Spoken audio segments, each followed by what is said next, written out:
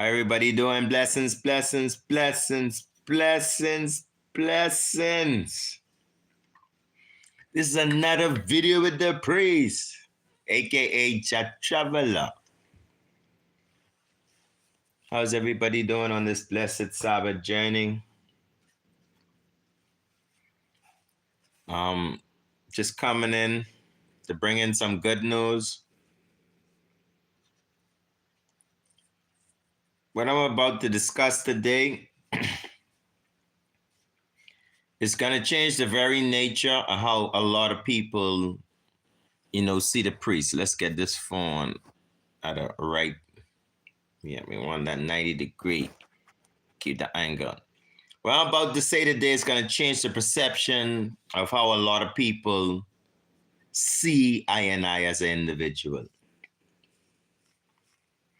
There was some stuff revealed to I and I throughout my lifetime. I'm not going to spend all the, picking through it, but there were some highlights in my lifetime, even until today, that I'm willing to share with you guys today. Again, like I said, it will change the perception of how many people may see I. Some people may draw closer to I. Some people may draw further from I. As a brethren, as a brother, But we dealing with prophecy today. We ain't got no corners, we letting it out. I roll this sacrament. Herbs that heal in the nation. Herbs is also for the service of man. So yes, Israel family, we got to just get this fire here. So let's deal with it. Black again, let's deal with it. Thanks for everyone who come in. Don't forget to subscribe. Don't forget to share. If you share right now, those who may not know that I'm live, they may have a chance to come in and catch the live. Let's make sure everything intact, everything tight. So let's deal with it. Prophecy and history. First, what is prophecy? Prophecy is the ability to start somewhere, to actually know where you came from, to start somewhere, and to know where you're going, to have an ending. That's prophecy. The prophets were responsible to be knowledgeable and attentive to the things before them. They were also required to be attentive to the things that are happening now in their community. And they were also responsible to get visions and dreams from the creator of things that will come in the future. Now, prophets were known by blessed love. Give thanks for coming in. Yes, Christine Lee, big up yourself. Love, love, love, love. Now, many of the prophets, they would be able to tell you of things of ancient times, without even being there, because of the particular realms of consciousness that a prophet would, live in. Even in your times that you were living, the peoples of old, they would go to the prophet to understand what's happening around us. Why is this happening? Why is that happening? Why is this happening today? They would go to a prophet to get an understanding of what's happening in the now. Some people would also go to prophets to try to find out what's happening in the future. What's going to happen years from now? That's what prophets was known for. So prophecy, it's about knowing the past, the present, and the future. That's what makes a person a prophet. Now you have prophets and you have false prophets. False prophets are people who don't understand history. They don't understand where they are, and they make false prophecies that never come true. There are many people throughout literature from different civilizations that were named prophets, but the prophecies never came true. There were many prophets that were, at that time revealers to the people, and their revelation was wrong. They were teaching people false information. And today in the same society, we do have the same. We have true prophets, then we have false prophets. So now that we set down basically the foundation of what a prophet is, the Bible itself is a book of prophecy. A book of prophecy, also history. That's why in the Bible there's a chronological history from fathers to children to children to children to children. You see, that's the historical lineage, the chronology of the family of that biblical story. You see? And at the same time, it's a book of prophecy, not just not just a lineage. It's about a prophecy. It's about things being said by people in the Bible, about things that happened before their time, things that were happening in their time, and things that were about to happen in the future. Now, a lot of people around the world, they like to address the Bible just based on chronology. The word always tangles in my mouth. They want to go and Kemet, they want to go around the world and say, hey, we don't find no archaeological evidence. We don't see no thrones. We don't see no buildings for Solomon. We don't see no, chariots for David. We don't see no swords, no cups. We don't see none of this stuff. Because they're looking at just the chronological history of the Bible, trying to date it within history without paying attention to the prophecy of the Bible. The prophecy of the Bible is exempt from common literature, and it's seen as mythicism. The whole book of Revelation is about prophecies, about things that's supposed to happen in the future. But it's treated as mythicism. Because why? The chronology, they twisted it. So let's deal with it. Prophecy and history. According to the Bible history, the Garden of Eden had a river named Gihon. And the Bible said it can pass the whole land of Ethiopia. And this way it said the Garden of Eden is. The Garden of Eden had 4 rivers. One of the rivers was Gihon. The Bible said this river Gihon can pass the whole land of Ethiopia. That's Genesis chapter 2. You could go read it for yourself. Now, since we established that Ethiopia is one of the rivers that was in the Garden of Eden in the book of Genesis, according to the chronological teachings, we would see that geographically, if you go to a map, you'll see that in Africa, Ethiopia is to the head of the Nile. It's the head of the river. The river Gihon that can pass through Ethiopia. There's the White Nile or the Blue Nile. I always get them names mixed up. But the White Nile or the Blue Nile, it passed straight through Ethiopia. Yeah, through the whole land. And then it sprang down the Nile into Egypt, Sudan, them different places. So according to what the scripture is telling us, and according to what geography is telling us, we know civilization didn't go up the river Nile. There is no civilization on this planet that started in a valley and worked their way up a mountain. No, it's just never happened. Everybody worked with the flow of the river for transport, whatever, blah, blah, blah. So even the mountains was the source of everything came from. The water, the air, so the Bible also say the foundation of God is in the holy mountains. Foundation means beginning. So according to the biblical text, the beginnings was in the mountains, not in a valley. So peace and blessings. Give thanks to coming in Royal Nelson. So seeing that the river Nile runs up to Ethiopia, into the mountains of Ethiopia, we can almost consistently say, yeah, that kind of matches. The Garden of Eden is has 4 rivers. One of the rivers is the river Gihon in Ethiopia. And according to geography, the river in Ethiopia is the head river leading into Euphrates River, into Pison, the different names the Bible give you.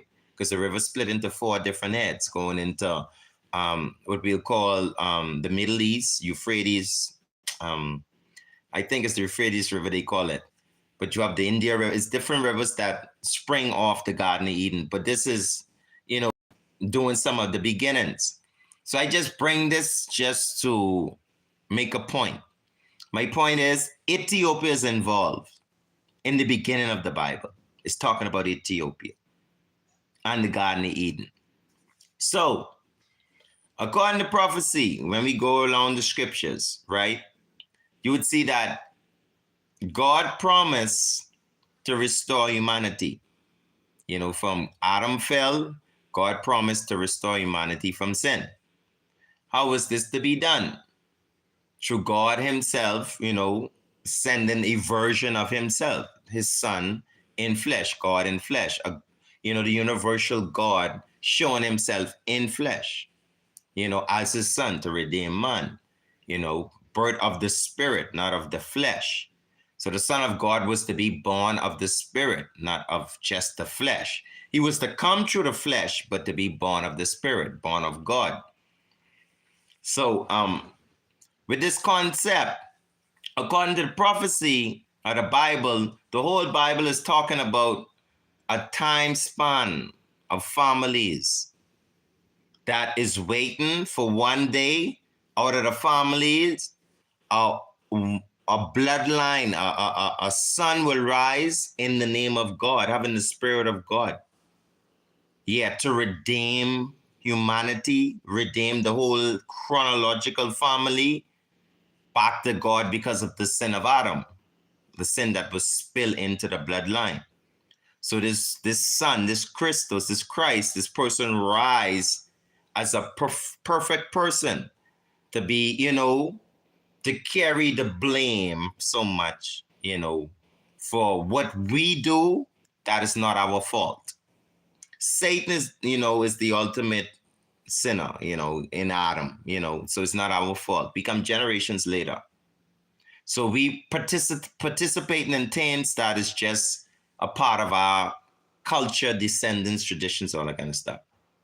So we needed someone to, oblige for the wrong we doing in these times. And Christ, as a person, manifest to us 2,000 years ago, as a son of, Mary, and they, born of the Spirit of God, they say, amen. And, in the text is something going on there, but we ain't getting into that. We can stick to the prophecy. Now, according to the book of Daniel, Daniel is one of the most prophetic books in the world. And why I say prophetic? Because, like I say, there are a lot of books written, but there's not a lot of proof behind the prophecies. People will make prophecies about the future and they wouldn't come true. Daniel is a very important person, and you hardly hear mainstream theologians and, teachers about end time prophecy focus so much on Daniel. Daniel tells us clearly, every nation that will rule from the time of Nebuchadnezzar until today. That's a powerful prophecy. That's a person telling you, I know where we came from. The Garden of Eden around Ethiopia, the river Gihon. I know where I am because Daniel knew that he was in the kingdom of Nebuchadnezzar. And he told Nebuchadnezzar, we will be here for 70 years in captivity. And we pray for your prosperity because we're not going to be released until God's time is up. And when the time was up, it was nothing they could do to whole Israel because it was prophecy. Daniel was able to reveal a dream that came to the king of Babylon. These people existed. Go do your research, just not Bible. That's why the Bible is history and prophecy. You could go check history and see what the Bible is saying and see if it's the same thing. Let's just catch up with the my love, peace and love for you, and give thanks for coming in. Tracy, big up. Yeah, so the Bible is prophecy and history. So you have to go look in history and see if what the Bible is saying makes sense. You have to even look in your life today and see if the Bible makes sense. If you go in any history, that's a new word.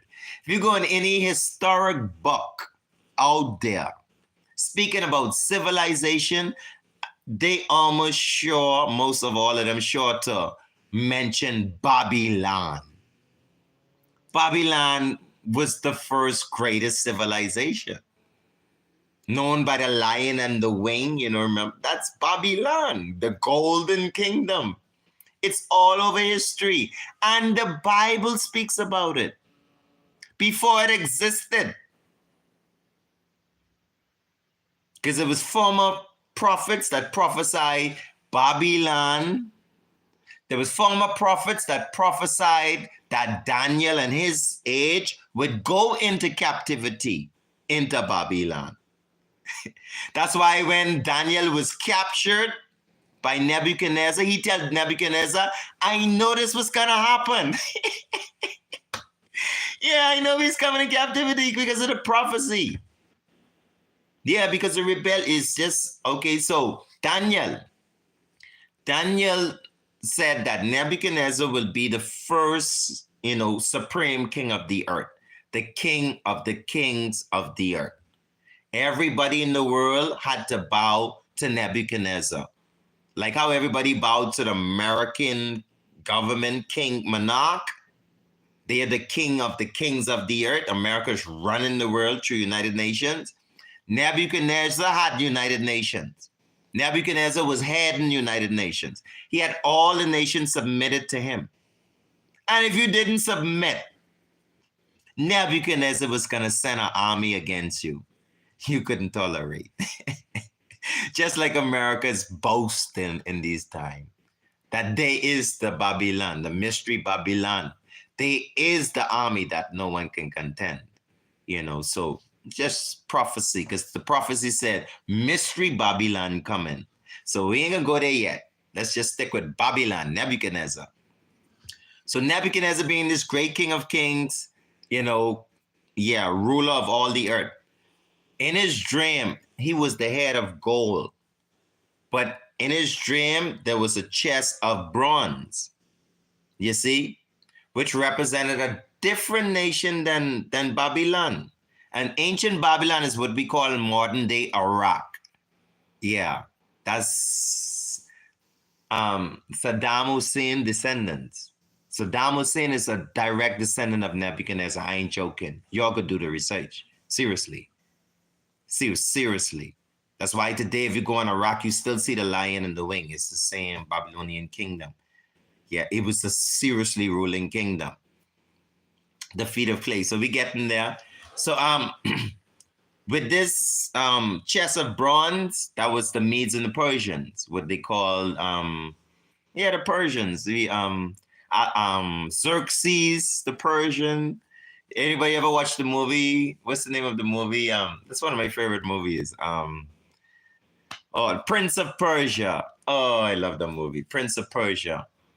Also, there's a movie. Anybody watch 300? 300 with the Spartans? When they were fighting against the great Persian army who blocked out the sun. Yeah. Hollywood is making movies of biblical prophecies that Daniel then been talk about. You could go read it in the Bible today and see in the book of Daniel that even before Medes and Persians took over, Daniel had already prophesied that they would take over. So watch this. Nebuchadnezzar, king of Babylon, he loses kingdom. To who? The Medes and the Persians. The Persians take over the world and they become the kings of kings and the lords of lords. The Persians began to conquer the whole world and you had to submit to the Persian. Or you had to deal with the Persian army. And the army had this bronze and they was doing it. Okay, fine.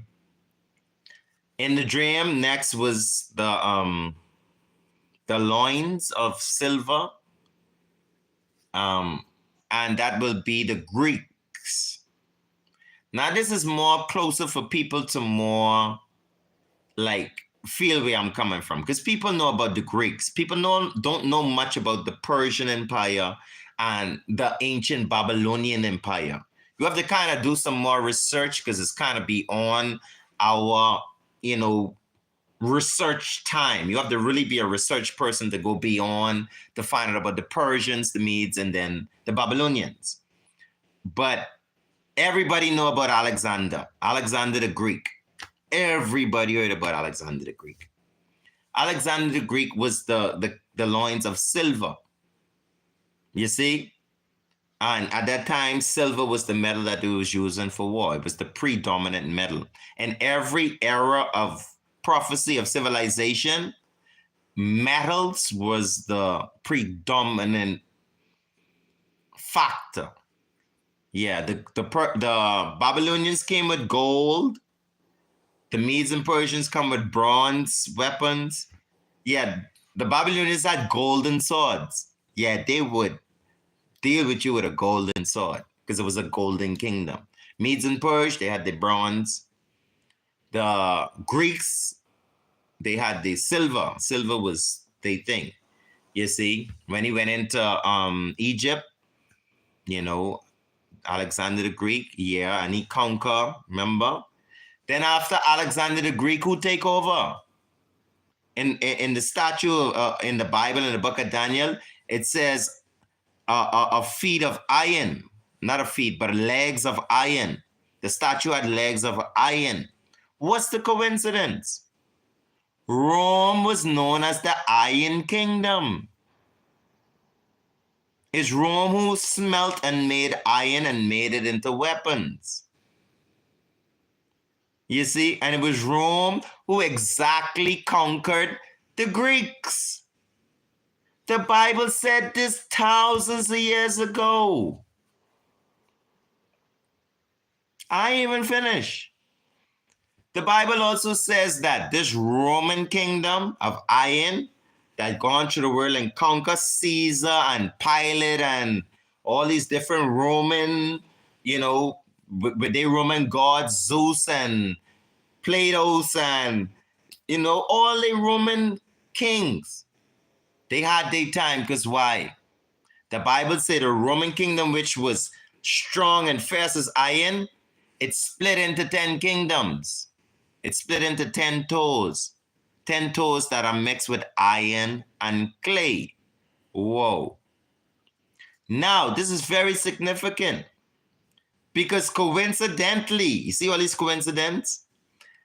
Rome fell apart and break into 10 kingdoms, what we know as today United Kingdoms.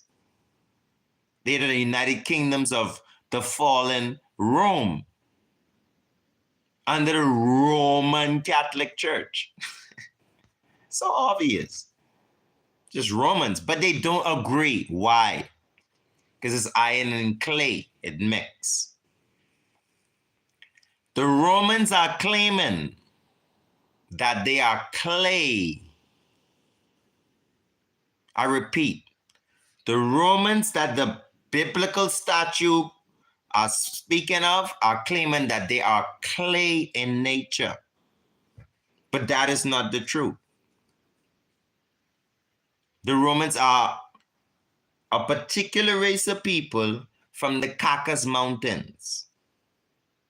They're not the potter's clay. The potter's clay that they mix with is the Black African people. So you have a group of people. This is the 10 toes now. You got the 10 European nations.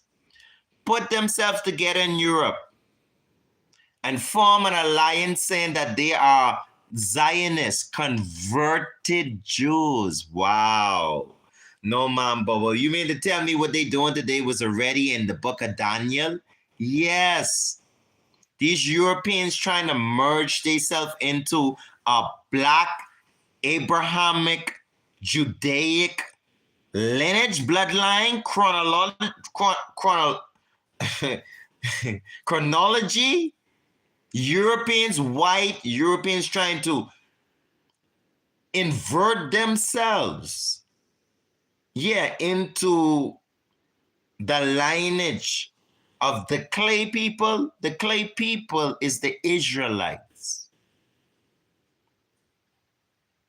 The Bible told Israel, I am the potter and you are the clay. He was speaking specifically to Israel. They're the people of the soil. So today we have the original Israelites, because Songs of Solomon chapter 1, Solomon said, they hate me because I'm a black man. I'm the blackest of all the children.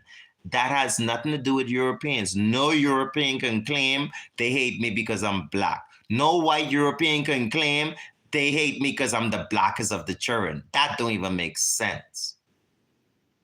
So we know Solomon was a black man.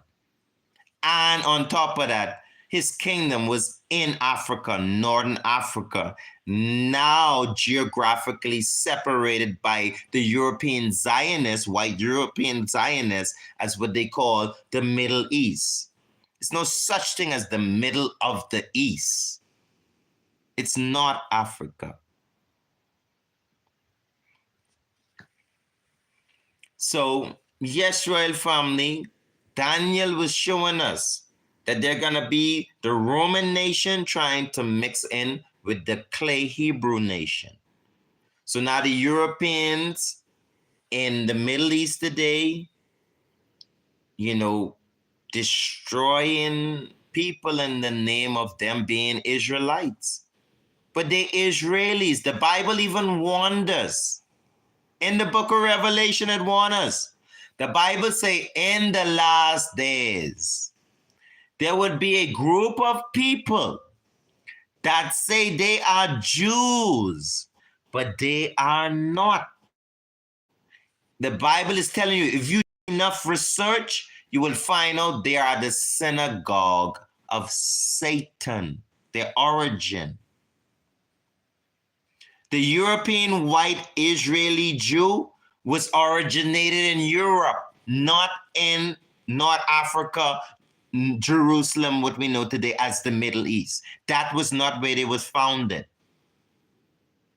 That whole migration, occupation in the Middle East by the European Zionists was created just to fulfill prophecy. That they can try to make it cling, iron and clay, but it can't mix. The history just don't prove it. There's no receipts for it. The European cannot claim he is a Jew by birthright. He can't do it. The blacks are Jews by birthright because we come from the direct lineage of the Jews and the Israelites. Coming from Enoch, an Ethiopian, Methuselah, an Ethiopian. Coming from the Garden of Eden, the River Gihon in Ethiopia. The Bible also says, can an Ethiopian change his skin? No. Can a leopard change his spot? No. If you take a spots off a leopard, what is it? Is it still a leopard?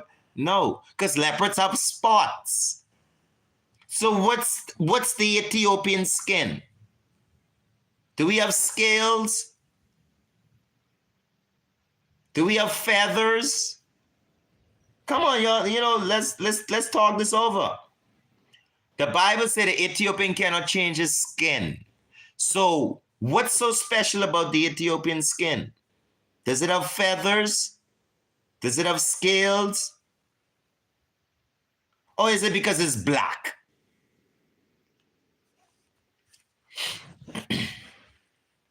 So prophecy warned us that there will rise a nation from Rome that would try to mix with us, the people of clay.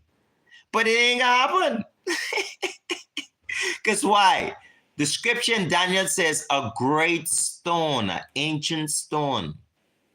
an ancient culture, ancient person, an ancient knowledge, an ancient individual shows up on the scene and smashes this 10 toes.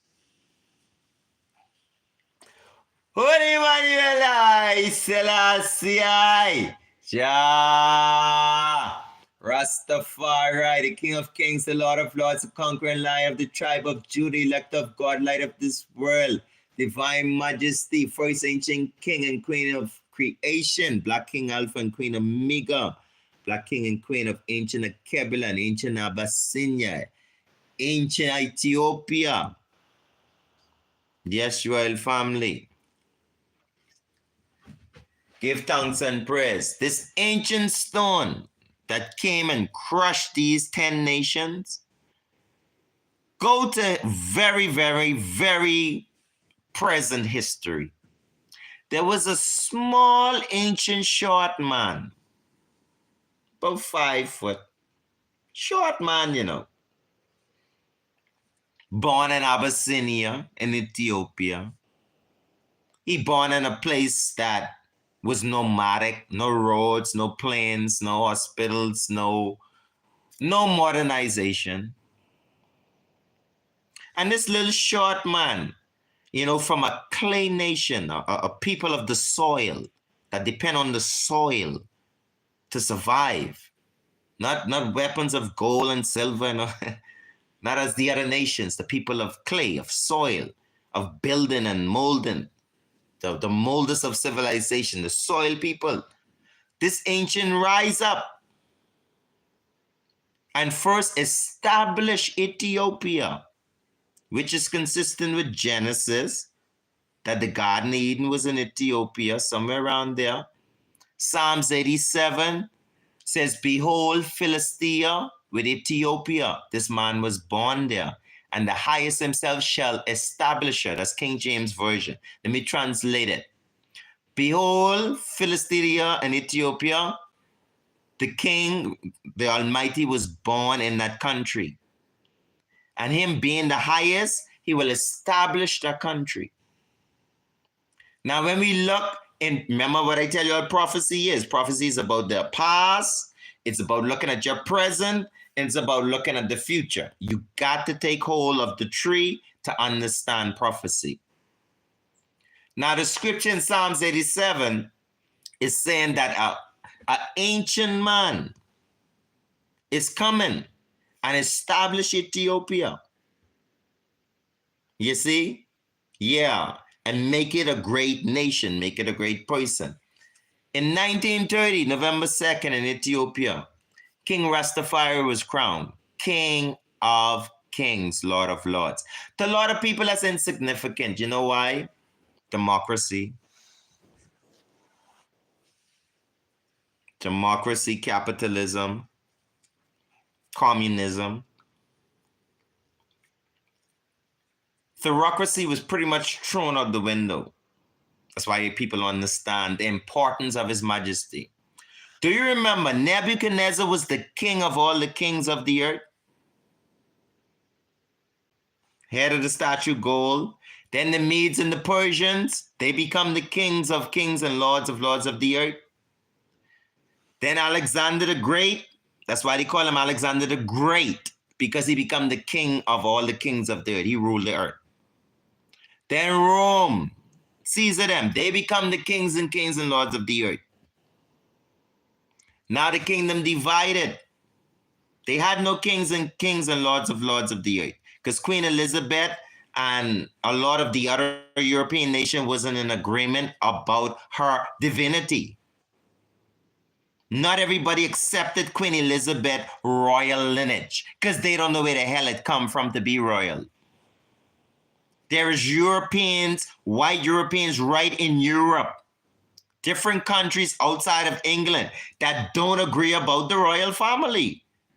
Where do you get a royal family? Russia certainly doesn't believe it, because Russia just show us pictures of a black Mary, a black Christ, a black bunch of people that is not white and European. So Russia's obviously not in agreement with England and their royal family. Okay, so it just shows the division and the 10 toes. And then they got us mixed up in it, the black folks. Because we is the people on the painting. We is the Black Christ family. We is all the apostles family that Putin is showing to the world. It's the black people, it's them. So we is the clay mixed up in the Zion. Y'all understand it? Yes, and then the emperor had to come in 1930. November 2nd, the emperor was crowned king of kings and lord. He become the new ruler of the earth. Do y'all understand that? First, the Babylonian king of kings, Persian's king of kings, Greek king of kings, Roman king of kings, then the mix-up kingdoms before the emperor. Because the world was mixed up before the emperor come. They didn't know who was the king of kings. Europe was claiming it. The English family was claiming it. But everybody was agreeing with that up to the day. That there was some royal family divine from God to be called the king of kings. That's why Queen Elizabeth, they don't have no king of kings in their lineage. Her husband was a duke. So in 1930, from the clay family, the ancient rock, because rock and clay is the same thing. Well, if you want to look at it, ancient rock, ancient clay. The ancient clay, ancient rock come and smash these nations. The emperor gone to United Nations because they didn't want him reach the United Nations. You know, y'all don't understand this. When he was crowned king of kings and lord of lords, it was the plan of the Roman Catholic Church, the Roman Catholic Church, along with the Roman Italian Mussolini. Whoa, man, I spoke my joy. Y'all hit the comment section and tell me if I'm making sense, man. Because I can't just be here reasoning and y'all ain't feeling me. Because this stuff is so powerful. Let me take a draw. Y'all give me some response in the comment section, man. Come on, I want to hear what y'all think about it, man. We go in, I go, I just can take a little draw, you know?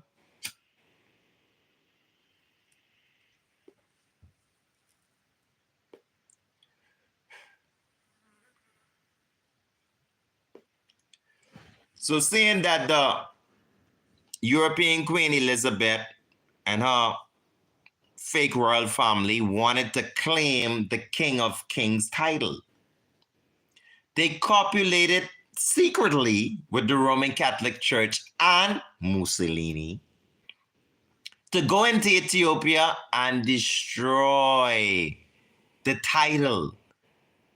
Because the title was in Ethiopia. After the Rome fall, they had no king of kings. There was no one to claim king of kings of Rome because they split into 10 kingdoms and they couldn't get it figured out. Queen Elizabeth them run with it and say, there's the royal family. The whole of Europe didn't agree. Do you all understand what I'm saying? The whole 10 kingdoms did not agree that Queen Elizabeth them is the divine family from the divine beings, the King of Kings, the Lord of Lords of Rome. They didn't agree with that. So the world had no king of kings. In 1930 in Ethiopia, Rastafari, Ethiopian African, rise up and say, my time. I am the King of Kings and the Lord of Lords in this time.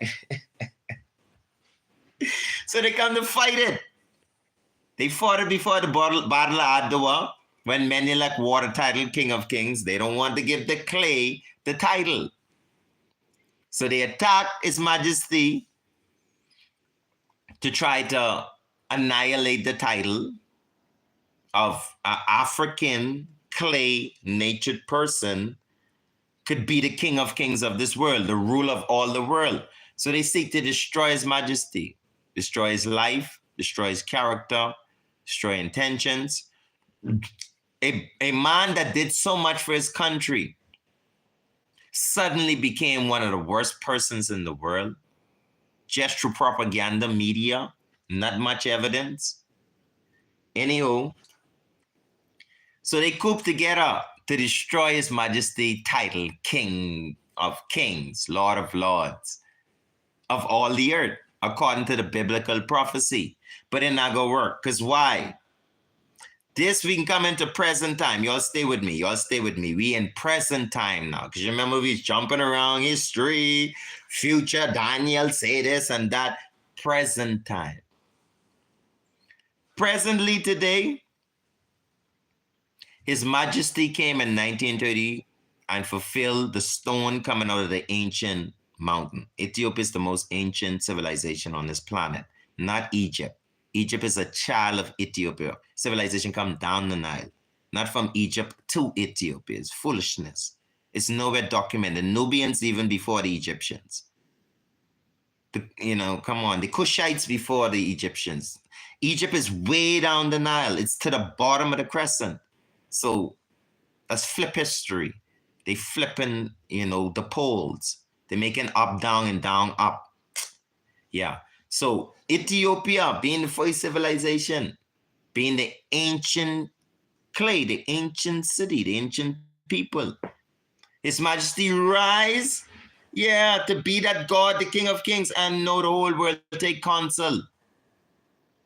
They work with the Ethiopian youths and invested and get his own people to fight against him, offer Roman European, white Roman European propaganda.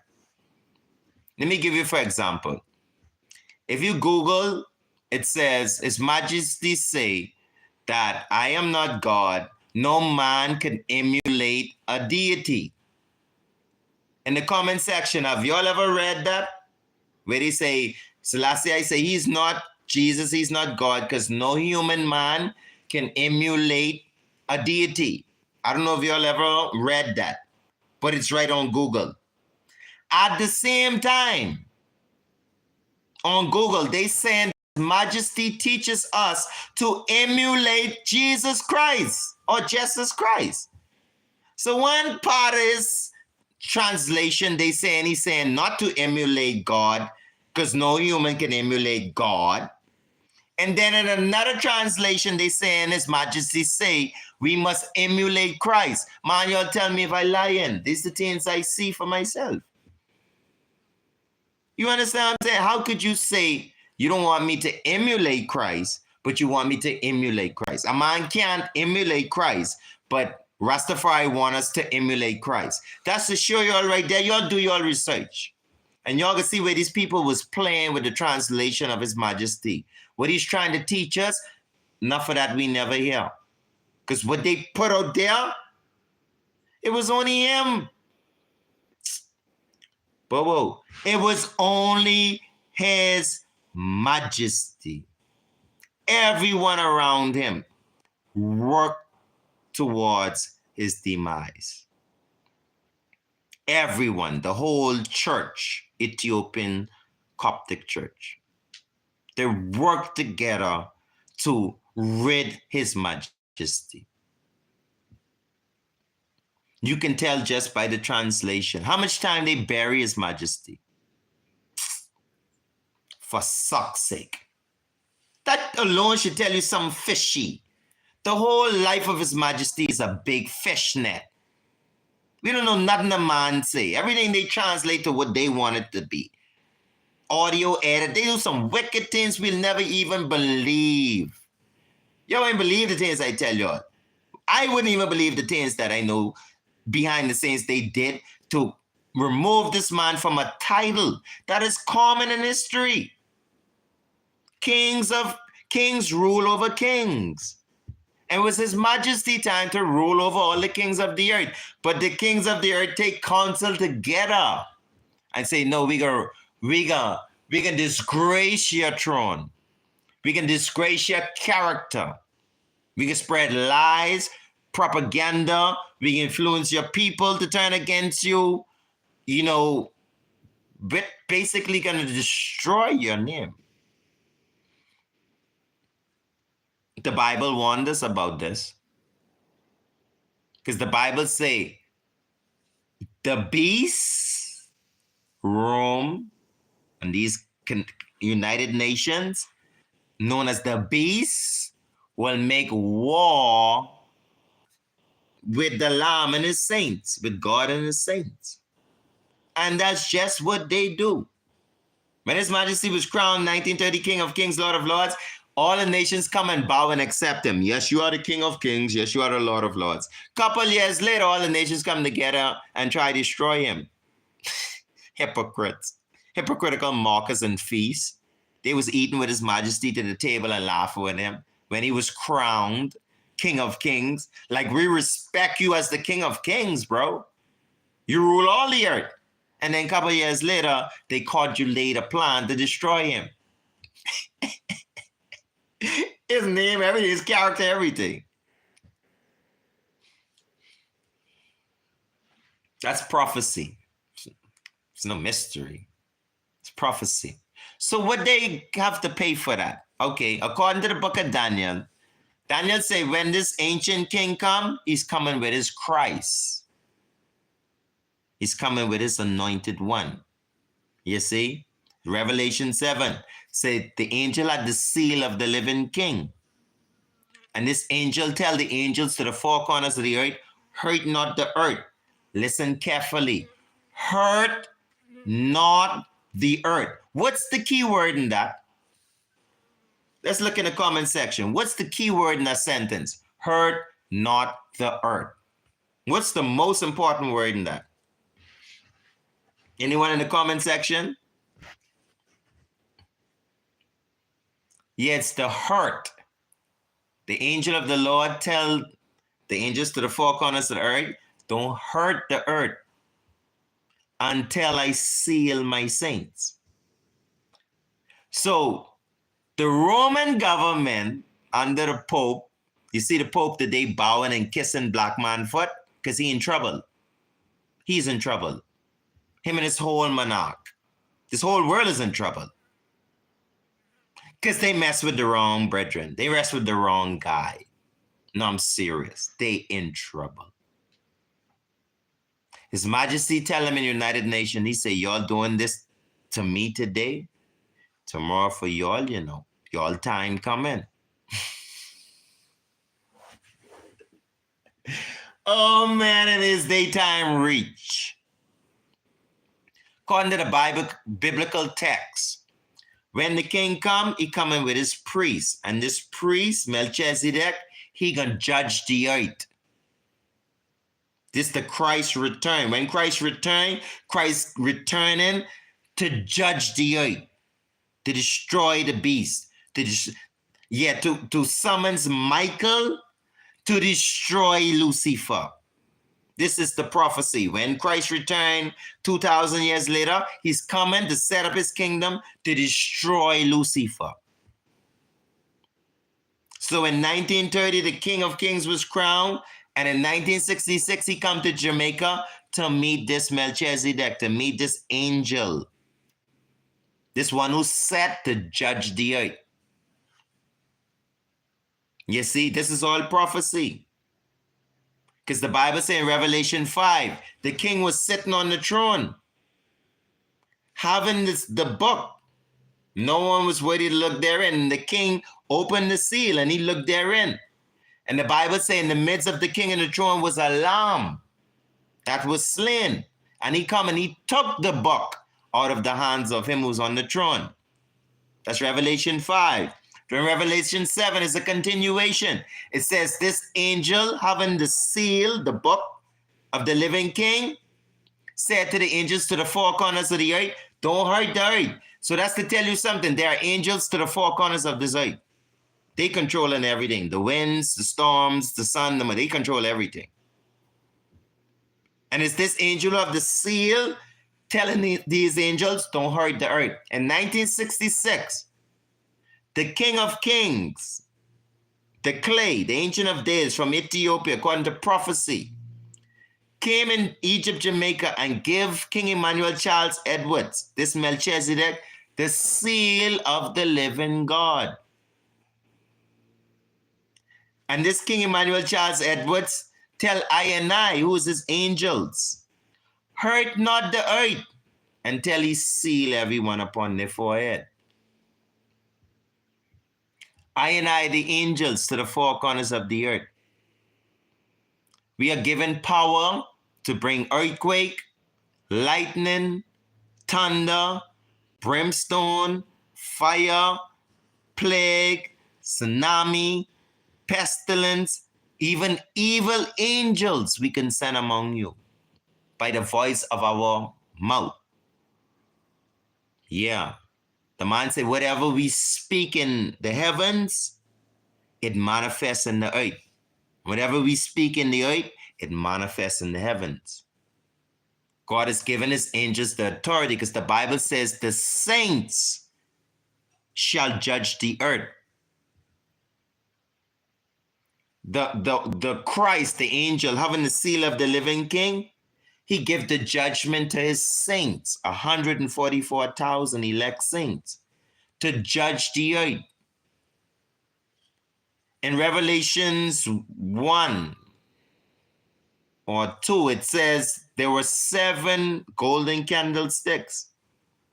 Yeah, upon the altar, around the altar of God. Yeah.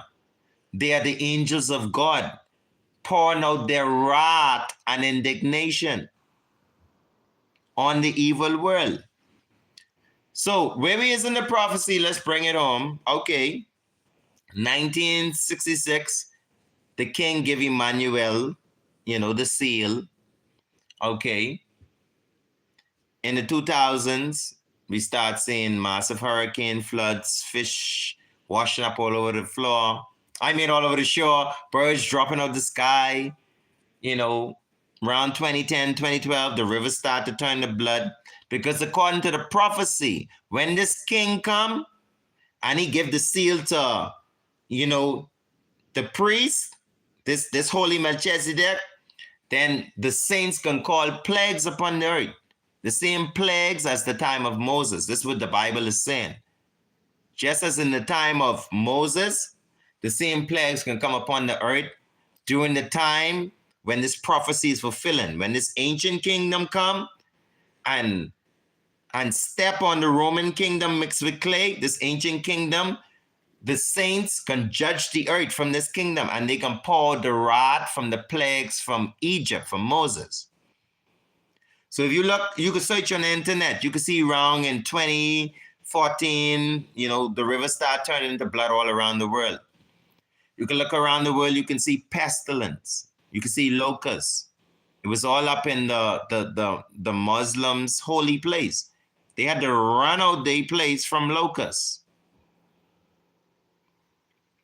We got the heavens changing. He said in the last days, the heavens come. Yeah, it can change. We can see a lot of things in the heavens, a lot of strange things going on. We had a plague, just like the plague what hit Moses, what they call the 19. Yeah, that come 2020, which is prophetic because the Mayans said 2012, which is the Gregorian calendar, which is 7 years wrong. They were wrong when they read the Mayan prophecy. They calculated by the Gregorian calendar, so they got 2012, December 22nd is December 2012. Yeah, they got it wrong. You have to add 7 years to go with the ancient Mayan calendar because the Mayans, they work with the ancient Ethiopian calendar or Kemetic calendar, or they work with the 13-month calendar. So it's 7 years difference between the calendars. So if you add 7 years to 2012, you get 2019. So check it out. What happened December 12, 2019? A lot of people don't know. That's when they kind of announced the movement of the 19, the plague. The plague 19 started in that country, them people country, they say, in 2019. And it's consistent with Mayan prophecy. They just wrong. They're just 7 years wrong because they use the Gregorian calendar. And they did that to make you think that the Mayan prophecies are fake. But we had some great prophets in our times, trust me. It's all written on the walls and stuff. So watch this, royal family. Where we is now, The Bible says the rivers will turn to blood, right? Then a plague will come upon the land.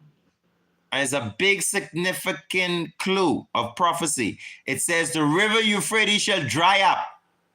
Come on, family. You all see all these perfections in prophecy and history? The real world we live in? Look, they trying to slow down my internet because they know I be busting this truth. So I can smoke some more, tell the internet catch itself. That's how they do it. How you reasoning? Let's look in the comment section. Father and Son is one, naturally. What would Jeremiah bless himself? Yes, royal family. So when we look in these times, the plague already happened, even according to the Mayan prophecy, just not the Bible. Because the Bible said the plagues of Moses will come upon these times. The river dry up. Only the Bible is the only book in the world that prophesies that in the last days, the river Euphrates will dry up. And it doesn't just say the river Euphrates will dry up. It tells you why it can dry up. You be like, Baba, ain't priest? I mean, the Bible even give you a reason why the river Euphrates can dry up? He said, yes. The river Euphrates is drying up to prepare the way for the kings to war. Now, most people think geographically on the ground, the river drying up so they could go there and fight. That's not what it's saying. By the river Euphrates drying up, it's setting the position that they gonna have to fight. Because where there ain't no water, there's gonna be a fight.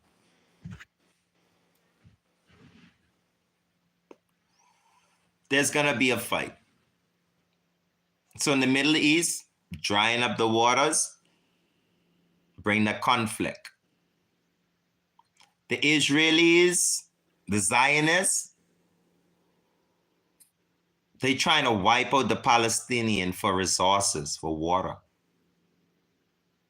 If you look at all the battles that have been going on between the Palestinian occupants and the original Palestinians, the occupational Zionists, if you look at the position of the occupational Zionists and the Palestinians, it's always over land and water.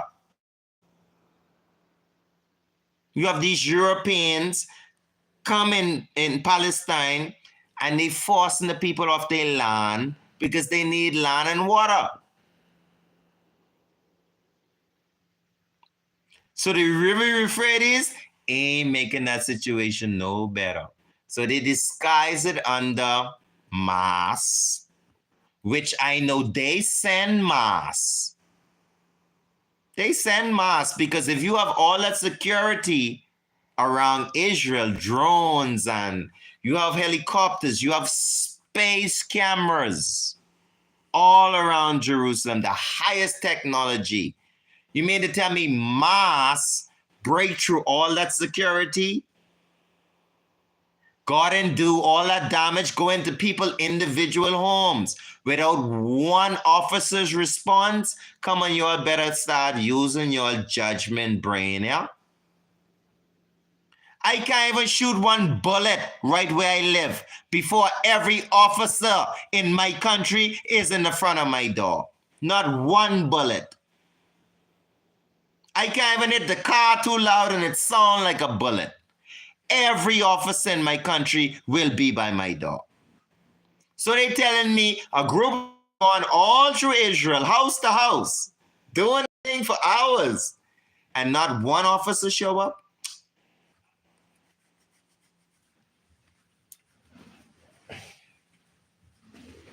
All this military action you showing us today, all this technology you showing me, you hunting down mass. You finding mass in the bottom of spittles. You find them all over the place with your technology. I'm breaking up the word so YouTube will allow me. But you'll read between the lines. They finding all these things about the Palestinian using their technology. But for a whole day, Hamas was able to go and do all this destruction. Not one officer show up and say, hey, y'all stop. No helicopters, nobody jumping out the sky in parachutes or ropes. No response in that whole area of that concert. You better start using your brain, bro. And from there, it just was a full-out attack against them nation of them people.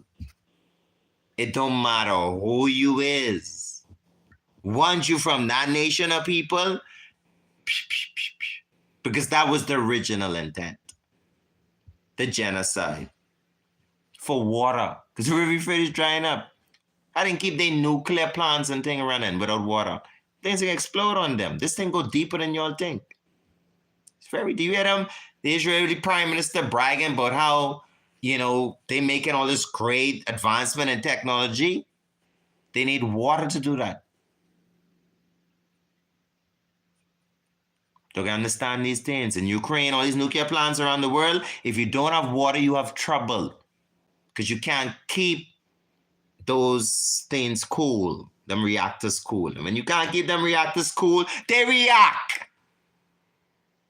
You have a nuclear explosion, bro. So this go deeper than just some friggin' mass and some tribal religious thing, bro. This go with the whole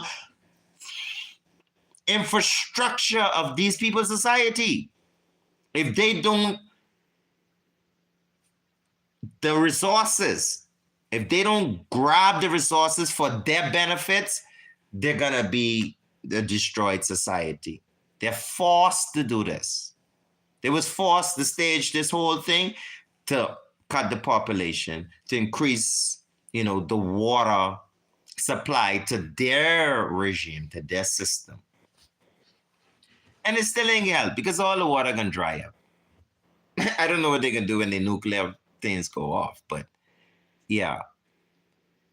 The Bible says when the river Euphrates dry up, you're gonna have a great nation come from the north.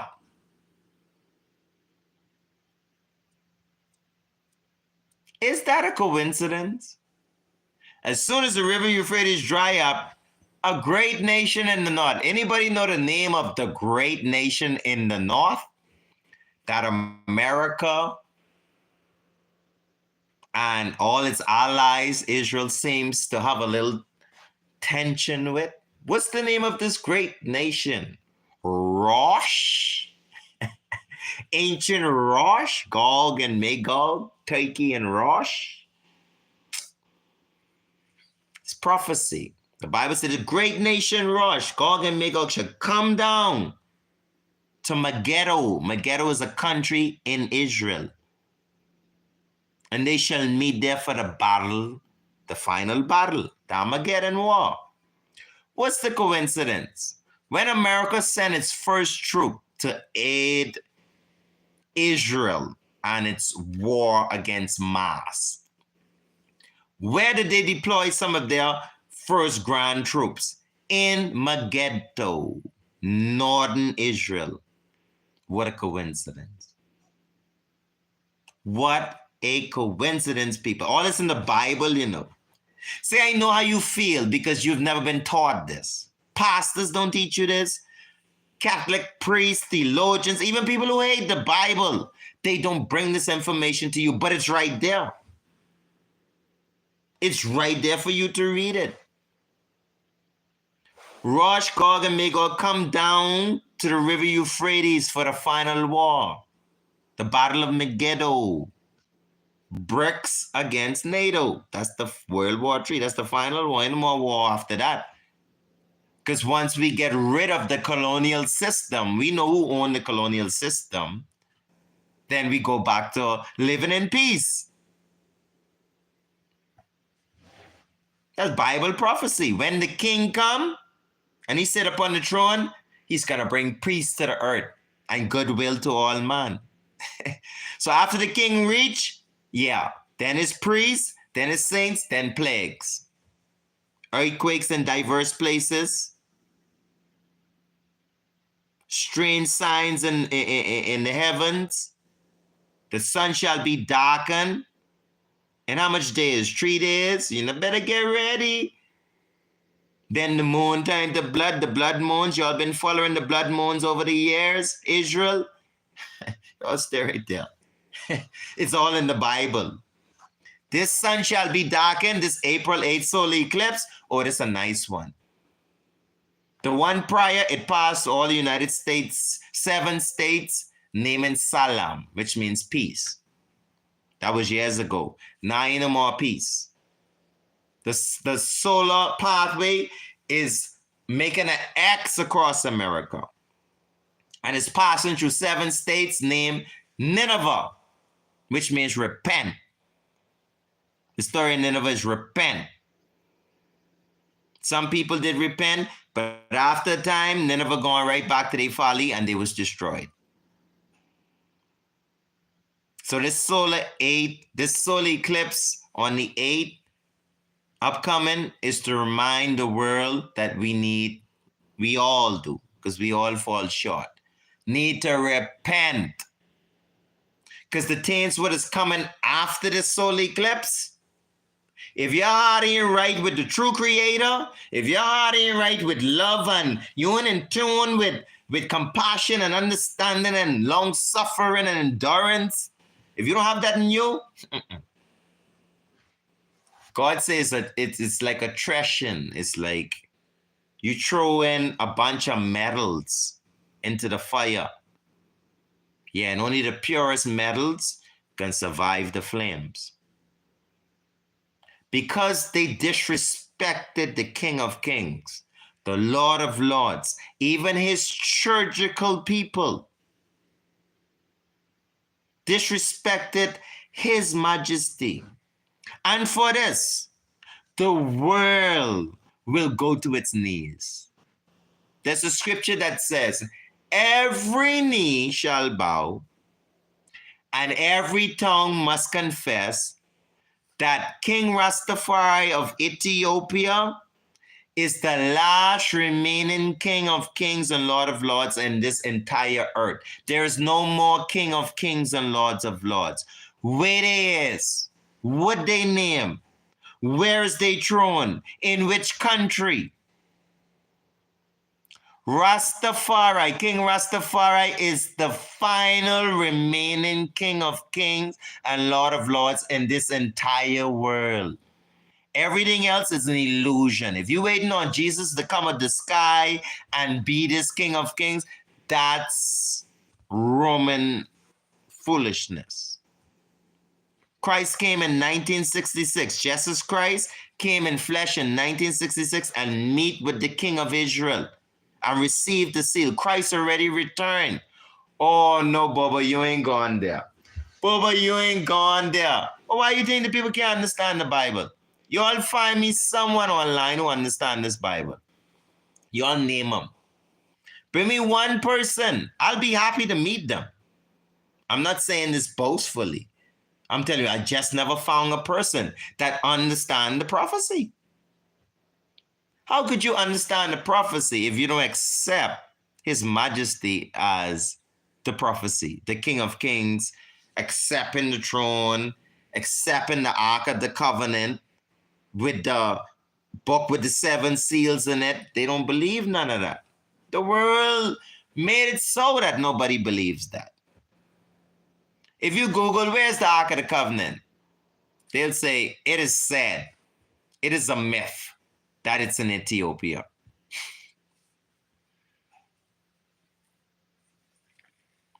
So the European Roman Catholic Church and its all allies, the 10 kingdoms, they made it sure that this message, this information is misconstrued, is taught in a very, very perverted way. The Ark of the Covenant went into Ethiopia during the time of Solomon. They know that. Because if they didn't know that, why they accepted his majesty in 1930 as the King of Kings, being from the lineage of Solomon and David? If he had no connection to Solomon and David, who had the Ark of the Covenant. But all of a sudden, they don't know where the Ark of the Covenant is. They lost. It's all a propaganda. It's all satanic. It's these kingdoms' last stance. They come together in their last stance to try rewrite history and rewrite prophecy. They can't do it. Prophecy says in the last days, the Ethiopians should stretch forth their hands unto God. The Ethiopians gonna reign. You can't stop that. That's prophecy. And when I speak of Ethiopians, I'm not just talking about the physical country Ethiopia, Addis Ababa today.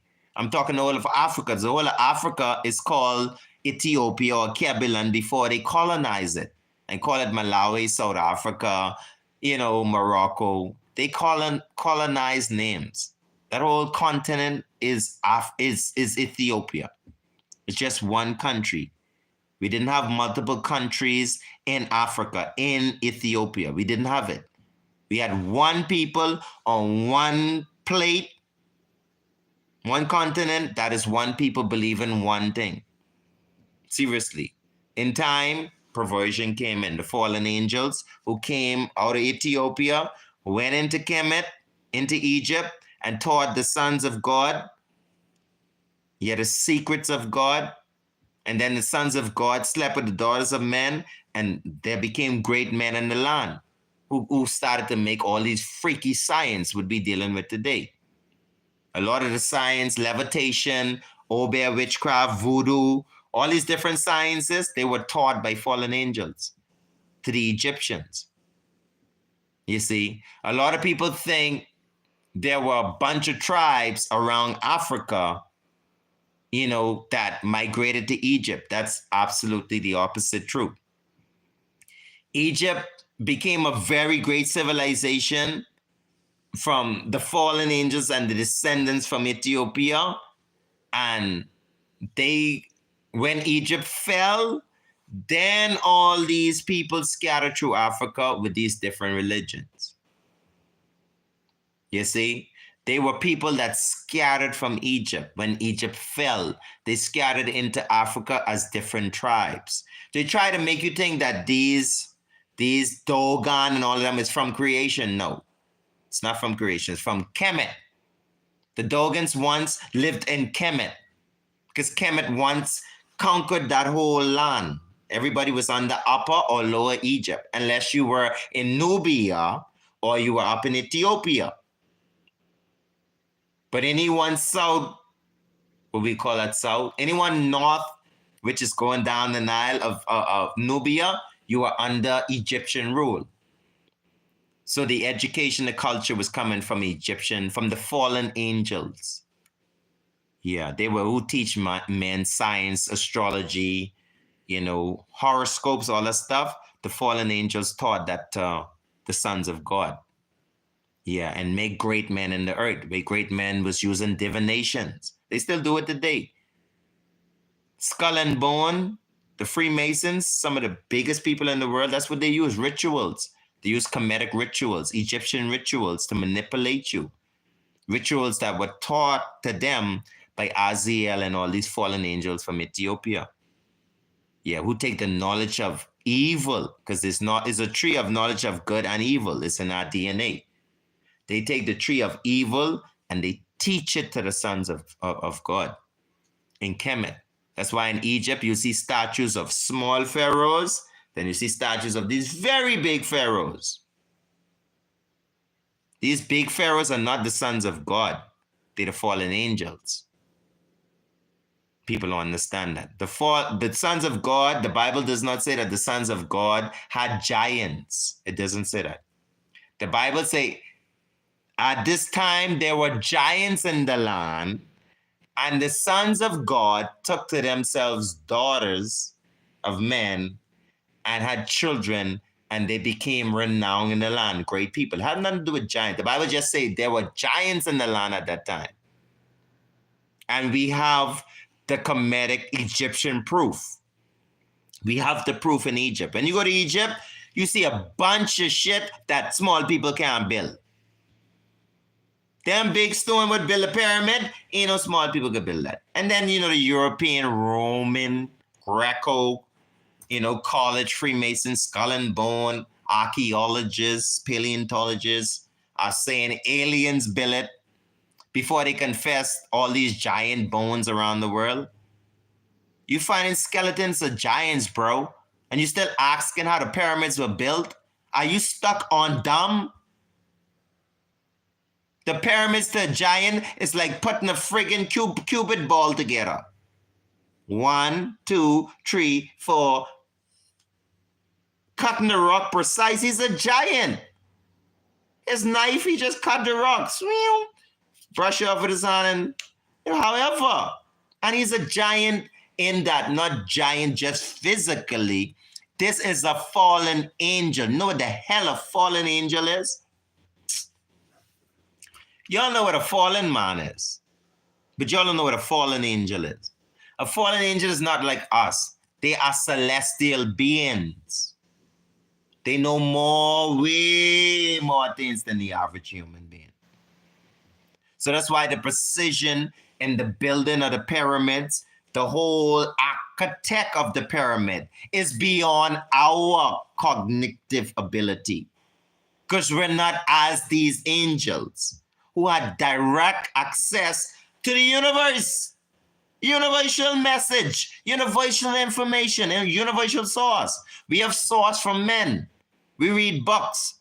We go on the tablets. We listen to people. These people in the universal dealing with gods. They dealing with things before our time and after our time. Because they out of time. They before time. So these angels ain't nothing to play with.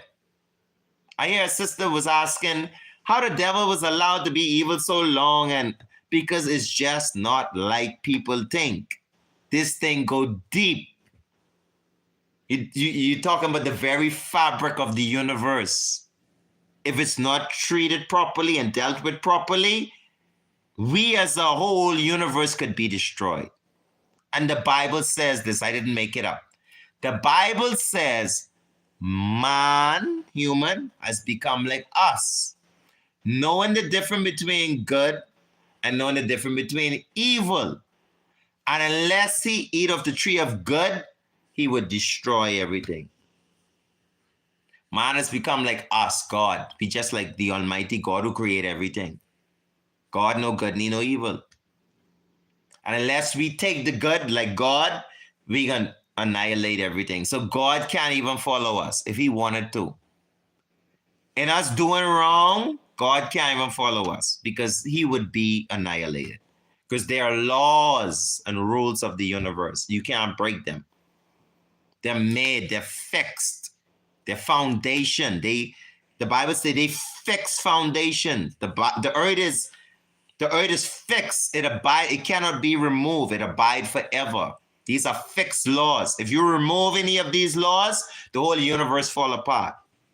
Because it's upon these laws, the firmament, the water is held up. It's upon these laws that the whole earth floats in the ocean of water.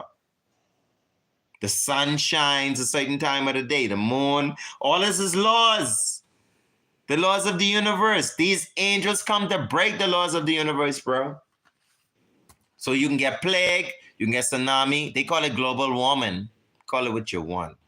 You can even have some stars fall on your behind. Yeah, when we mess with the universe like this, the literal stars of the sky, they start to fall to earth.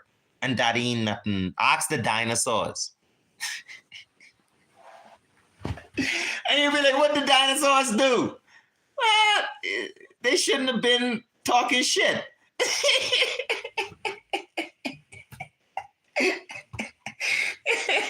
Yeah.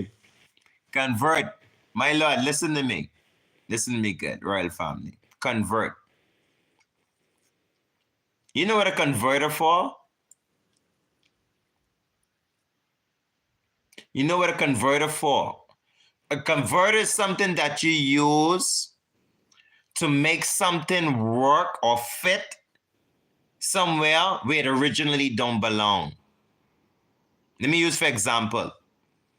If you have an iPhone and you have a Samsung charger, you get a converter to change your Samsung charger into iPhone charger. I am the original man. I don't need no conversion, bro. I don't need nothing to convert me. Because I am the original man, bro. I apply to nature. I apply to life. I apply to the universe effortlessly. I don't have no mediums. There's no one that takes me to God. There's no one that teaches me God. I am the God, and the God is me, and we is one. And everyone should be the same. You don't need a conversion. You don't need to be a convert. You just need to be aware of who you truly are. If you become aware of who you truly are, you would understand. You don't need a converter. You just need acceptance. But give thanks for the offer. Bless. So yes, Joel family, so in the prophecy right now, what's gonna happen? Well, BRICS is gonna win the war. Yeah, they're gonna win. America's gonna fall. It's falling now. America's falling internally because they lost the morality. Remember what happened to Sodom and Gomorrah when they lost morality? Angels came. Remember us, angels? I have a song. Y'all need to go check it out. It's in my Traveler playlist. That's where I just sing. I don't know if y'all like my singing, but that's where I do some singing, music I write. I have a song named Support. You know, I use a beat, rap beat. It say, you support the Batman, and you support the lesbian, and all kind of funny men. What a judgment you come to teach Rasta children. Yes, Royal family. So y'all need to go check out my playlist, Jet Traveler, my music. But with that being said, yeah, we don't come to convert. You know, we come to be who we are. And according to prophecy in this time, yes, all America who decide to go with this new age thing, this woke thing, this LB, whatever thing, you know, that's against the ancient Ethiopian system from Genesis. You know, that's the iron. The European nations, the white Europeans, America, they trying to get us, the clay people, to accept the LBG community, cute community. We can't accept that because as clay people, historically, that's not something we accept. We make a life through heterosexual relationships. That's how we here today. We're aware of that, and no one can confuse us about that because we've been here millions of years reincarnating through birth. So all of those who feel like they don't want to continue through their acts, we the clay people, we don't agree with that. Oh, some people in your Black African community, they are like that. We don't agree with them. We don't accept them like to be a part of us, the clay people. We see them as some people that have taken the culture of other people and made it theirs. Because there's nothing in our culture that encourages that. Because it doesn't, we deal with progress, procreation, just common sense. Me and another man cannot make another me. So when does life go on? Every tree animal, they move on through their children. So what's the confusion? But America, Europe, the European nation, Romans, and all that they get to go on their side is trying to get us, the clay people, to accept this. That's iron and clay. That's oil and water. We don't mix, bro. So what they do, they form an army, the false Israeli government, the American government, NATO, England, Taiwan, Japan. They get all the LBG community together and they build an army. Say they fighting in the name of freedom, of rights. People have a right to be who they want. You know, they build an army in the name of telling the children, you know, the children could choose if they want to be boy or girl. You know, they build an army to defend this. It's called the NATO Army. United Nations in America, they built the army. And if you don't agree with them, they see you as, some terrorist, someone that is suppressing the rights of a human being, someone that is pushing religious, tyranny. And thankfully, we got South Africa, we got Russia, we got Brazil,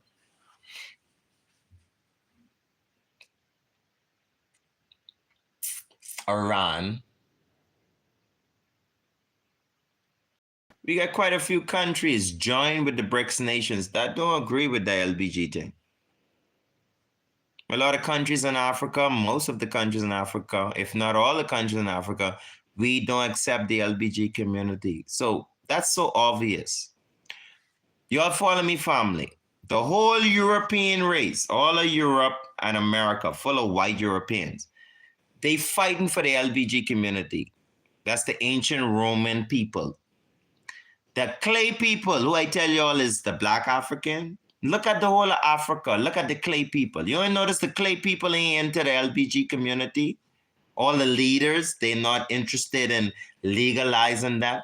Because there's clay and Rome is iron, and iron and clay don't mix. I could just make a million examples to show y'all prophecy is fulfilling. So now they're using the Israeli government to start their campaign to get rid of us who don't agree with the LBG community. How? I got proof. I'm not making this up. I got proof. I put it right on. Y'all go watch my other videos. Please watch all my videos. They have very important information in them. As long or as short, as boring, as ugly as they may be, the sound may not be right, but please go watch my videos. Let me show you all how they're using the Israelis, Nuganin, whatever you name, the Prime Minister of Israelis, the European Israelis. First, the European Israelis, the fake European Jews, they accept homosexuality. You see white European Jews, 2 men getting married in Jerusalem. So that's the first thing to show you they ain't of God. Second of all, guess what these people do? The Prime Minister of Israel, or the President, whatever, the Prime Minister of Israel just announced when he's done annihilating the Palestinians, he's coming to Africa to liberate the black people. You know what his term liberation means? A lot of us Africans, we quickly can say, yeah, he coming to help us fight terrorism. No. He's a liberal. He means in democratic terms. He's coming to liberate you from saying homosexuality is wrong. And if Africa don't accept it, he would analyze every African with the same regime what they're using in Palestine. He would bomb Africa from Cape straight to Cairo. That same Israeli president with the backing of America and NATO. They would bomb every African country that do not accept the LBG community. That's his liberation for Africa, for black people, because that's his agenda. They're a homosexual community. They supporting it. While we have African leaders around the world, clay, black people saying, no, that's not our history, bro. We don't deal with that, bro. All us come here through having parents. That's how we get on this earth. So all this confused stuff, take that back to Europe, to America, to Rome, wherever y'all get that from. Y'all Greeks, y'all greasy Greeks. You know, you could look in Greek history, look in Roman history. They have 2 men kissing each other. That's their history. Homosexuality is Roman history. It's not African. It's not of the clay people. We as the black African people is one of the first people to have documented it's a sin to commit sodomy. It's written in the book of Leviticus. We made a written law. Anyone catch doing sodomy, unalive. We black Israelites, we black Ethiopians, we made a law across the land. No. Why you think America took the Bible out of the schools years ago? The Bible is the only book in the world that says the LBG community is wrong. The LBGQT community is wrong. It's the only book. There's no other book in the world that says that sodomy is wrong. So the Bible was removed from the schools. Because if they kept it in the school, the child will pick up the Bible one day and say, "Teacher, in the book of Leviticus, it say a man and a man can't get married. You get unalive for that." So they had to take the Bible out the school to allow the children to say, "Oh, yeah, I could be with a man. My teacher says okay." They moved the Bible because the Bible say no. Come on, man. Y'all didn't see it coming? But yet this the Christian nation. This your leaders, your pastors in America, your leaders, your pastors all around the world. Whoever take the Bibles out of school, it's your local leaders that are homosexual that take the Bible out. They know what they're doing. It's a group of them, and they Freemasons too. Because all the initiation, sodomy. Ask Puff Daddy. I ain't playing with y'all. Ask TD Jakes. Ask a couple of these brethren around here in the Bahamas. All these initiates. They be getting that butt spank to become a part of the Masonry 33 degree. Sodomy, man. These things, some sodomy from Kemet. Kemet, if you look on the walls of the pyramids, you'll see two lovers buried together. Two niggas buried together, man. Fallen angels. They come to break God's law. Kemet was built to be Egypt was built to be the exact opposite of what God intended us to do. Yeah. Yeah, it's the total opposite. And a lot of people would take that offensively. Oh, it was a grand civilization. Nothing is grand when it don't last, bro. It's not grand. All that is a masturbation. Masturbation of time. You build something great and then fall. Great things don't fall, bro. Ethiopia is a great country because it never fall. Ethiopia always been Ethiopia until today. Even when the whole world come together and try to remove Ethiopia, Ethiopia is still Ethiopia today. Okay, y'all don't believe me? Look in the Bible. You'll see a bunch of names you can't understand, from Genesis, But in the book of Genesis chapter 2, the word Ethiopia is clear. Ethiopia. I always spell it right. Just trying to spell it in my head. But the word it's the only country in the world that's in the Bible that still exists today with the same name. Remember I was telling y'all Iraq is Babylon? A lot of people don't know that. Because the day it named Iraq, where Saddam was, that old dusty place. That was Babylon, the greatest kingdom in the world. Yes. Yes. But it changed names. You see? But Ethiopia is kind of the same for many, many generations. If not a Kebelan or Abyssinia. These were very close-knitted names. Even Kush to the people of that particular Nile region. And it's the only country in the Bible where the name still exists today. But all the preachers, the Pope, all your teachers, they neglect stuff like this. That's not even of their concern. They want to talk about Noah all day. Oh, Noah had a son and Ham gone into Africa and he cursed. That's the only thing they want to talk about. Because why? That's what they use against us as African people to say God don't favor us. But that's a bunch of foolishness. There's a bunch of foolishness. The Bible says in Amos 9 and 7, the Ethiopian and the Israelite is one people. So the Israelite curse too. Because if the African Ethiopian is cursed, then the Israelite is cursed. Because there's one to God. You know, different. It's just people picking out the scriptures. They be picking out stuff what they want. Some people say Noah was a white man. One of the most absurd things I hear, but you don't believe the whole world running off of that. They say Noah was a white man. I don't know how white people is have a black son named Ham. I just don't get it. No two white people in the world can make a black child, bro. Noah's parents was black. So I don't know how Noah get white. The Bible doesn't even say that. The Bible says continent was bright as the sun. I mean, it says nothing about him being white. I mean, they just take things and they run with it, bro. And the whole Hebrew Israelite community are they're seeking I and I head. Ethiopians, the Hebrew Israelite community in America and around the world. They say the Bible tell them we the Ethiopians is the enemy.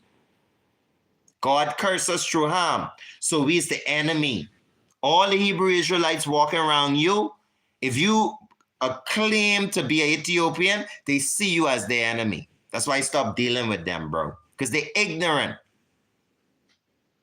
They're very ignorant, bro.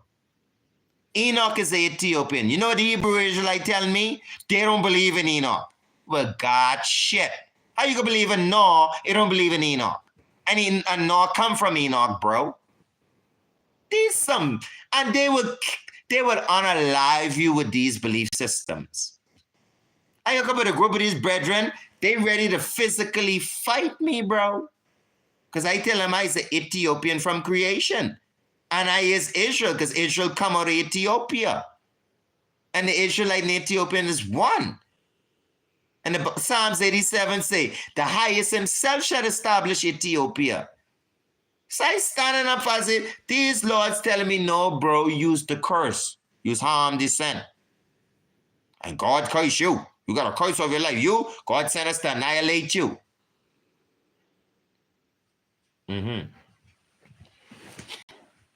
See, the emperor of Ethiopia tell the world, you know what the emperor of Ethiopia tell the world? King Rastafari.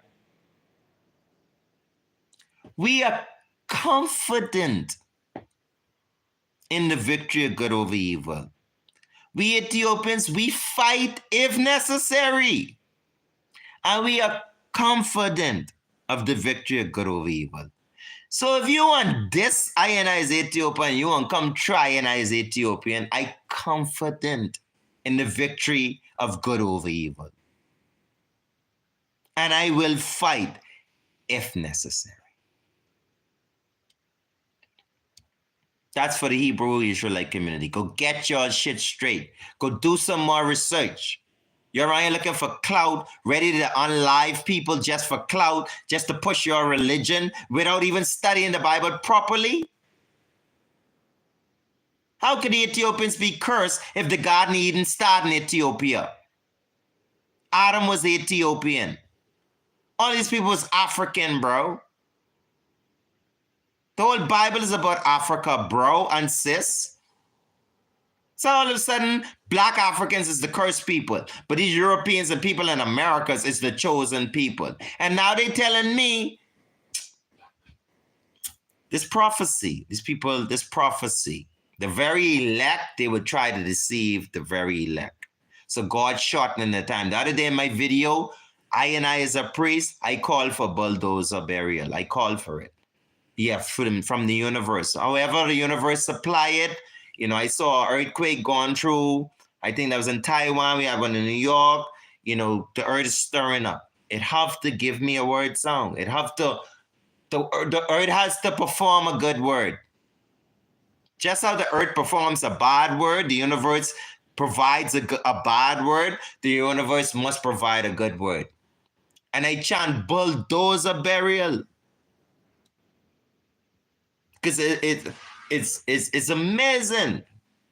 It's amazing how people took the Bible, took all our ancient teachings out of Africa, twisted it, saying it's theirs, and now they want to harm our flesh. Mussolini and the Roman Catholic Church want to come in Ethiopia and trouble the black man king. Oh, you shouldn't trouble a black man king, Pope Paul. Don't trouble a black man king. You shouldn't trouble a black man king, Pope Paul. Don't trouble a black man king. You go all the way to Ethiopia. Figo trouble a black man king. You go all the way to Addis Ababa. Figo trouble a black man king. Y'all shouldn't do that. They tell you all bulldozer burial. That plague, that's a joke. Y'all ain't seen nothing yet. I can't tell people that. That's a joke.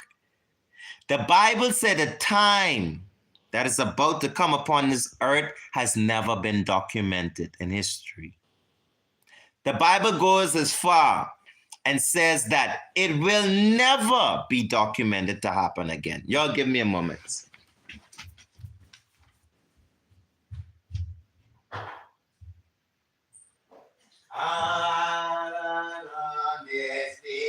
Journey. Yes, right, family.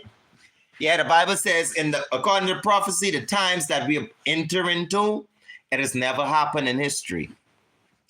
The Bible says that it will be better for the people of Sodom and Gomorrah. Anybody ever read the story of Sodom and Gomorrah? Fire fall from the sky, the people were melting and turning into stone. Turning into stone, but that's myth. Go ask the Germans or the Russians. When the angels met up with them, turn into a ball of light and turn all the soldiers into stone. That's documented. They hide that from you. They call them aliens. That's not aliens. They're angels. There's no aliens out there in the sky. There's no UFO. No unidentified. They know who it is. They identified that long time ago. From the chariot came for Elijah. From there were thousands of angels up on top of the mountain ready to battle with them. This thousands of years ago. These people know the angels of the Lord in their chariots. Call them alien and UFO. Foolishness. You trick your mind. Oh, alien invasion. No, alien invasion. They want you try fight against the angels of the Lord when they come to destroy them. So they manipulate in your mind that we in war with these aliens coming from another planet. So when God angels come to govern the earth, you would war with God angels and make a big mistake. Because even if they is aliens, who would be the fool to fight an alien? And you don't even know where the thing from and the amount of capacity it have. You would have to be the biggest fool. I'm not making this up. Why you say that, Bubba? Because I tell you, I can reveal some stuff to y'all. Y'all gonna look at me different. Some of y'all can draw closer to me, and some of y'all gonna say, yeah, that one, he not. Something wrong with him.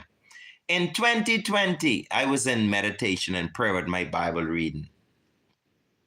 No, let me tell the story a little back further. I was resting in my bed. Then I felt a noise. I didn't hear a noise. There's a big difference. I felt a noise. I didn't hear a noise. When I got up, I keep feeling a noise. Ask me how to explain it.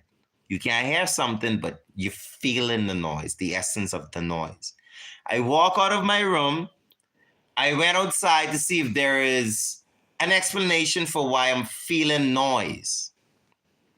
When I walk out to the front of my yard into clear sky view, I look up. And as soon as I look up, the noise I felt disappear, and then the noise I was hearing return. I started to hear the little cheeping crickets at night. You know, it's with a I started to hear that. I was like, what kind of phenomena that is? A noise wake me up, but I can't hear it, but I could feel the essence of a noise. When I go outside and I look up, the essence disappear, and now I can hear again. I can hear what's around me. I say, okay, it's 3 o'clock in the morning, it's spooky, probably a bad dream. Go back to bed, get up, have a nice breakfast. You're probably hungry. So I head towards my bed. I said, no, Bubba, read some Psalms. It's something more to this. I read the Psalms. I open up my back door, I open up my front door, 3 o'clock in the morning, just opening up to the elements. Because I'm then in like, what is this thing that I encounter? So while reading the scripture, the spirit, which is a voice, comes to me and say, hey, walk over to the back door. So I grab my Bible and I'm walking to the back door with the Bible in my hand reading. As soon as I reach the back door frame of my house with my door open, I'm looking into the back of my yard. Rasta, all I see is pew, a craft the size of a twin-engine airplane. You know those little small airplanes? It didn't really have the shape because I really couldn't see so much the shape. It had more of a round, I can't even say round, but it was just so much light. It was illuminated. This craft would appear in front of me, was about the size of a small airplane, and it had pure lights around it. When it appeared so quick, it just like, boom, it just was there. And when it reached, all the hair on my hand, it stand up. My eyes just start bringing tears. I just start crying. It wasn't even me. I just froze. Boom. My hair stand up and it just start tears, shedding tears, shedding tears, shedding tears. And as quick as I see it, it gone like this. Boom. It just disappear. And when it disappear, it shake the houses in my neighborhood. Boom. No noise. When it disappear, it didn't make a noise. When it appear, it didn't make a noise. But when it left, it didn't make a noise, but it shake the house. The 1 or 2 houses in my area. So at this time, I'm frozen. Sweat, cold sweat, tears just draining down my eyes. The hair on my hand, everything is just static. I say to my own mind, I say, Boba, snap out of it, snap out of it. This is what I'm regurgitating in my head, I'm telling my mind, snap out of it. So I snap, I break off running out of my house, speeding, because my sister lived right next door, her and her ex-king man and, her kids, they live right next door. So I am hauling hip out this house, straight by my sister. And before I reach her door, good, I meet her and her ex-king man and children. They coming out of the house and they trying to figure out what that was.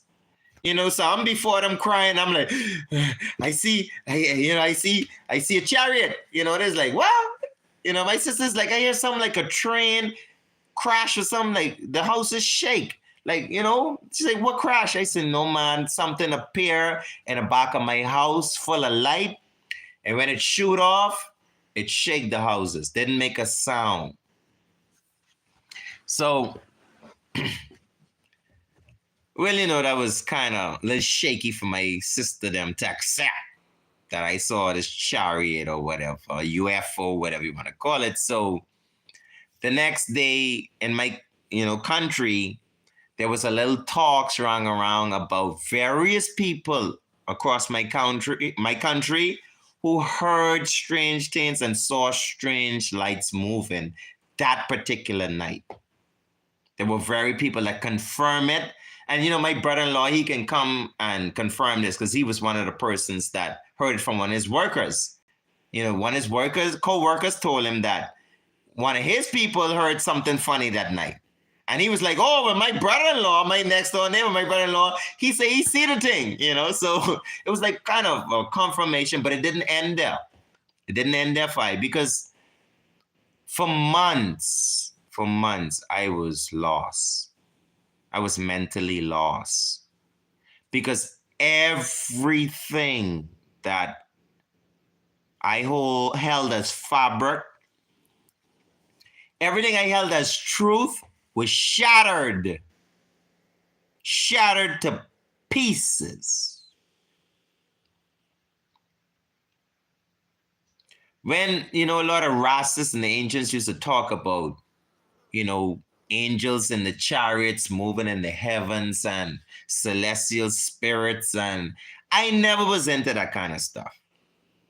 I was always wanted to deal with God in a physical flesh. Living righteous, living holy, loving your neighbor, repenting of your sins, removing yourself from presumptuous sins. That's how I see God. All that extra ghosts and witchcraft and spirits and stuff, I was never into that. But this night changed my whole perception of life. I say, shit, something's out there, bro. Something's out there. And it ain't this. It ain't this, bro. I love physics. I love fast cars. I love fast things. The fastest car, the fastest boat, the fastest everything. I've never seen nothing on TV, even in a movie, move faster than that. I've watched the Jetson cartoon for years. And beam me up, Scotty, never make it that fast, bro. This big thing is the size of a plane. Just, boop, gone. No direction, no up, no down, no left, no right. The thing just disappeared. You know what it leave with me? Just a little shake in the house. Woo. I say, fuck, and I up there crying and spooking and... So, I'm not finished. No, I'm not done because I thought that was it. I thought I would be left the rest of my life just knowing I seen something that I can't explain to people. I have no picture of it, but it's the truth. So I start going online, YouTube, different forums, trying to find people who might have seen the same thing, give me a description so I could be like, yeah, I see that too. As I can start to feel normal again, because in my mind, I'm like, hey, this is not, the whole world is fake. Because if we got a whole damn spacecraft moving around, make out a light that move faster than anything else I could see, and it watching me. Because first it wake me up. When I go inside and I look up, it disappear. Then when I sit down reading the Psalms, I go into the door. As soon as I reach to the back door, boom, it show up. Like, see me here? Boom, gone. Like, see, I'm real. It's not fake, bro. Bobo, it's not fake. The chariots of gods are real. It's like, this what this thing come to show me. We real. Don't mind them mocking God and mocking the angels and the holy ones and the celestials beings in the heavens. Don't mind them. We real. Okay. Couple months pass. I leave it. I didn't tell much people because, most people, they damn you madness when you say you see these things. So I leave it. Couple months pass.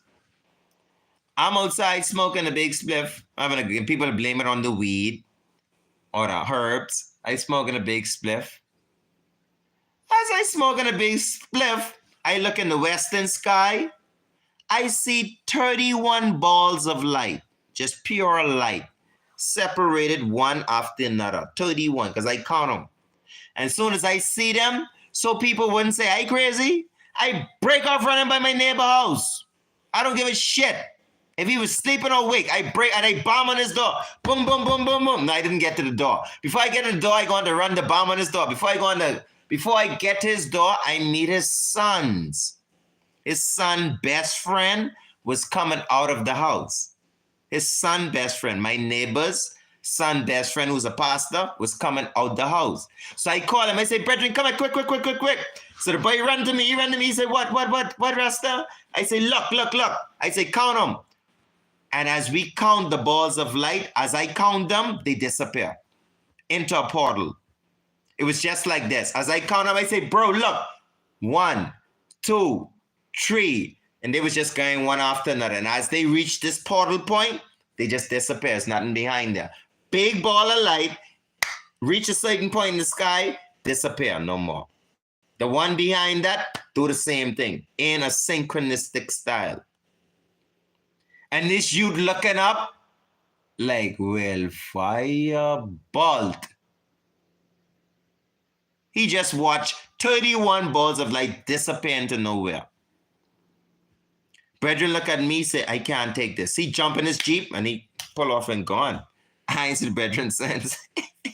I don't know. But I'm not finished. I'm not finished because I go on and I tell my sister them about this encounter with my neighbor. Because I trying to get people to believe me now. Because now they trying to make me feel weird. Like I ain't seeing these things. So, couple months later again, my sister, my niece, and my nephews and stuff, nieces and stuff, they in their house having a good time. So, these angels decide to show up again. In the same line, they one after another. I run to my sister's house and I call every one of them out the house. And we had about 5 family members, witnesses from children to a woman older than me, 40-something, almost 15 years now. Look up in the sky and watch these balls of light just go across the heavens and enter into a portal. They all witness it. So this is getting out of hand now. I don't know why, they didn't think it was a big deal, but, it is a really big deal to me now because I see a personal chariot and I'm seeing multiple chariots on different encounters, entering from visual to non-visual, into just an absent portal. You don't see nothing. Okay, y'all think I've seen it all? No. In the middle of the night, couple months later, this universal God trying to show me, bro, I'm telling you, it's not what you think. Don't mind these people, these kings with the army and the nuclear and all them kind of stuff. It's some things out there that they don't know or they ain't telling you. But it's way more dangerous and way more powerful than what they teaching you. So, okay, I don't believe. So one night I sitting out smoking. Always happen in the nights you chilling. I look down in the western sky. I'm just looking at the heavens. When I look in the western sky, guess what I happens to see in the middle of the night? 11 odd o'clock in the night p.m. A big rainbow. Okay, Bubba, you're really talking crazy this now. So what I do, what I always do, I break off running down the road to find the closest neighbor. I end up running into my neighbor, Billy Cooper. He's a very good friend and neighbor of mine. And he had me shouting from outside of the door. I'm like, Billy, like, come see this boy. And he's like, boy, Kazi, I know he ain't nothing wrong with your head. You don't call me out my house this kind of night for nothing. It have to be something. I say, come here, Billy, come. When he walked to me, like, out to the road from his house, and I say, look in the western sky. Tell me what you see. The man look up in the night, in the clouds, and see a rainbow. Big, bright rainbow in the middle of the night. I don't know if anybody else around the world ever saw it, but I'm 44 years old. I never saw a rainbow in the night. It was the first time I've ever seen a rainbow in the night. It's understanding by reflection of the moon or some light can cause refraction of the light to cause a rainbow effect by water. I understand that.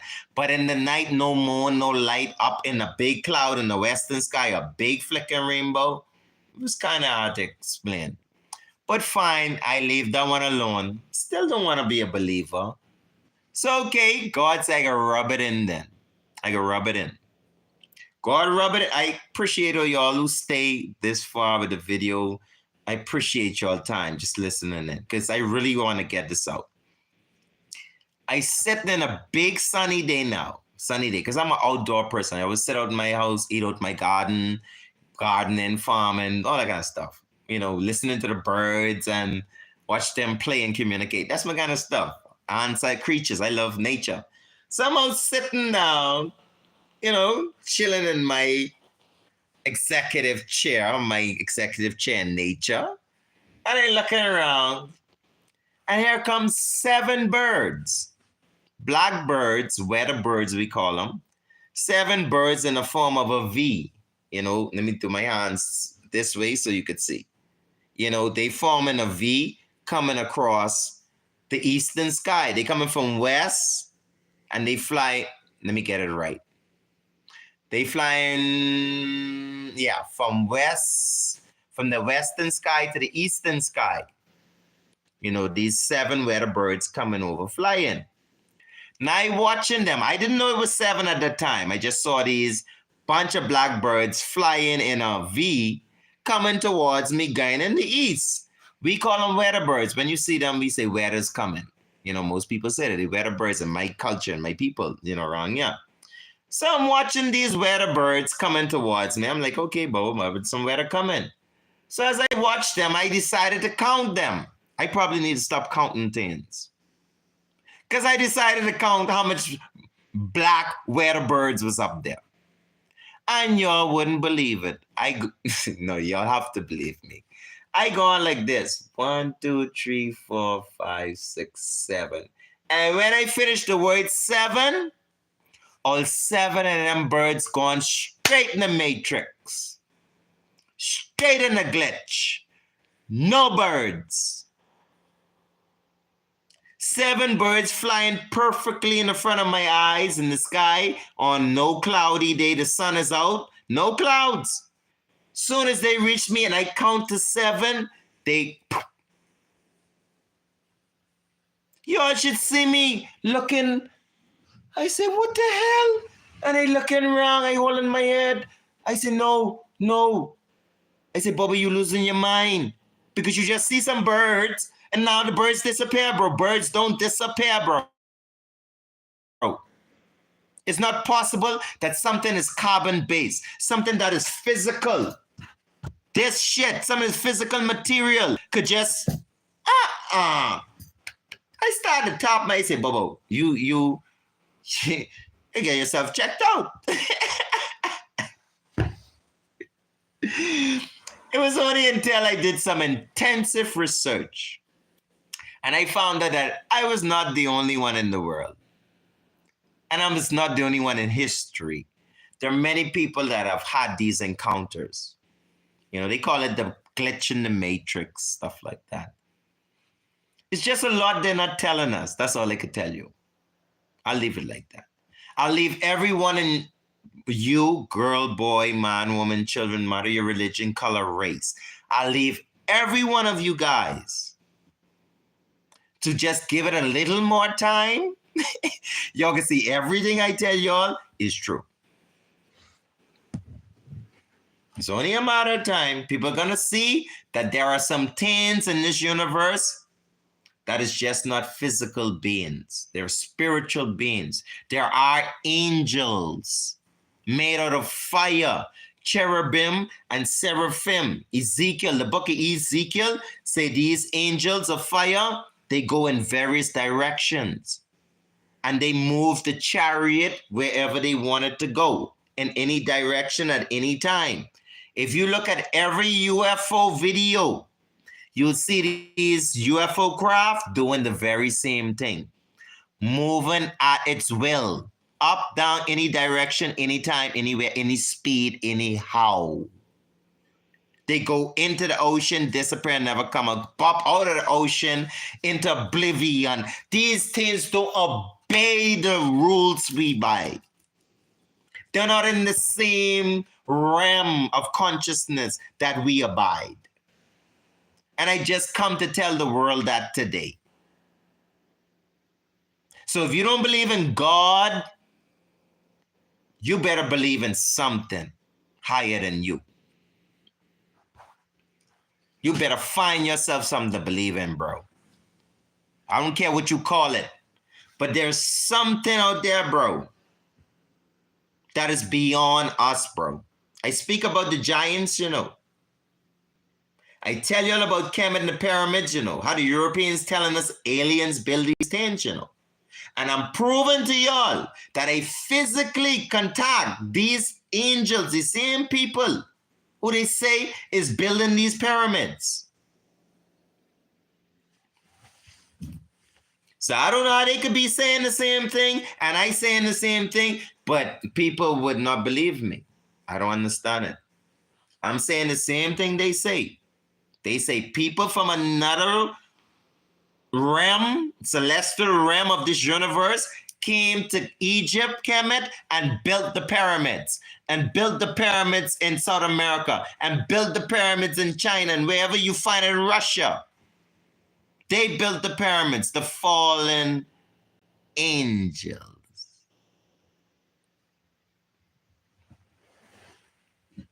So that's why the Freemasonry, Skull and Bone, Bohemia Grove, the Elks Lodge, the Eastern Star Lodge, they all created by the fallen angel. They all come from Kemet. They all worship Baphomet. Baphomet is Ra. Amun Ra. Ptah. Pardon to say, that's the truth. Ptah is the original fallen angel, Aziel. Just change the name over time.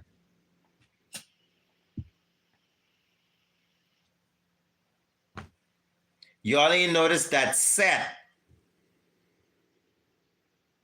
copulated into Horus' mouth? Y'all ain't ready to talk to me. And wanted to sodomize his nephew, Isis' child Horus. Seth, his uncle, wanted to sodomize Horus in his boom boom and copulate in his mouth. That's Egypt. That's Kemet. That's fallen angels, bro. That's fallen angels, 100. And it's shown in the Roman Catholic Church. The Roman Catholic Church, the Illuminati, the Hollywood, got Puff Daddy copulating in niggas' mouth, bro. Got people, dealing with, what Seth wanted to do to Horus, that's what they do to you in Hollywood. You get your horror. You ever hear about rum Horus? When you drink rum, when you drink alcohol, you get a Horus and you don't know what you're doing. And while you got a Horus set up in you, ask Meek Mills and all of them what happened to them when they drink the wine of fornication from Baphomet and they get rum Horus. They get recorded on a tape with Puff Daddy killing him, bonging him to pieces. Because why? Baphomet. Satan is a LBG, he's homo. It's just the truth. They don't want to claim it. They just want to claim all the pyramids. Great Egypt pyramids are built by black people. Fallen angels came to us, black people, and teach us shit. And they keeping it up in the Roman Catholic Church. Because the Roman Catholic Church get it from Kemet and the Greek. Alexander the Greek. Remember I tell you, Alexander the Greek, he conquered Egypt. And he changed the University of Cairo, Kemet, to the University of Alexandria. So he took the teachings in Kemet from the Kemetic priests and he carried to Rome. And that's where they formed the Roman Catholic Church. Yeah. Roman Catholic Church comes straight out of Egypt.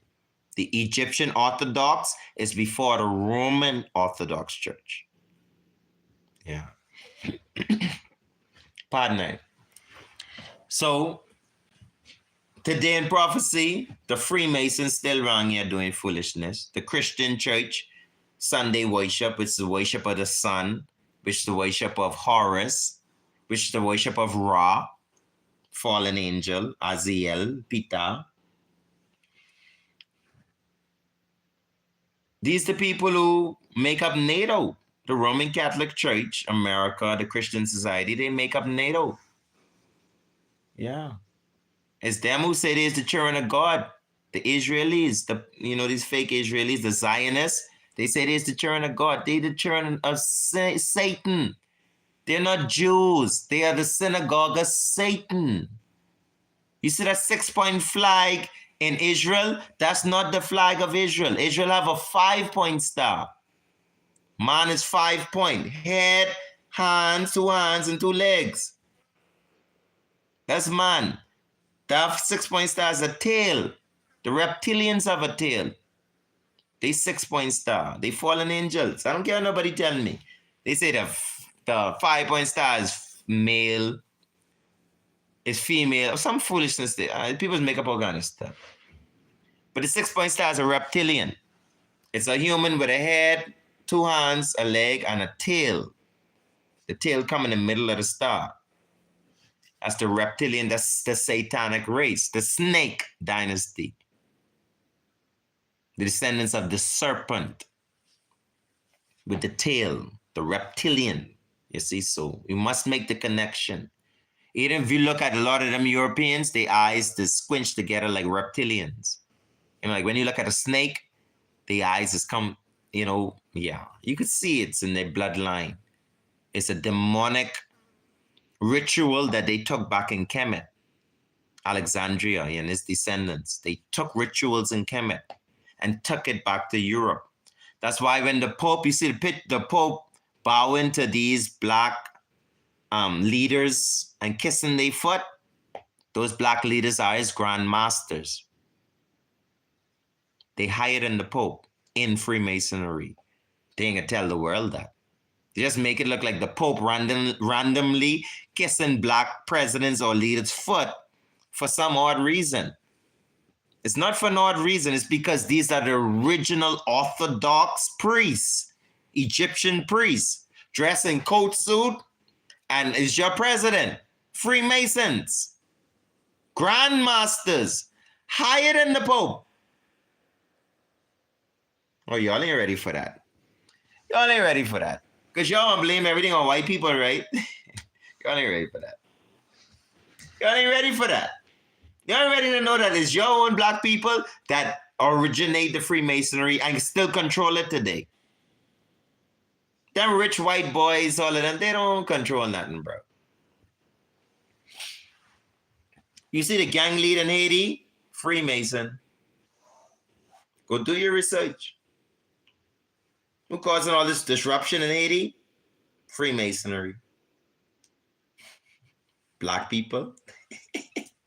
Because Freemasonry, witchcraft, obeah, Jew, jinn, all that is the same thing. They all come from Kemet. They're just different forms of the art. Christianity is another form of witchcraft. Egyptian witchcraft, bro. Not following Christ, not Christ's teachings. Not Sabbath and the Lord is the Lord of the Sabbath, not all of that. Christ is a black man. That's the truth. This white Jesus and Sunday worship and he in the sky and all that kind of stuff, that's all Freemasonry. It's all Illuminati. It's all Egyptian. It's Kemetic. And black people started it. How you think people get white in the first place? For doing this foolishness. Gehazi, he get cursed with leprosy. For the rest of his generation, white. The only group of people in the world that cursed with whiteness is Europeans. White Europeans, they Gehazi descent. They the cursed people. That's why they try to switch the story and say the Africans Ham descent is the cursed people. No, it's y'all. Elijah cursed y'all. Y'all Europeans. That's where the Europeans come from. So, in our time, yeah.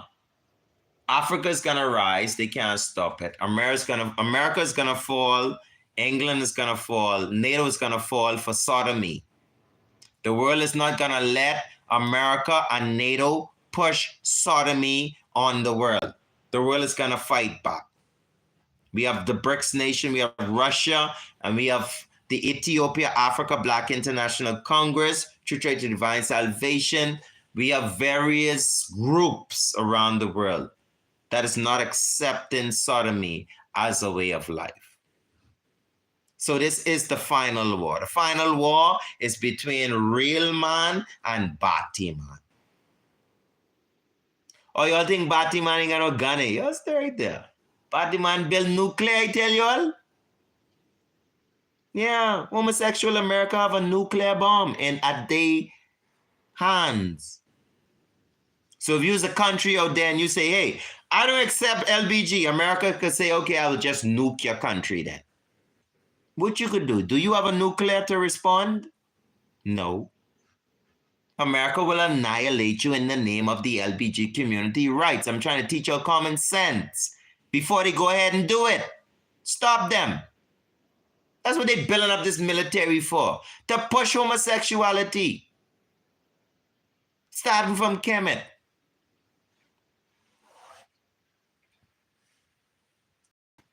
That's why you're so into this science, making children from stem cells and thing without having to go through pregnancy. Because two man and Kemet wanted a baby. They wanted to be a regular couple, just like today. You have them using the Kemetic science, and y'all don't tell me no crap, because I'm not foolish. All the medical science come from Egypt. That's in Europe. Everything Europeans know about the medical body come from Hippocrates that got it from Imhotep.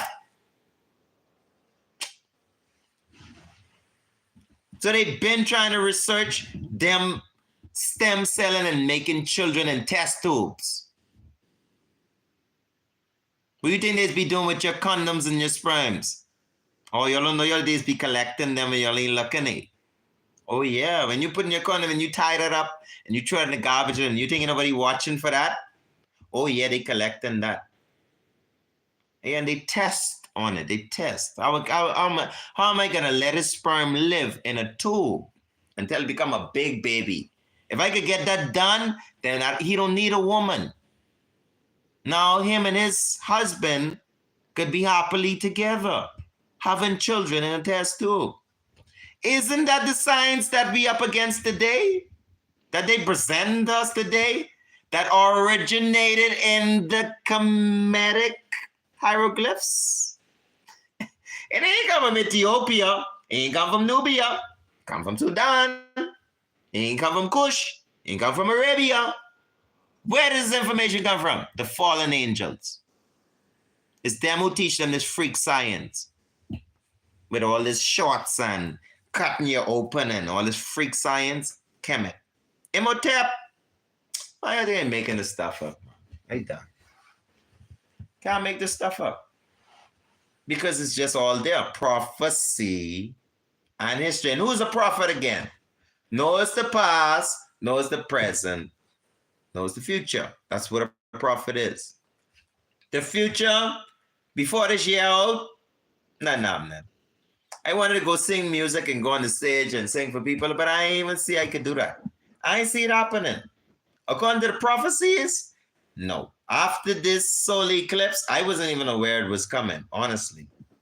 I was not aware of the April 8th solar eclipse that can cross America, 7 states named Nineveh, and form an X, which means wrong. I know X is destruction. Yeah, King Emmanuel Charles Edwards, the Black Christ teaches, the tick on your test, that means good. But when you get an X, you're wrong, bro. You're in trouble. You can get punished or you can get a penalty because you're wrong. So America's about to get a penalty. First earthquake in New York in years. It's just getting started. It's just getting started. No, I'm serious. It's just getting started. Me even get into farming yet. We ain't no food. You know, they're starting to see it in Haiti. Starting to see it in Palestine. Starting to spread, you know. It's food crisis, famine. What they're not telling you from 2020, they never caught up. The world never caught up. They lost millions of workers. They lost millions of crops. You know, they lose a lot of businesses. Things are not the way they used to be. And it's not getting better. Because now they at war and the price to produce food because of the war, the oil and the sanctioning and stuff, it's just continuing to trigger all kind of domino effect of the trucking company. Everything just falls. I fall apart. I fall apart. Everything just fall apart. It just does. If you have dominoes stacked on top of each other and you remove the bottom one, all the other dominoes just fall. Just fall. Russia, again, bring out all these painters that Christ was black. That's like you pulling a domino from under all those dominoes. It makes the whole Christianity fall. Just makes it fall. You know, so Babylon is fallen. She's fallen. The Bible says in the last days, all the nations of the world, they're going to reject her.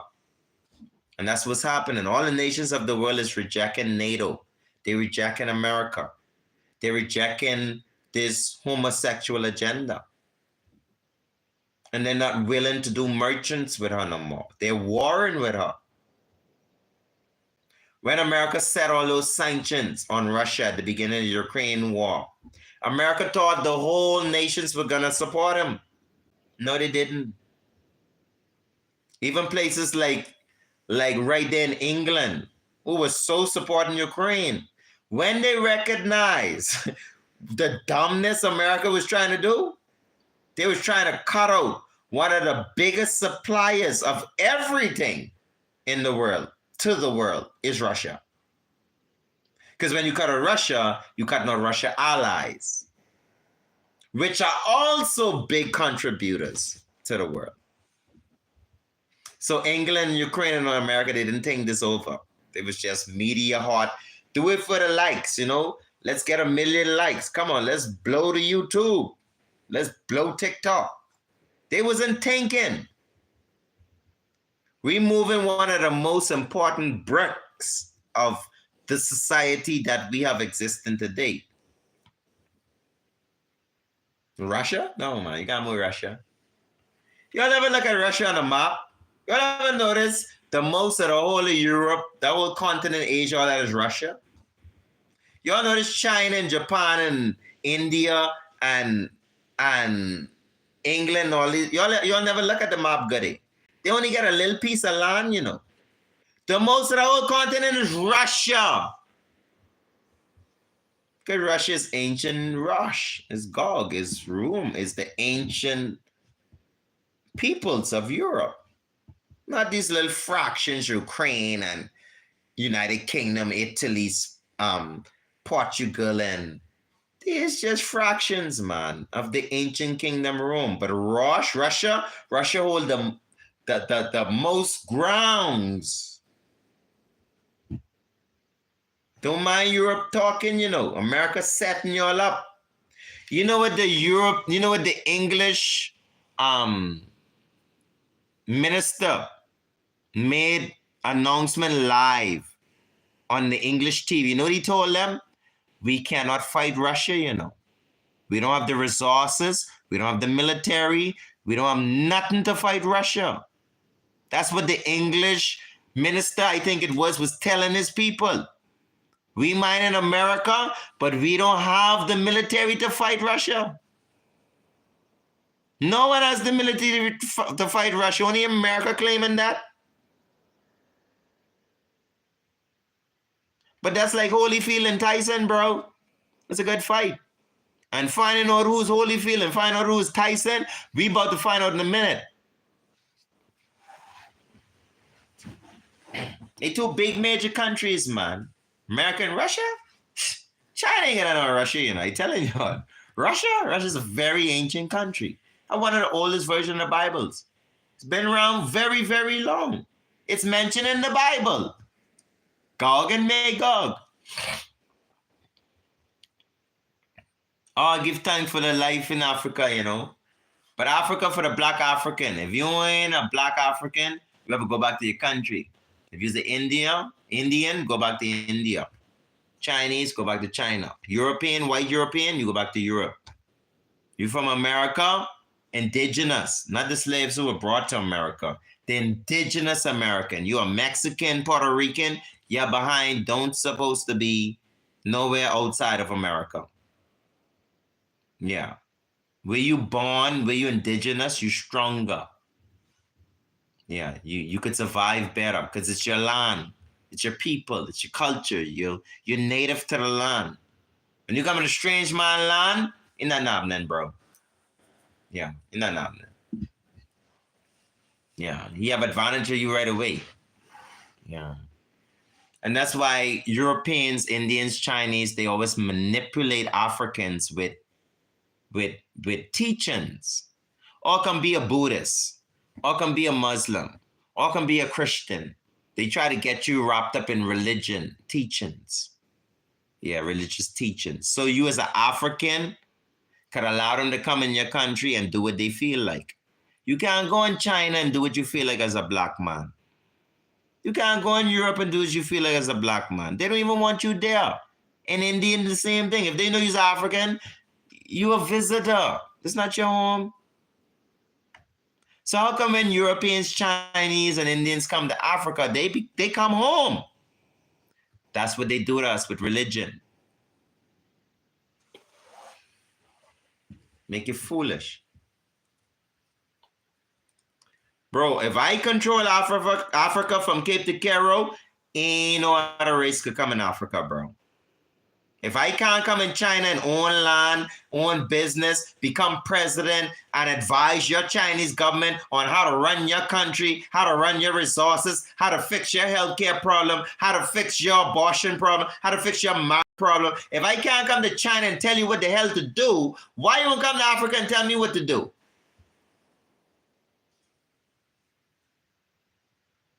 Well, Africa's in a bad condition. Was it always that way?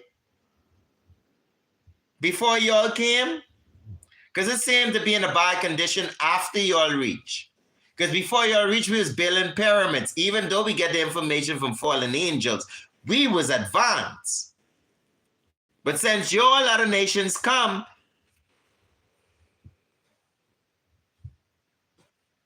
we don't even know how to take care of ourselves.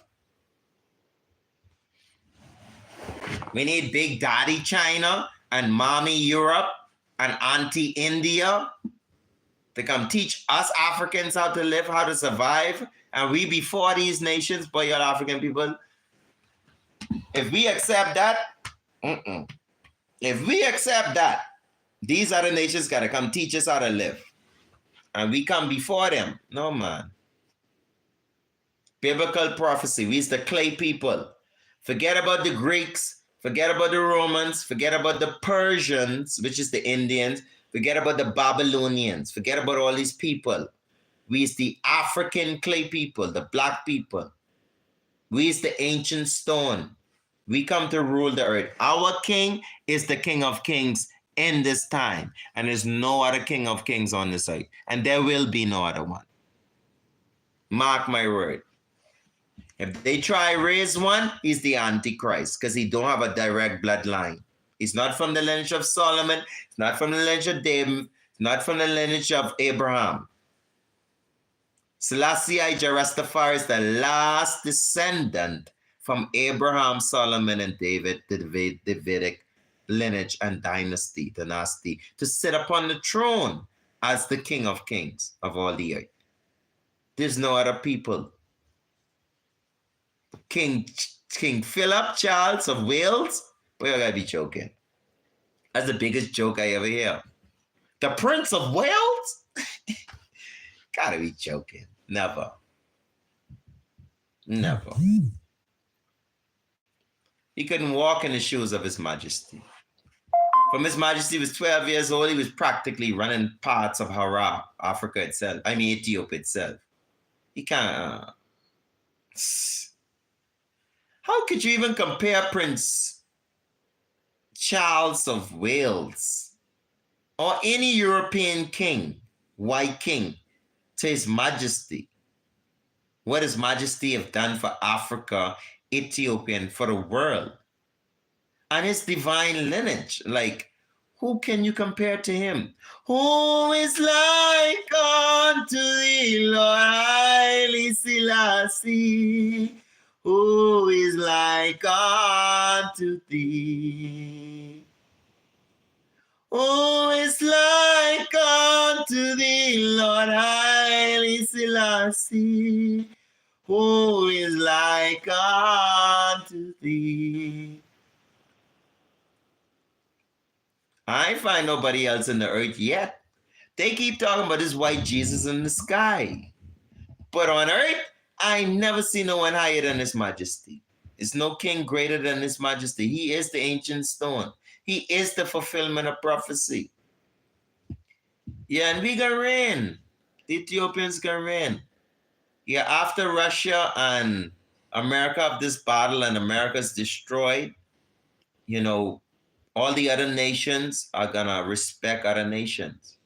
Russia is gonna stay in Russia, China is gonna stay in China, India is gonna stay in India, and Africans are gonna be in Africa. This is prophecy. And when we return to Africa and be free from all these other nations, we're gonna become the greatest nation, you know. Yeah, we're gonna regain our title as the leaders of civilization. Mm-hmm.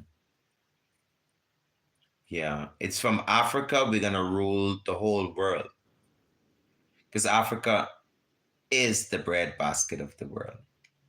Can't deny it. And people say America's the breadbasket of the world. How the hell to get a breadbasket? So how the people was eating if everybody was in Russia, China, India, and Africa? Most of civilization happened on the African continent, on the Eastern continent. So everybody from the East was catching ships to come to America to get food and textile to take to Africa. No. That's not his story. It's foolishness.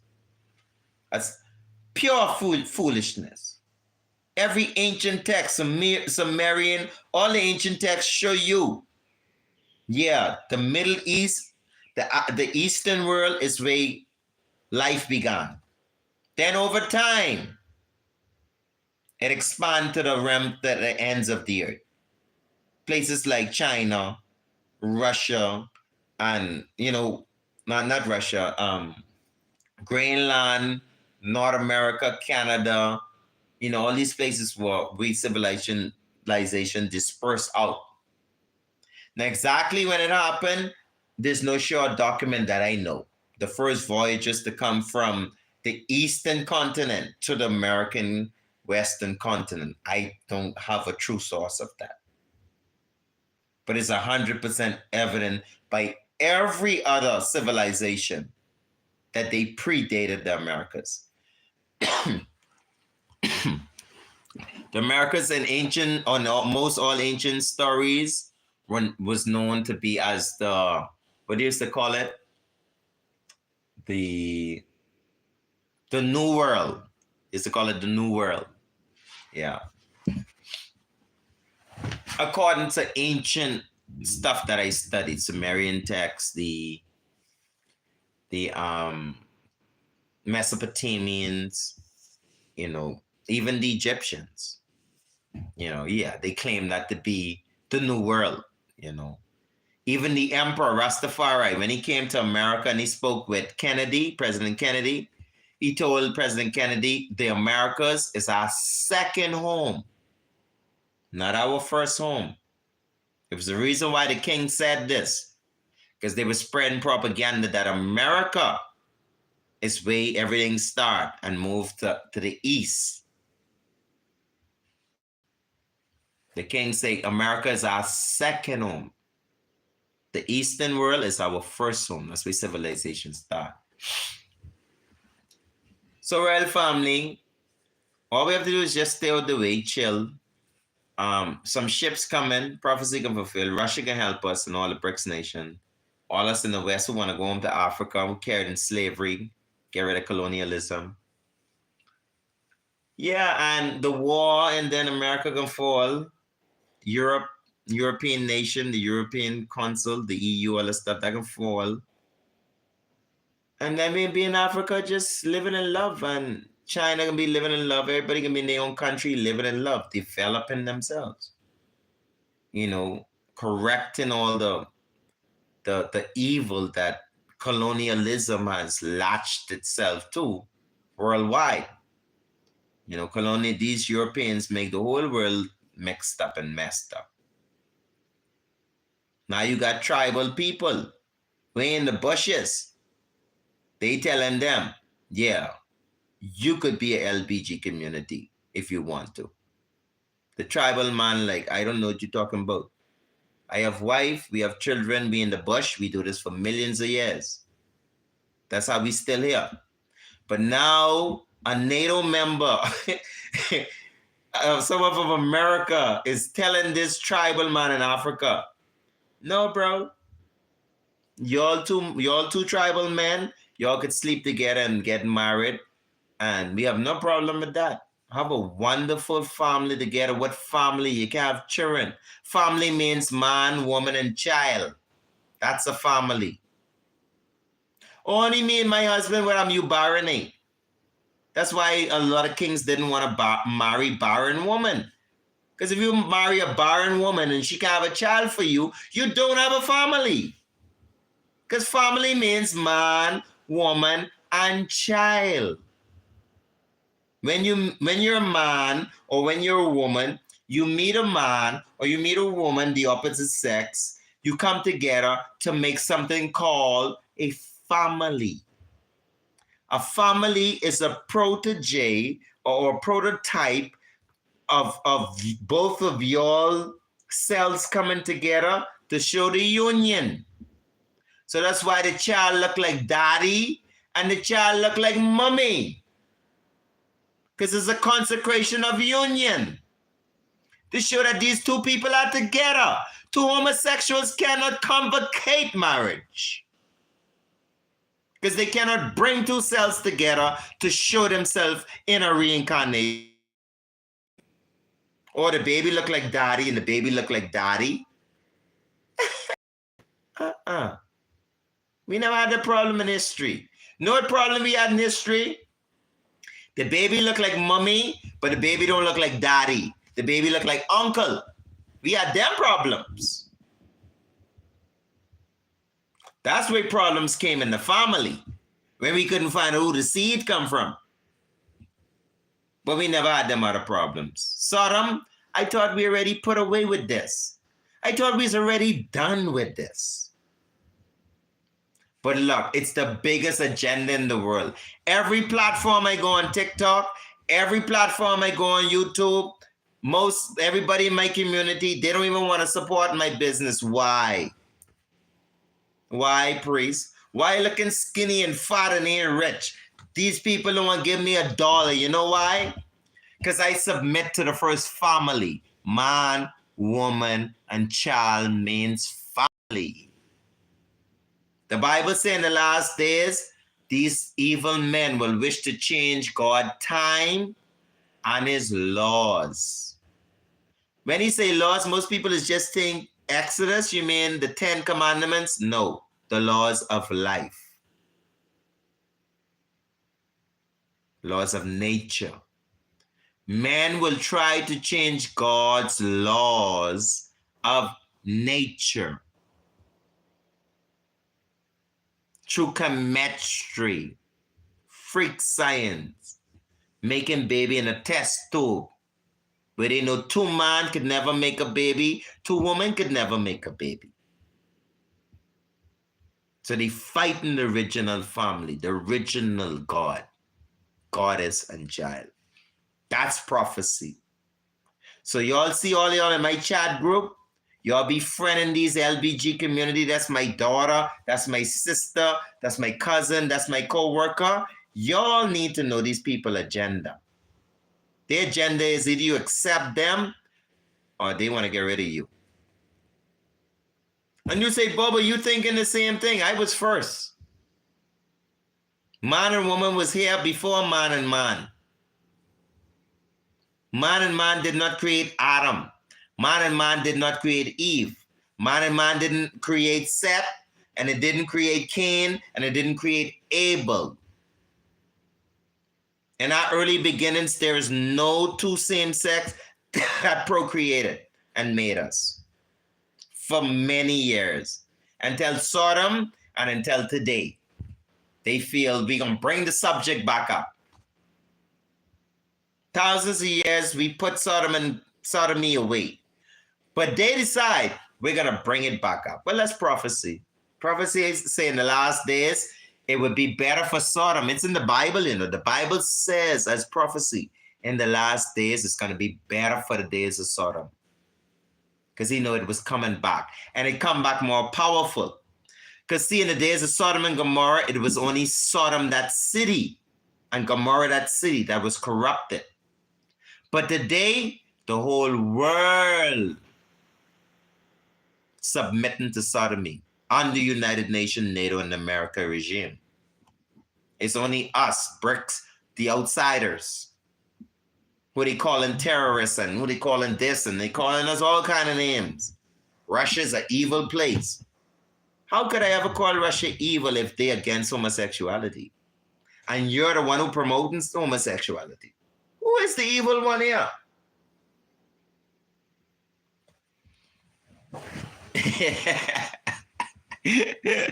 I want to know who's the evil one.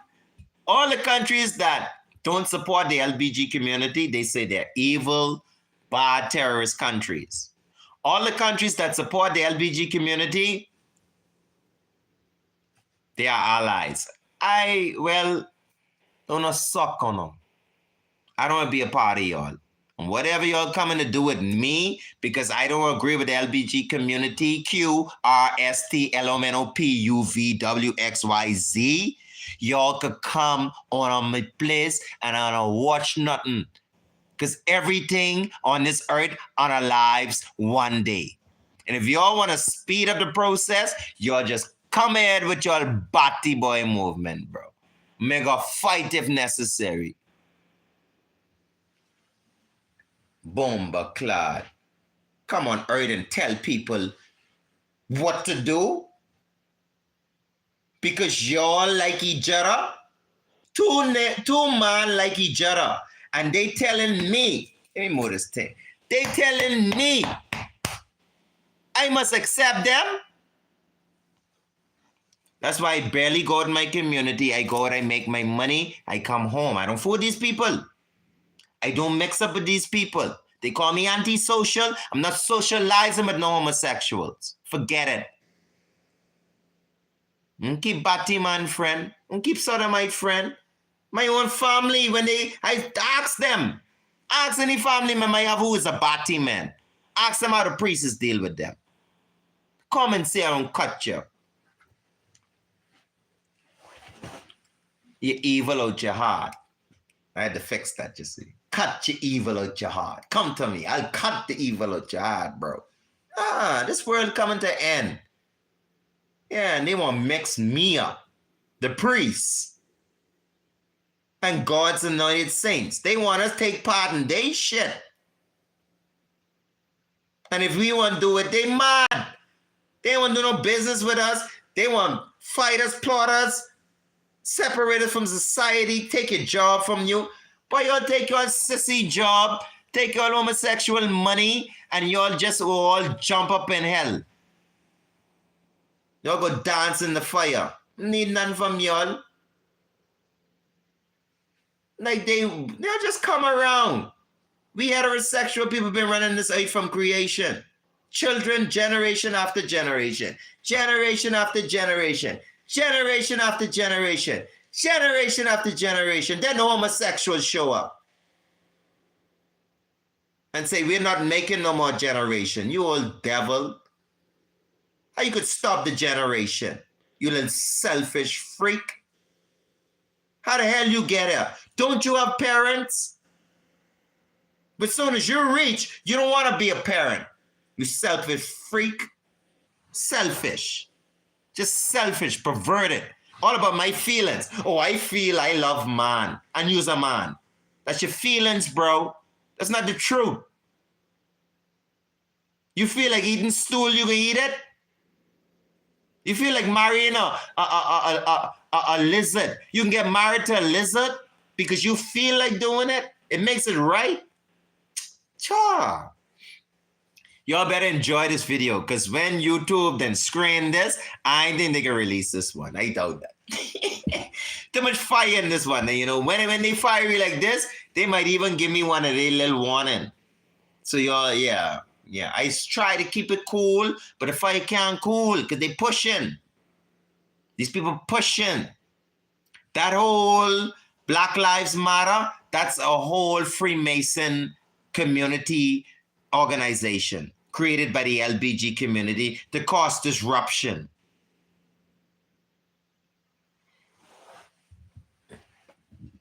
Because how could Black Lives Matter if two lesbian women founded the organization? If Black Lives Matter, you would go ahead and have baby, you smart woman. You genociding your own black race by being a lesbian. You worried about the gun?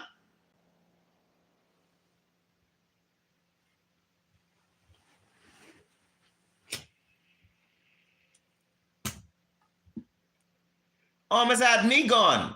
I all over my Facebook and think Black Lives Matter. Black Lives Matter.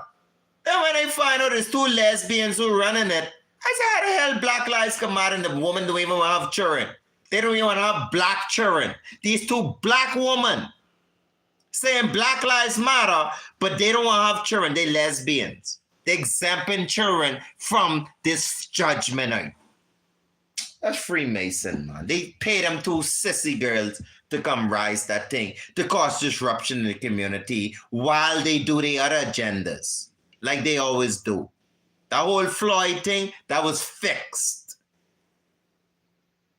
That's why he so openly stood on the brethren neck and showed the camera to his face and smiled, because it was fixed. After that, then the LBG community come with the Black Lives Matter to show the world that we care so much about the black community, because the black community was the last community to accept homosexuality.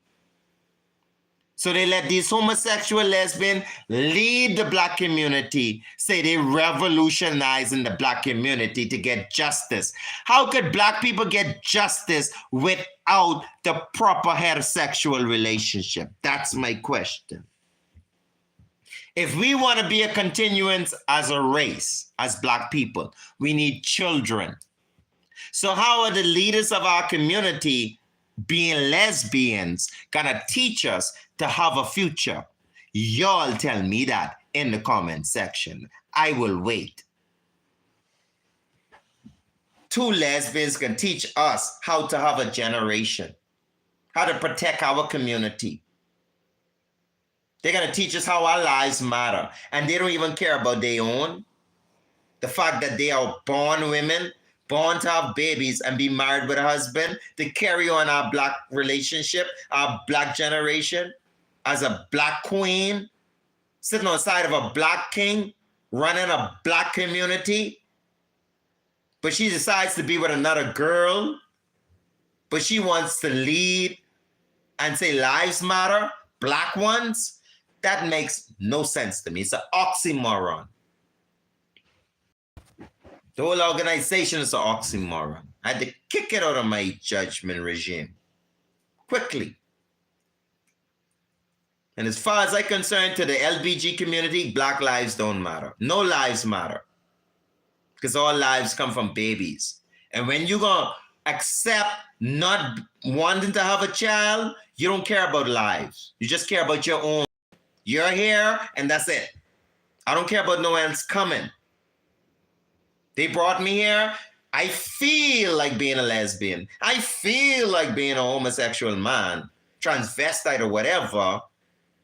And that's it. I'm sorry. World, suck off. I don't care about your traditions. I don't care about how the world is continuing up to the day. It doesn't matter to me. Because I've been to school, and my teacher tell me this. My religious leader tell me this. My friends tell me this.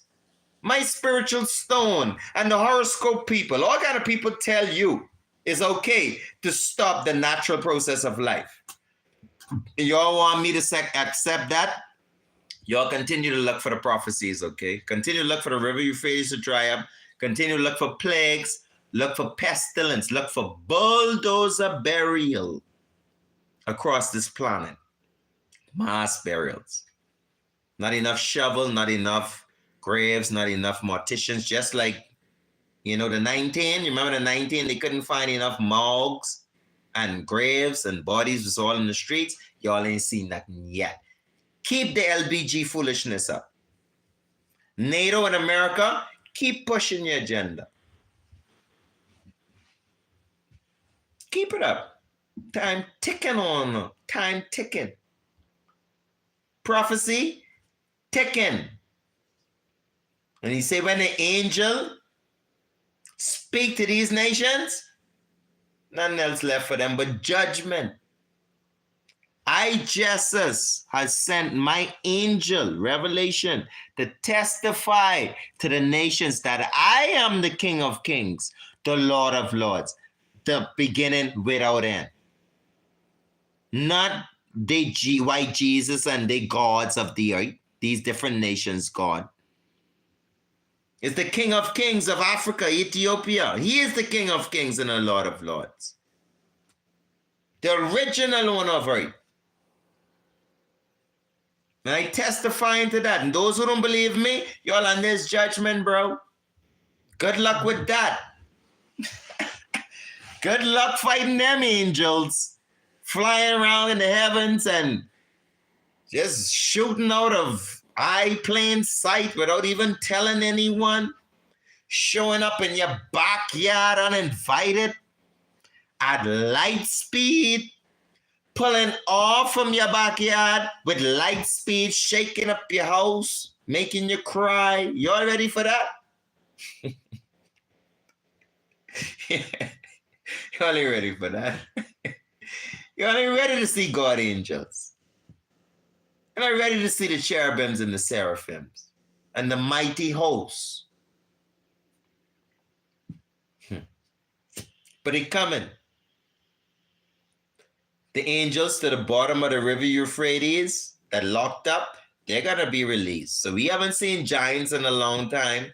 You're probably going to see them soon. I mean, you may think it's some fairy tale stuff, but look at the world around you. That's why they created CERN. CERN is for your concern. Your consciousness, CERN, your concern.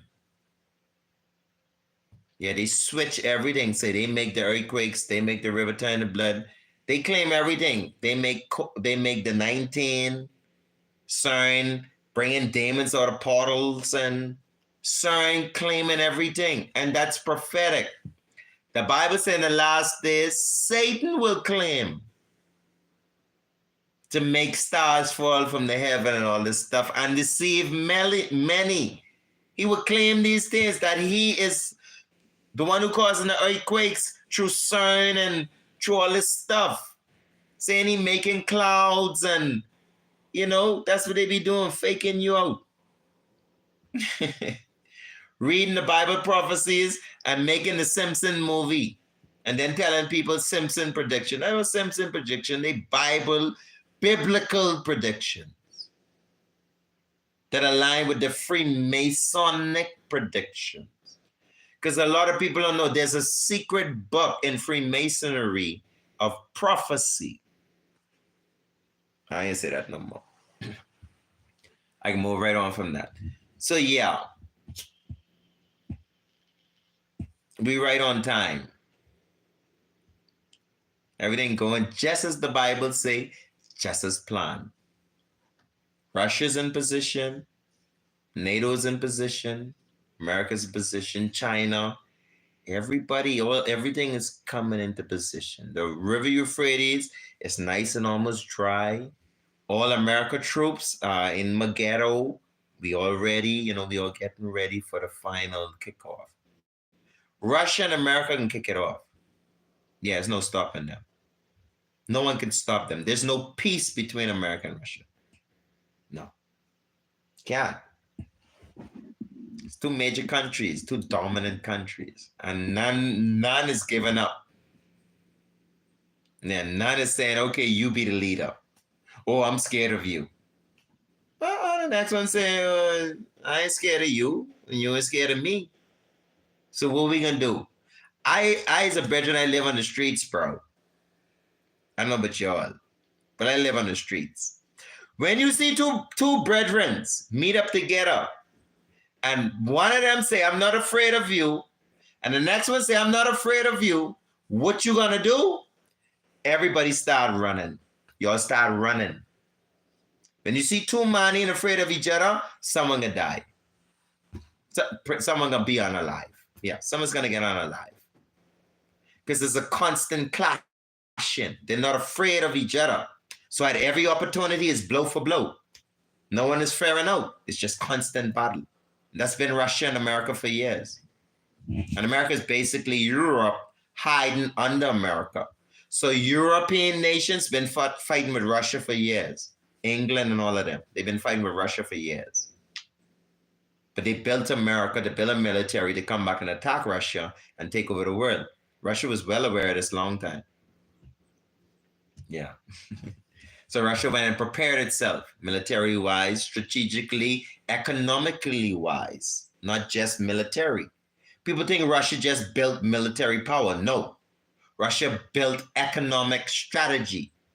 It placed itself in very important places in society, in the world, that if you move him, you cause a lot of destruction.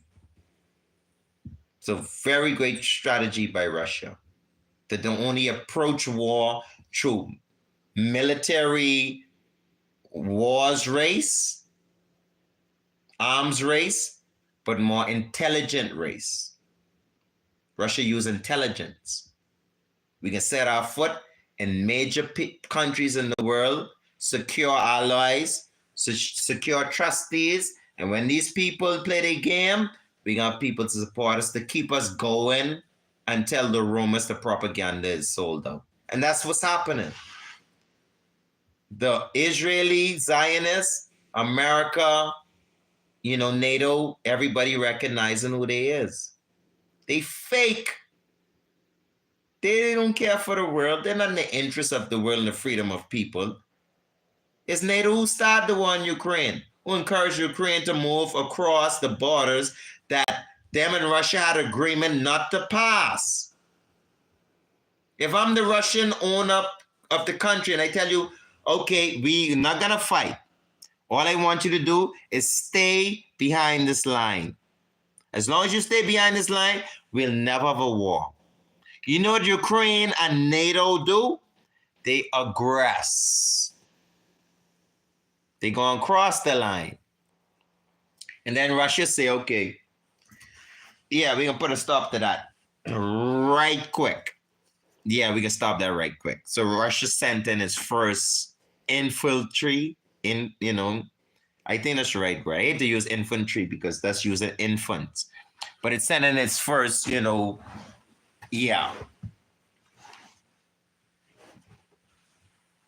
soldiers to rectify this breach of an international contract. And it's fascinating how America and the whole social media, they still making it look like it's Russia's fault. They still would not sit down and say, hey, we made the wrong move. We aggress the agreement that we do not advance any further than what's already contract in the agreement between NATO, Ukraine, and Russia. United Nations is documented. Ukraine went beyond this agreement and break the agreement by advancing further into Russian territory, making the Russians very uncomfortable. And on top of that, they want to build NATO military bases at the borders of Russia, using Ukraine. Who is that foolish? So Russia react and tell Ukraine, no, bro, cut off this relationship with NATO and America because I see what you're doing. You went independent to work with my enemies to build yourself up at my borders to come back and conquer me? Oh, Ukraine, you slick. You slick. You're really slick.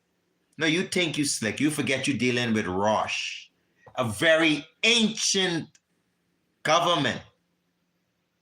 Russian government is not a government full of children. The American government is way more immature than the Russian government. It's a teenage government.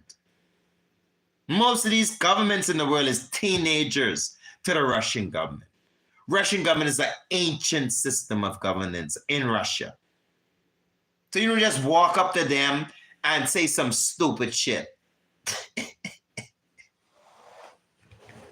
Yeah, but we gonna make allies with NATO and America and use my enemy on my border?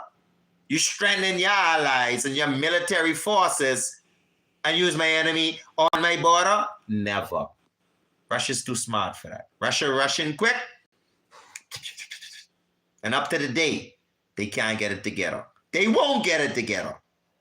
NATO and Ukraine will never get it together. And guess who's coming in next? America. And that's going to start the final war. America is just around pinching itself. One coming so bad, trying to find a way in, going to Israel, not supporting, the Israelis against Palestine. Palestine, Iran is Russia, so America's on the other side. America's sending support to Ukraine. America's just pinching its way in, trying to get at Russia, but don't want to do it directly. Because see, if Russia attack America without the evidence, then the whole world gonna blackball Russia. Russia knows that. Oh, see, Russia's the aggressor. We tell you all Russia, them full of terrorists, they attack America. So Russia's just sitting back and playing the game smart. Yeah, keep making y'all moves. Blaming things on us. Don't worry. The world can eventually see who y'all is. And once the world see who y'all is, and I have the support of the majority of the world, yeah, then we can cut you out of what's going on around here. Yeah, Russia's smart. That's how America win World War II. They gather the world through influence, through propaganda, make the whole nations, all the nations of the world support them. And anyone who's the enemy, the whole world cut you off. That's what America tried to do with Russia, using Ukraine. But the world ain't buy it, because the world couldn't buy it, because Russia was too strategic. Russia was too deep into the economic system, supplying Europe most of its power. So how the hell you can cut off the power? America didn't think that far. I just don't know. They just think the world is that vulnerable that they just hit CNN News and these different news channels tell us stuff, and then we just believe it. Russia is a terrorist. They're terrorizing Ukrainians, and we just run with that. We just hate Russia, and then they have the right to go invade Russia, conquer Russia like they always wanted to do. But that did not happen, because you had neighboring countries like China, South Africa, the BRICS, that say, hey, that's not the case here. Russia has aggressed no one. In actuality, you all aggressed Russia by breaking the contract that was between Russia and Ukraine and United Nations. The BRICS nations see this. So America plan didn't work. What America plan do is separate the world into two. Now you got the nations who believe Russia and the BRICS, what they saying? Then you have the other group of people who believe NATO, America, and United, and the allies, Ukraine and the Israelis. The world is now separated into two. Free Palestine! Israel! Ukraine! Russia! We're separated. Which is fine. Because it's time. We need it. It sounds crazy, but we need war. We need millions of people to die. Yeah, we need it.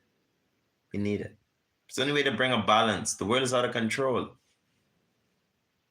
We got probably more homosexuals than we got heterosexuals in the world right now.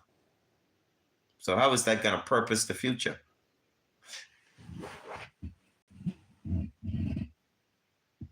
A sister was saying to me, why do evil things happen to people? Why do people unalive? I mean, more you want. You have people over here that is not interested in something. People over here forcing them and wanting to take their life. So, I mean, that's how this stuff kicks off. Where people start taking each other's life. Because people forcing people to do things that is not first natural, it's cultural, second, third, a part of their ethics, morals, anything. That causes a fight. I'm telling you, if any LGBTQ community person come in my space, come telling me I must accept their foolishness, it's finna go down. I can go verbal with you, and I'm gonna hit you up verbal as much as I can. I'm a sword with you. And if you ever get physical, I'm gonna get physical. And you ain't gonna win. No. So, go do your research, bro. I'm keeping closer to what's real. I'm keeping close to nature. What bring us here, what's been keeping us here, and what's gonna keep us through eternity. Common sense.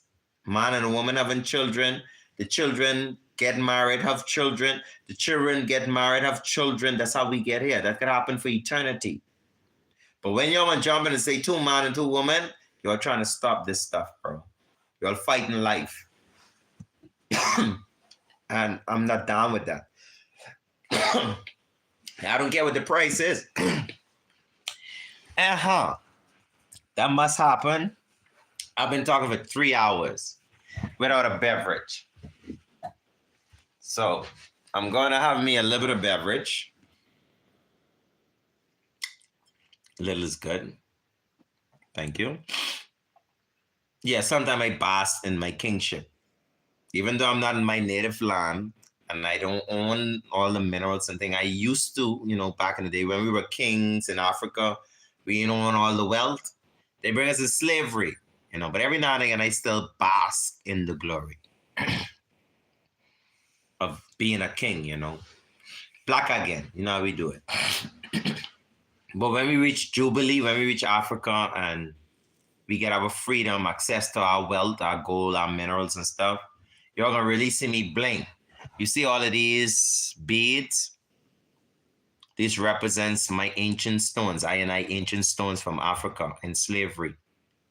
I'm not going to work for Illuminati. I'm not going to sell my body, to gain jewelry and wealth through the Freemason Illuminati society, this Christian society, whatever society there. I'm not selling my booty hole for jewelry. So what I do, we make our jewelry out of beads until we get our land in Africa, till Africa is redeemed. Once Africa is redeemed in prophecy, you all see this shit here? This ain't gonna be no beads. This gonna be real sapphire. You all see this here? This ain't gonna be no beads. This gonna be real gold. You all see this here? This ain't gonna be no beads. This is gonna be real emerald. You all see this here? It's not gonna be no beads. It's gonna be crystal, diamond, whichever one, platinum. This one here, the brown topaz. If I correct, topaz is brown. Y'all help me, man. It's been a long time. But every year, all these are gonna be real gems. Even if I wear a real gem of this right now in the Bahamas, they would chop my neck off. Lords would rob my neck. They wouldn't even rob my chain. They would carry my whole neck because we're not in our king state. We're in a slave state. And they taught us to unalive one another for these things. So in order to save my life as a king, I have to play slick. I have to remember who I is, wear some fake beads, until things work out. Then they're going to really see me bling without having to sell my soul like everybody in Hollywood. All those big rappers and singers, Puff Daddy, all of them who done wearing these bling bling, but they didn't sell the personal beliefs and all that kind of stuff. They families, I'm out. I can't do that. That's why I was never to jump up in the music industry. I sing because I love to, but I'm not into them kind of things, bro. And I'm not a chase of wealth because I understand wealth. I know where wealth come from. Yeah. They just got to give me my land. Once they give me my land, Africa, and they leave me alone, I know where wealth is. Yeah, I can make my own gold pieces. I can make my own Jesus piece. Call it Jesus piece. I can make my own Jesus piece. A big charm with King Emmanuel on it. Yeah. Yeah. With 144,000 pieces, bro. I'm ready to put that together. 144 separate pieces of emeralds, diamonds, rubies, and various stones. will be in my Justice Emmanuel piece in Africa. 144,000 stones. That's the type brethren I is. I live extremely royal. This world we live in can't even afford I and I. And you be, what you talking about, bro? My mindset.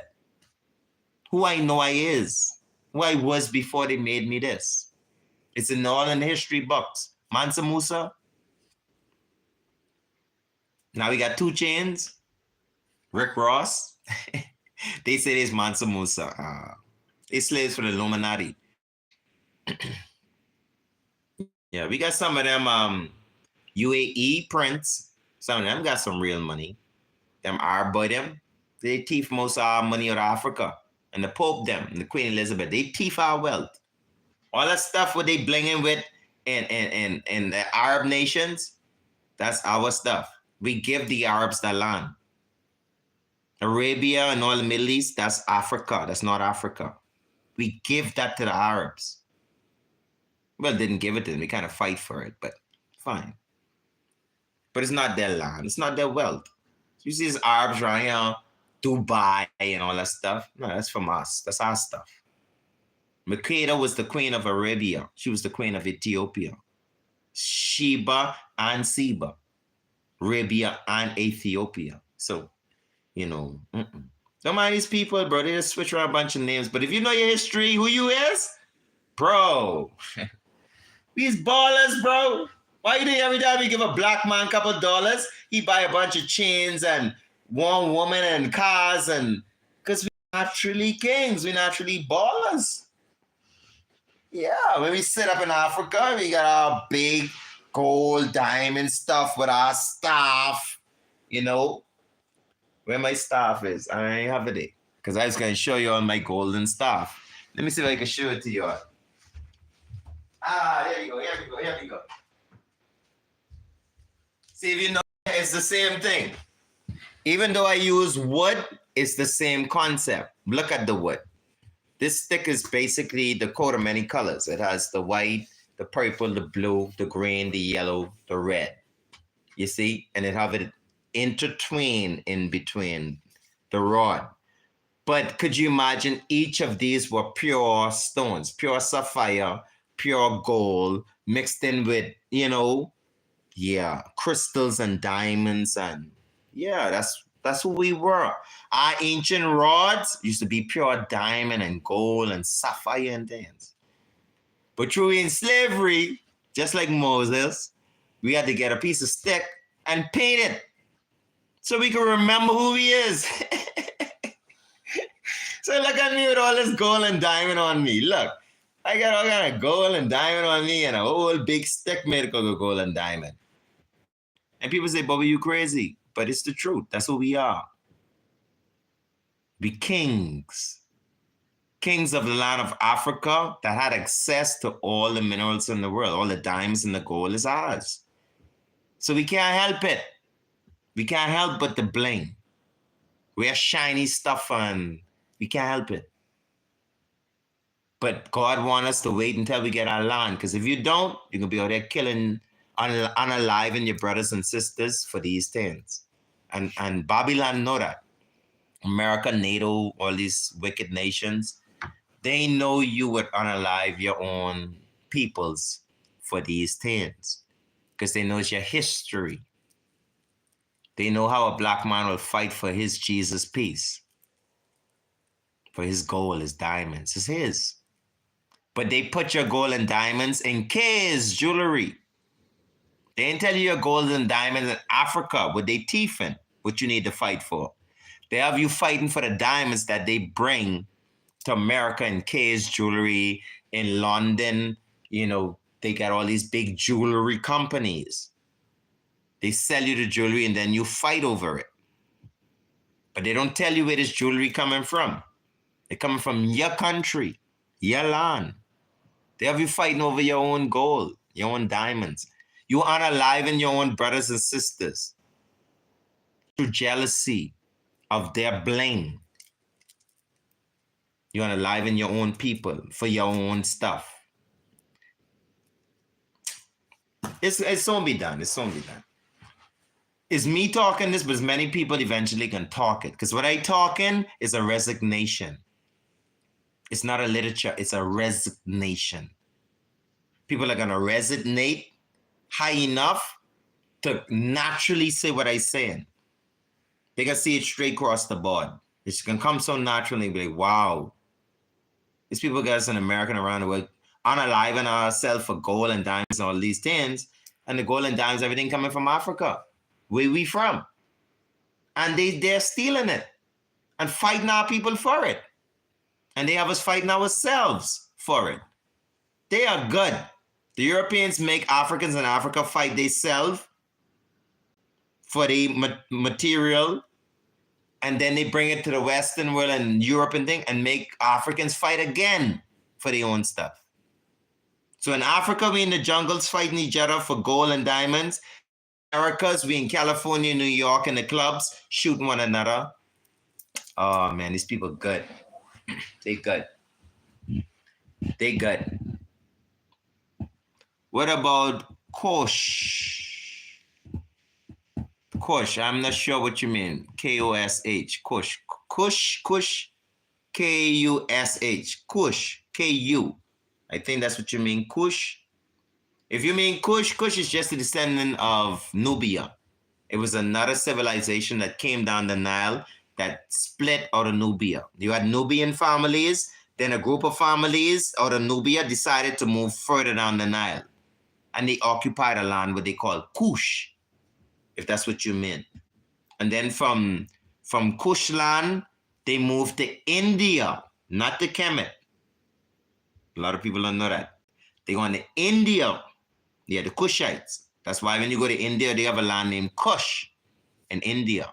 The Indus Kush. They were the people that were indigenous to the Kushite people, which were originally from Kush, which is next to Nubia, next to Egypt. Now, the Egyptian people, yeah, they from all over. Egyptians just fallen Africans. I'm sorry to say it like that. People from all over Africa went to Egypt. It's just a fallen in. It's like with everybody showed up. Seriously, from straight across Africa. Every country in Africa can show a connection to Kemet, to Egypt, somewhere, somehow. In their signatures and their tablets and their building ethics, somehow you can see they had encounters with Kemet, because Kemet was like America. Everybody in the world wanted to go to America. Everybody in Africa wanted to go to Kemet. Even in Europe. Everybody in Europe, India, China, they wanted to visit Kemet. When Kemet kicked over, Kemet was the central place of the world. That's why today on the American dollar, you have the pyramid, because it represents ancient Kemet. Yeah, the greatest civilization that all the world came to. Now America become that second Kemet. You see. And they don't hide it. You can see in California, they have the big pyramid hotel and everything. The obelisks in the front of the Washington, D.C., the White House, Pentagon, they have the big obelisk. Also, it is a pentagon, which is basically, satanic upside down 5-point star. The whole of Washington is Masonic. Yes, it's so something else. It's so something else. But I think I wrap it up here. But that's what I know of prophecy. The final war, yeah, we're gonna have angels involved. The world is about to shift to another gear. That's why everybody's being prepared mentally. There's a lot of shifting in the universal consciousness, a lot of fogginess, a lot of, irritation, because we're about to enter into a different dimension of the unseen. The Bible said there are seen things and there are unseen things. Yeah, we're about to enter into the realm of things that were not seen become seen. Things that you could see, you will not be able to see. You're switching, yeah. Things you could see every day. If you notice, you have a lot of animals, different insects, different instinct. You know, like a lot of islands that existed, they don't no more, covered by water. Or some a lot of things that we used to see in the little years we being here, you can't see them no more. But a lot of things you couldn't see, oh, you about to see it. Yeah, you about to see it. Yeah. And you know, the internet is helping us because you got people taking photography all around. I just saw a video this morning coming out of Africa. The clouds on the ground. The clouds followed the sky like a cotton candy and bouncing on the grass round and round. And the people taking the picture, walking, touching the cloud. It's real, it's not fake. I've never even seen that in cartoons. I don't remember seeing clouds on the ground floating around and people walking through them and touching them and taking pictures of it. I don't remember seeing that in cartoon. But it's happening today. Priest, you making this up, y'all. You better go do some research. Y'all be watching football, distraction. Basketball, distraction. Movies, outside of documentary and anything that can educate you, distraction. Most of the religions talking about spiritualism and meditation, third eye, and that's all a distraction. So you don't go on the internet or you don't go in life and see what's really going on around you. Better just show a picture of two suns, one on the side of another, and he ain't the only one taking it. It's like some things, it don't meet the normal criteria of what we call normal. I think since 2019, there is no such thing as normal. Let's forget about normal. What the hell is that? The sky is falling. The sky is falling. Oh, I love end of days. From I was a child, I read prophecy. I studied prophecy. And I waited on prophecy. And I see it. So I'm excited. My only thing, I wanted to find an empress. I can put this out there. I'm not just being corny and cheesy. I mean, it's a good time to hit on a beautiful empress right now. But, you know, I always wanted an empress like who was conscious of prophecy because it's so sweet. You know, when you have someone, you dating them, you go for food, you travel, you do a lot of things. It's kind of temporary, you know, to me. But Bible prophecy is a daily thing that you see revealed in your lives, around your life every day. And more than ever in a time like this, I would love to have an empress to just sit down, me and the youths, and just watch Babylon fall. Just watch this LBG community just dissipate. Just watch all the lies that they've ever told us just disappear. Because I don't want to sit down with no other man during these kind of time. Because I'm not that type of person. I need a woman to balance it. Yeah, Empress, you see that? California just had a judgment. Serious earthquake. Yeah, priest, majesty. I was looking at that at the same time, Bubba. Did you know blah, blah, blah, blah? Empress, I didn't know that. Yeah, blah, blah. That's what I need in my life, bro. Not a sister on the side of me. Oh, you ever there with Atlantis housewives?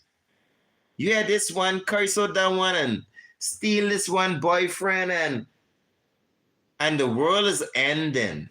And that's what you interested in? I'm just saying, I'm not judged. It's just not my kind. A brother sitting on side of me and Babylon falling. Bro, give thanks for the information. But if we is the only two people that live on this planet after all of this, it don't look good, bro. Because we can't make children. So you can't help me, bro. I don't want to see the end of Babylon with another brethren on side of me, bro. Because if it's only us two left, we can't even make children. We didn't finish two. So we might as well just go with the rest. But if it's a beautiful goddess, oh, nice, fruitful, and divine, ripe and ready to pick. The whole world can drop off the flicking universe. The whole world can just disappear. I don't have to see no one I ever knew in my life. And I'm sorry, it sounds selfish. But I don't have to see none of y'all I ever see in my life. Everybody can just drop off the face of the earth.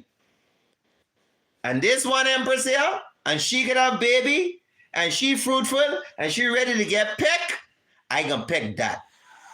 And I can start a whole new generation like Noah. And I don't have a problem doing it. So, good luck with that. When you all see me find my queen, I said, I've tried, but Jezebel come in the way. I expect that. I expect that. I expect that. I expect that. Because I don't even know what was best for me. After the day, I still don't know everything. But I expect some things to go wrong. People say that's how you manifested it. No. It's just the truth. From the day you born, things go wrong. And the sisters I dealt with, it didn't go right, and they wasn't for the final hour, because them sisters would sell you out. No, let me leave them alone. I take that back.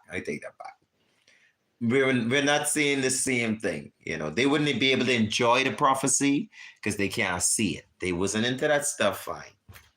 But that's the only thing I think about as far as relationship wise. Yeah. To see the judgment and to seal it up. To have a queen to take on into the new world. Because I know this world can pass away. This evil stuff they're doing, this abortion, homo, all this foolishness, it have to pass away. It's going to kill itself. It's going to unalive itself. If you take 1,000 homosexuals and you put them on an island, all males, they all male homosexuals. You put them on an island and you leave them there for 150 years. When you go back, it's not going to be none of them because they can't make children. So they all just going to grow old and die as all male homosexuals. So I'm telling you, we don't even have to do nothing. We just have to allow this to play out.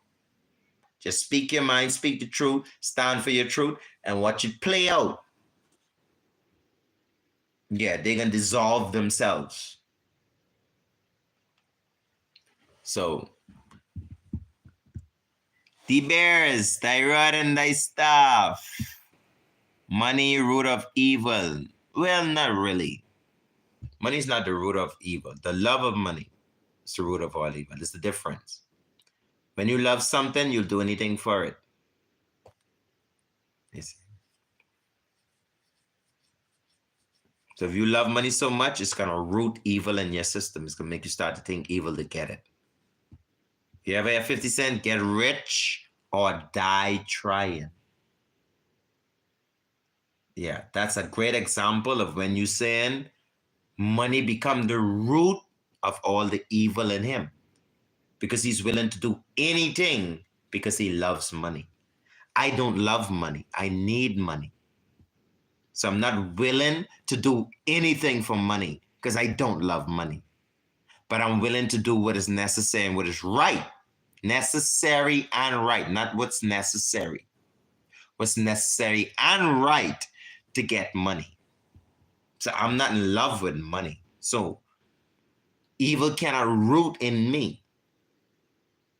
You see what I'm saying? It cannot root evil to spring out of me because I don't have the love for money. I don't. Yeah, I just want what I need and that's it. I'm not a hoarder. I'm not a person who is happy to have, millions of dollars in the bank. 50 cars, 100 houses. That shit don't matter to me. I want a house, a car, some money, pay my bills, do whatever to do, help those around me. That's it. Then I'm off money. I'm on some other stuff, having fun. Other people, they spend money all day. Money, money, money, money, money, money, money, money, money, money, money, money, money. They some evil people. Watch them. They trying to trip someone. They trying to get. They want to do anything to get that money. They don't feel accomplished until they get that money. Their mission is not over until they get that money. So whoever they have to analyze, whoever they have to portray, whoever they have to, be evil to, even if it's them own selves, for them to prostitute, sell, do whatever to themselves for money, they will do that. Because the love of money causes that root. It causes them to do shit what they're supposed to be doing. Because they love money too much. Women, I sleep around because of my children. No. You sleep around because of you. You're not supposed to have no children. It was because you were sleeping around. That's how you got children. Now you're telling people, I have to do this to make money to feed my children. No.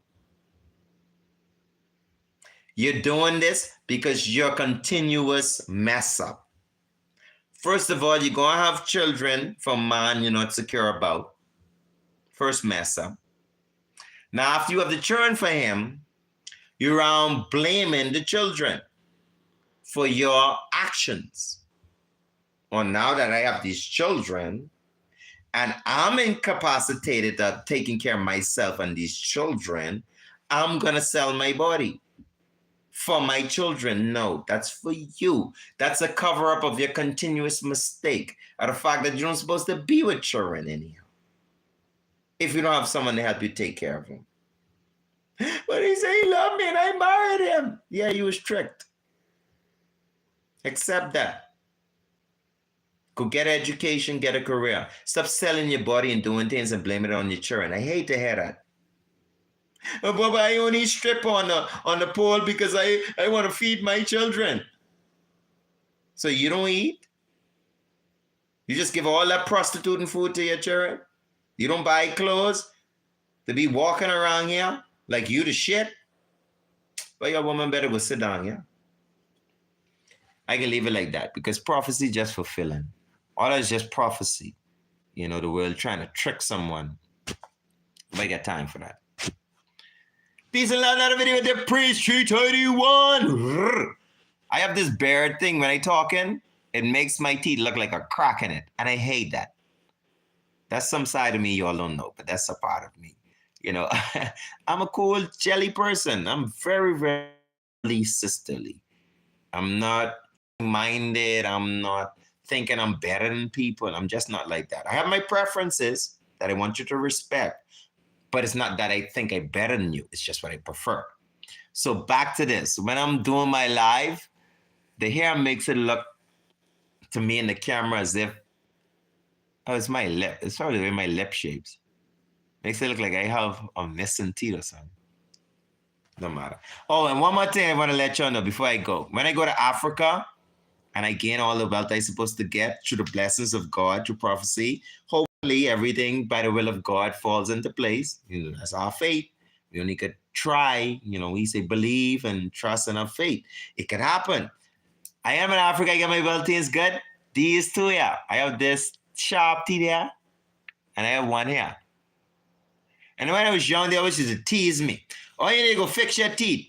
You need to go get braces. You need to go get all this stuff. And I was like, no, this is how God made me. This makes me who I am. It's a feature of Priest Casper. I have features. Yeah, I have features. I'm different. I'm telling you, I'm different.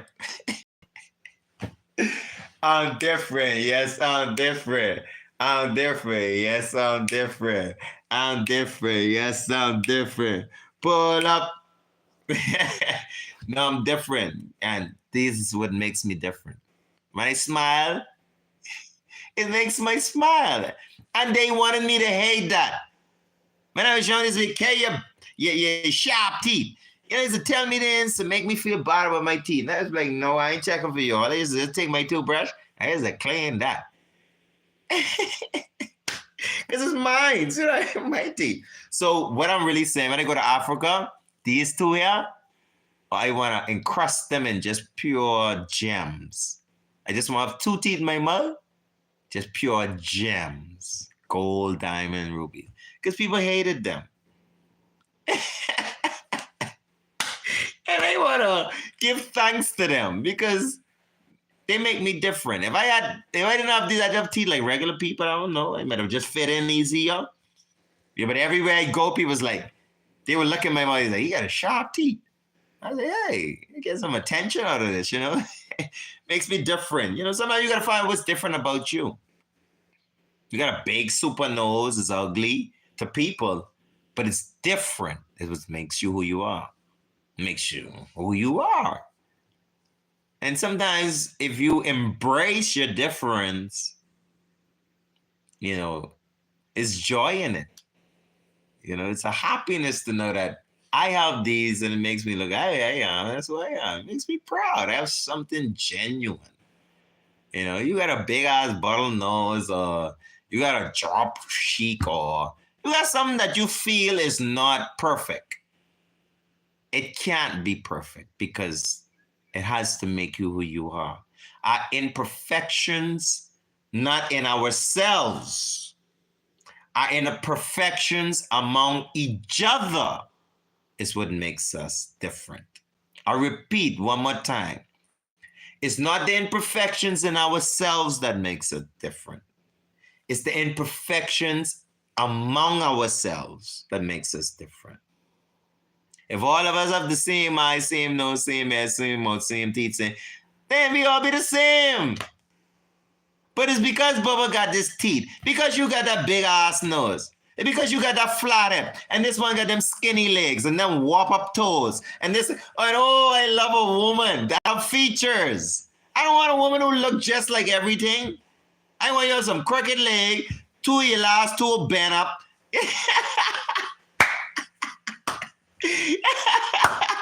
I want to see something different.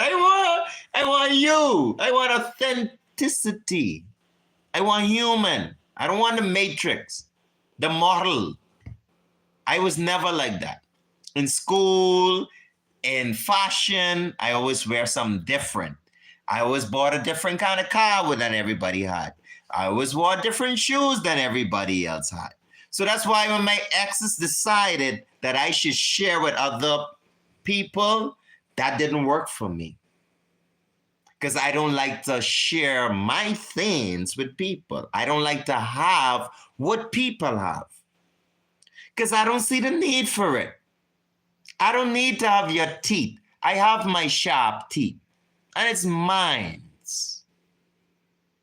So I don't need your woman. I need my woman. And I don't need my woman sharing because it's not ours woman. This is not ours teeth. This is my teeth. So if you agree with me as a woman that you're going to be my woman, you cannot agree simultaneously to be ours woman in any form or fashion. Not even to your parents. You're not ours woman to your parents. You're not ours woman to your children. You is my woman. And if you didn't want to be that, you should have said so. And I gotta pick someone else. Like I'm about to do. In the future. When I find someone that's making some sense. That wants to be somebody's own and not ours. Because I'm that somebody's own type person. And I've been portrayed, and in most cases, damn to be the ours type person. People always look at me and say, boy, he look like he's the ours. He want everybody. Not me. Not in school. No. Chase me. But they had to wait. Any woman who I was dating, they had to wait. When she done, then you get your chance. One of my ex would jump and say, but you cheated on me because you was then gone. You leave the house, you go and move on with your people. You had no contact with me for months. So I was supposed to sit and wait on you? What the hell I look like? A piece of furniture you put on the shelf, then 6 months later you come take it down when you're ready? No. So me knowingly, no, I don't do it. If I'm focused on someone and you say use mine and we, that's how I possessive. And it's biblical. Don't covet your neighbor's wife, husband, car. I don't want people things. I work for my own things. If I can't work for it, I create it. If I can't create it, I seek and I find it. Am I perfect? No. Am I working towards perfection? Yes.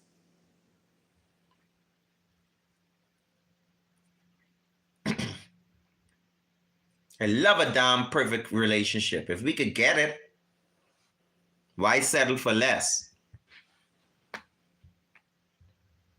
One life to live, we might as well go for it. Look for the best relationship you could find. A perfect one, if you could get it. Perfect together. Not that bullshit people be pushing on you. Like you're desperate. Like you can't get a woman or you can't get a man. They gotta be like you're stuck with them. You ain't stuck with nobody. You ain't born with nobody. If you and your twin wasn't born stuck together, I had nephews. My brother, yeah, my older brother, he had children that were twins that were connected straight across the body. Only two different heads. No, they didn't even have different heads. I think they something like that, two different body, same head or something like that. They couldn't separate them. Yeah, they couldn't separate them. You know what I mean? And they couldn't function like that. So they had to, abort, according to their whatever. But I'm telling you, even if you and two people born together, you all have to be separated for you to survive as a human being. So from the day you're born, you have obligation to no one. You respect your parents, show them honor, and when your ass is old, get out their house and go get a life. Go get a life for yourself. I'm telling you from experience. I got out of my parents' house early, got a life, but I still stay around them. I still stay around family, and I pay for it, and still paying for it. Because I wouldn't grow up. You got to grow up. Your mommy don't live with her mommy. Your daddy don't live with his daddy. They are parents. They leave their parents' house and they make a family. So you must do the same. You gotta leave your parents' house and go make a family. Let your children look up to you as parents. Not you a big ass parent still looking up to your parents. You don't have children, but you run into your mommy house.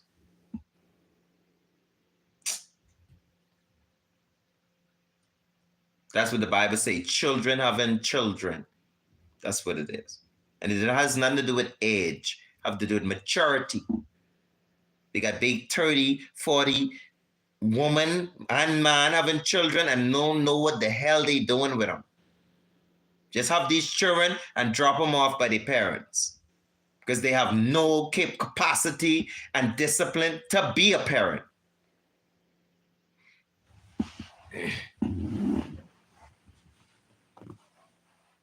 Poor babies. Poor babies. But they'll get over it. Because I once was a baby. Now he's a man. So they'll get over it. But it's sad. The children suffer. But they'll get over it. Because I suffered. And I got over it. That's the good thing about life. You can't keep a good baby down. Even when he's old, you can't keep a good man down. For me, he's a baby, you can't keep him down. He's just a good baby. And good seeds bring good fruit, bring good trees. So if he was good from you as a child, you just gonna always be good. The Bible said some wicked estranged from the youth. From the children, they wicked. And I had friends that I had to slap brethren from we was children. I had to choke them and show them, bro, we's babies, but bro, I can take this bottle and I can break this bottle across your head, bro. Stay in your corner. The earth is for me and you. Yeah, you have babies gangbanging. Baby will walk over to me and hit me and do, no, I never tolerated that stuff when I was a child. Bubba, you remember that? Yes. I remember scuffling from young, fighting for my rights. You don't hit me and get away like that, bro. I take that baby bottle and I will whop you with that. I can show you, bro, that's not the way life go. You don't go around touching people, bro. You respect people, bro. From baby, that's how I was. Hey, man, sound a little made up, but anyone who get to know my family, I start things very young. I was cooking from I was 7. I used to climb up on a chair, climb up on the counter, and cut the stove on. I used to cook from I was a very young child. I was driving from I was 9 years old before I could see over the dashboard of a car. My neighbor stopped the car, so he saw a car moving with no one driving it. When he stopped the car, he looked down in the car. I was sitting on a couple of pillars, driving a stick shift motor vehicle at 8, 9 years old. Yeah, so I built my house when I was 20 years old. Yeah, my business, I mean, I just done things very young. Very young. I have 5 children for 4 different baby mamas at the age of 44. I've been married 7 years already. I've been divorced almost another 7. I've traveled a lot of places. I've met a lot of people. I've seen a lot of things. I've done a lot. I even saw God come in a chariot. Who gets to see that in a lifetime? So I've seen a lot. I've been through a lot. So I don't have a lot of time for bullshit. Across the board. Bobo Shanti, don't care who you is. People have been misjudging me for years. Because I'm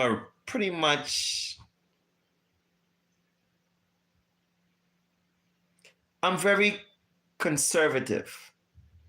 If I don't need to fuss about it, if I don't need to defend myself, I'm not. I let you chatter and talk for years about me because it's not affecting. It only when it affects me that I can't progress and live a normal life, oh yeah, I can come after you. If you've been slandering my name, if you've been playing with me, if you've been playing with things I own, my possession, my children, anything, and you think you've been getting away, I've been conserving energy. I've been preserving time because that's how I is. I deal with things in my time. But when I'm ready, I will come after you for that. And you will have to give him my justice, dead or alive. That's just the God in me. I grew up knowing that God, and he never changed. Everyone who crossed me, they get their justice. I was conscious of this from a very young age. I don't have enemies because they don't last. And if you was one, careful. My enemies don't last. People come, they say things, they threaten me, they do things to me, they don't last. They disappear from the earth. I look to go find their place, I can't even find them. I ask people, you hear about this such and such a person? I know there's my enemy, but I just want to find out, where is my enemy? I haven't seen my enemy in a while. So I'll ask the person, you see my enemy? I wouldn't say my enemy. So you hear about such and such a person? Because hey boy, that brethren need him cut down. Oh, he's unalive? Oh, I didn't even know that. And then I go to God in my own personal place. I'm like, Jah, give thanks. Because that brethren was trying to unalive me and I ain't doing him nothing. So I'm glad to know that he's not here to torture me. And I know you advise him to stop and he wouldn't. Because you're the great judge. You know best. So if you see God get rid of someone, I'm fine with it. Because he's a great judge. He sees and knows all. He watched the whole thing. He watched the brethren doing all kind of wickedness and pursuing my life. I'm not even paying attention to that person. I'm about helping people and living righteous, and this person pursuing my life. God is watching them. Yeah, and I've seen this for many. I'm not making this up. I've seen this for so many years. A brethren robbed me with a knife. He put the knife to my back and he robbed me as a young youth, when I was in high school. This brethren ain't last a month. Within that same month, he went clubbing and someone stabbed him in his heart. The knife came through his back, the same place where he held the knife. Knife come through his back and stabbed him through his heart. I was very young. That's just small things. I mean, I could tell you all stories on stories on stories on stories. No weapon formed against me shall prosper. No tongue rise up against me in judgment shall stand. Because I ain't doing nobody nothing. You don't want nobody nothing. You innocent, bro. So how the hell people could just come think they could aggress you and just get away with that? Like there is no God. That's how people think. Yeah, they do you things and think, oh, yeah, just pray about it and just go have a good time. And then you see their teeth falling out. Now much people curse me, call me names, spread my name in the community. And they had beautiful teeth just like me. I see them a year or two later, all these teeth, all of this, gone in 2 years. Is it a mystery? The Bible says that God will break out the teeth of the young lions. Those who think there's this big roaring lion and they could conquer the priest and they could conquer God's children with their mouth, them young lions, they teeth this here, missing. And I see it all over. So they can't ever row with me no more. When they meet me in public and they try to argue with me, they'd be, I said, Mario, the teeth gone. And he's still trying to curse me. God didn't break all the teeth out of the mouth, you know, and he's still trying to curse me. So that's why I love the Bible, because everything I see in it is real. That's why I love God, because everything he says is real.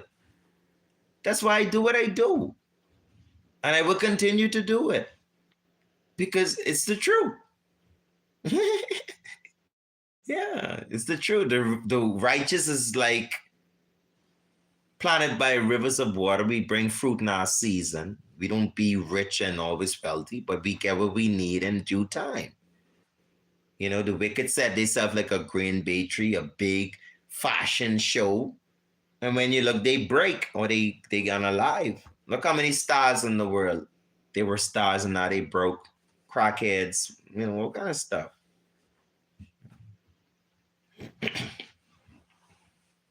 Yeah, but the righteous meek in the land. They just humble.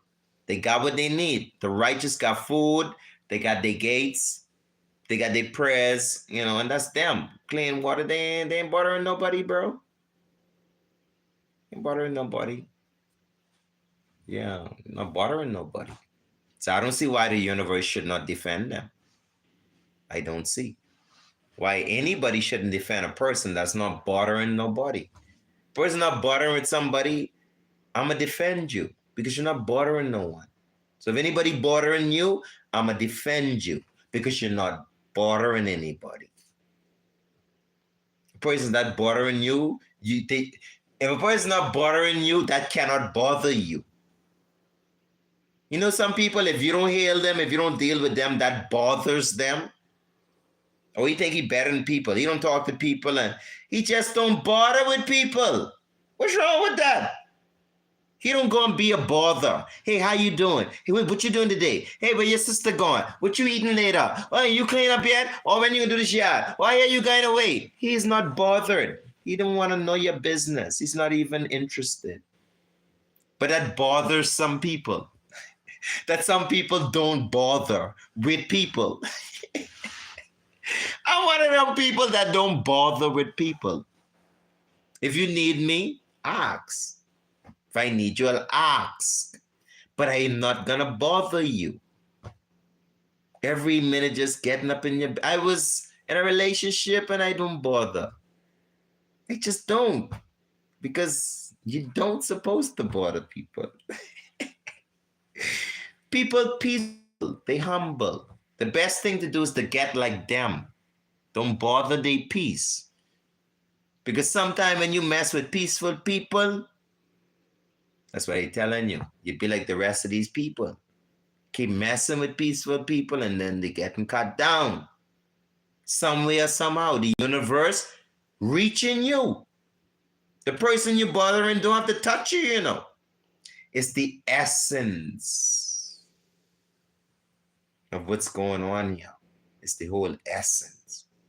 The universe ain't feeling that. So you gotta go, bro. What about all the wicked people in the world? They gone. And some of them gone with no children, to even following them up. The whole generation cut off. So if I've had enemies that don't have no children and they pass away. So that's the end of them. I don't even have to see their children no more. I don't even have to say your daddy and me were enemies. I don't have to tell a child that because they don't have none. So they erase from my enemy list forever. That's how God does it. When you get an enemy and he won't behave, God has erased him from the whole scenery, bro. So none of his children could come years later and say, hey, my daddy didn't like you, so I don't like you, so I can persecute you. No, God has stopped that shit right there. Yeah. He stopped that right there. He said, hey, that's the end of that. Yeah, we're going to call it quits right there. We can cut you off, and when we cut you off, then that's it. We ain't gonna worry about you no more.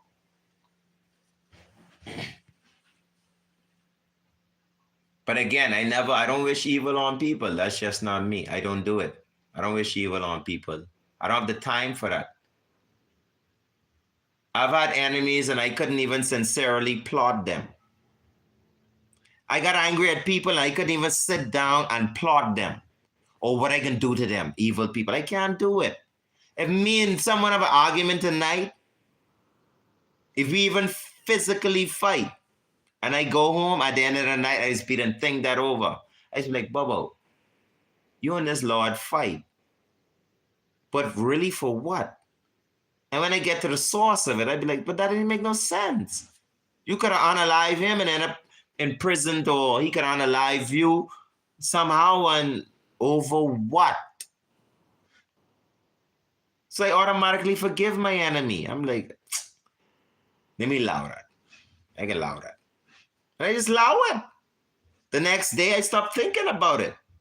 I heal up, I patch him, and just let it go. And I just pray the brother let it go, because it's nothing. Now, if he keep pursuing me, yeah, it's different. But me, I cannot carry grudge into the next day, because I analyze things. I'm like, hey, if it's not worth it, it's not worth it. I could be doing something else than just sitting down in that energy. And I'm not playing perfect. I'm talking. I know what it is. If your stomach boiling, this person infiltrate you, they then diss you, they then embarrass you publicly, they physically put their hand on you, and you ready to respond, bro. You ready to show this person I ain't no punk. We outside of the club, and you think I'm a punk. Gonna make back drunken. I ain't never scared. Yeah, you ready? You ready, bro? Because you hot? Yeah, this person then aggress you. All this is a part of prophecy, end time. You know what I mean? Yeah, you ready to deal with them. But if you conscious in yourself, you realize, you analyze the situation, you be like, whoa, it don't even make sense. It's just prophecy. This brethren is my black brother, and it's about to analyze him for something stupid. For a woman that don't like none of us. Because she cheating on him and she cheating on me. With me. She cheating on him and on me with me. Because she is his woman messing with me and messing with him while she messing with me. And we fighting each other, ready to unalive each other for someone that don't white crap. And just tell you, Biggie and Tupac, was it fate? I think it was, that don't have no faith. I don't know. I'm just saying, That's what I do. I can't hold grudges, because if you do, you end up, the life's not gonna nice. When people do you wrong, sit down, think it over. See if it's worth it to go and execute your judgment. And you'll find that most of the time it ain't worth it. It's not worth it. It's never worth it for you to go and execute your own vengeance. You don't have enough understanding for that. And you end up in a problem, because Because when you go execute your own vengeance on a person for what they do to you, you're left with the judgment for the rest of your life. You can be thinking, if I should have done that, if they deserved that, if it was credited, you could drink alcohol, you could do drugs, you could do whatever you want to soothe that judgment, bro. And unless that was self-defense at the act where this person was physically trying to destroy you and you unalive them through self-defense, if you premeditate, sit down in a bed and go unalive someone, judgment with you for the rest of your life, bro. I have old people in my community that did things when they were teenagers and they still talking about it. Yeah, when I was a teen, see these tears under my eyes? They ain't just tattoo. The things I do when I was young. Why are you still talking about it? You ain't grow up yet? You know why? Because you can't grow up. You can't grow up because you premeditated and you take vengeance and the judgment is not yours. And now you spend the rest of your life feeling guilty. Even if they acquitted you as innocent, even if you paid a lawyer, paid whatever to get free, you can't free this. Justice frees this.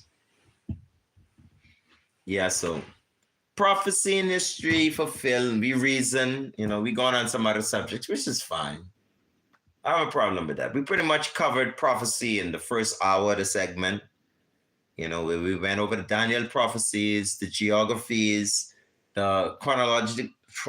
You'll see, I still tangling on this word.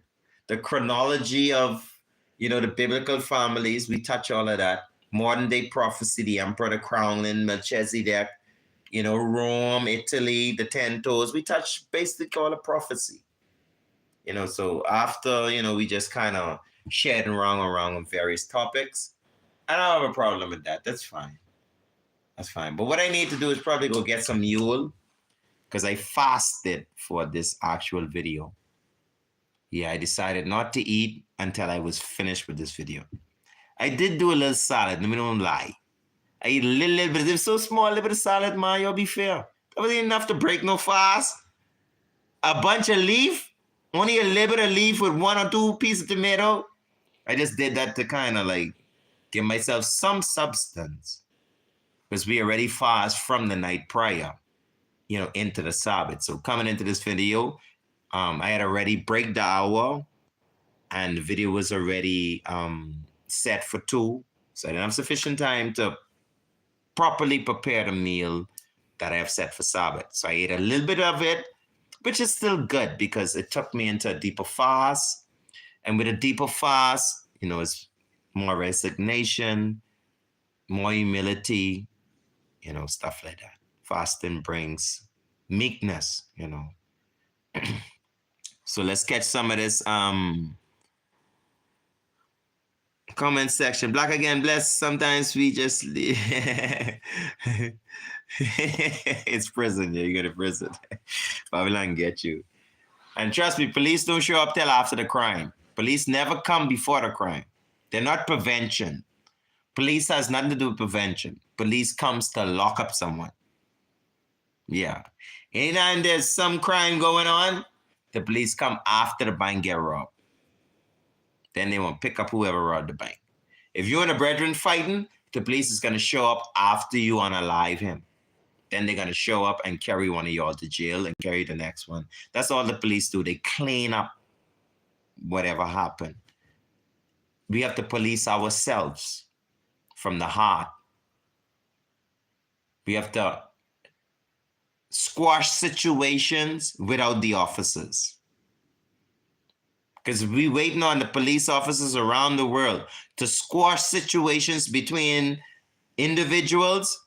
They can always show up when someone's already dead or unalive, because it only takes a split second for argument to become fatal.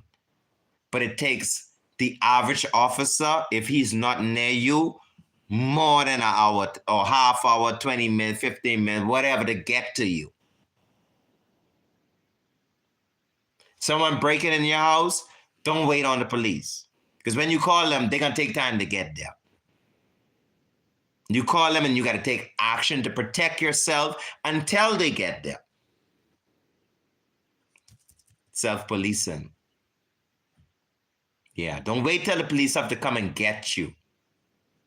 Get yourself. Catch yourself. Watch what you're getting yourself into before you in it, and then they come for you, because that's what they coming to do. They coming to carry one to jail, and they coming to carry one to the grave. That's their job. See y'all later. Another video with the preacher. I love y'all from Cape to Cairo, four corner earth, north, south, east, west. I love y'all up. I love y'all down. I love y'all all around.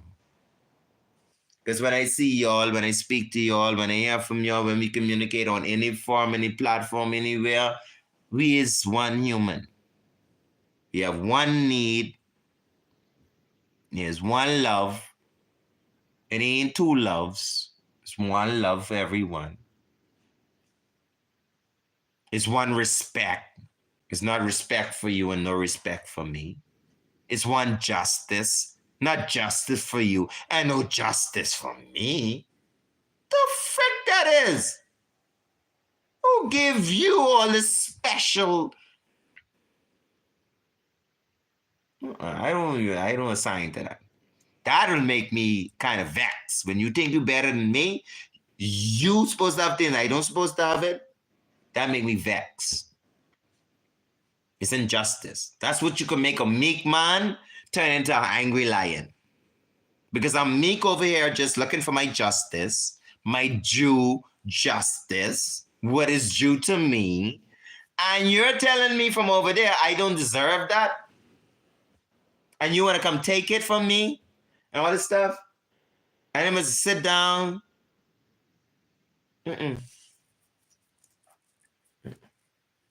Life to me is a justice. So if someone come try to take my life, I'm going to defend it. Because God gave me that. That's the justice. All right, family, let me make a move. And those muscles, everything, you know. We are physical beings, so we have to, they used to call it exercise, but we have to keep body movement. That's basically it. You sit in the chair too long, lay in the bed too long, you get sores, you get sick. Because we move in elements. Rolling stone gather no moss. If you keep it moving, you don't gather no moss. If you keep still, you can get mossy. You get sick, get old, get weightless. That's why you see elder people still be out in the yard farming and everything, because they ain't gathering no moss. Yeah, they keep it rolling. But we're rolling chariot along. We never look behind. We just keep rolling.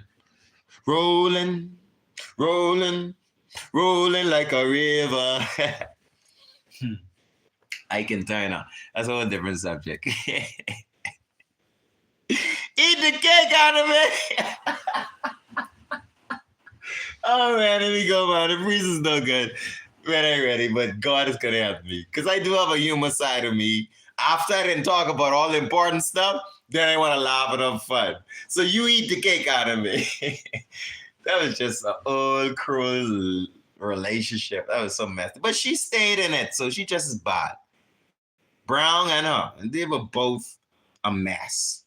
You know, but the movie was exciting to watch. I can turn on. Anyway, I'm gonna get some to eat. Bless the love. Peace and love. Von Kai, Purple Hearts, H. Lima, Red Hearts, forever, for life.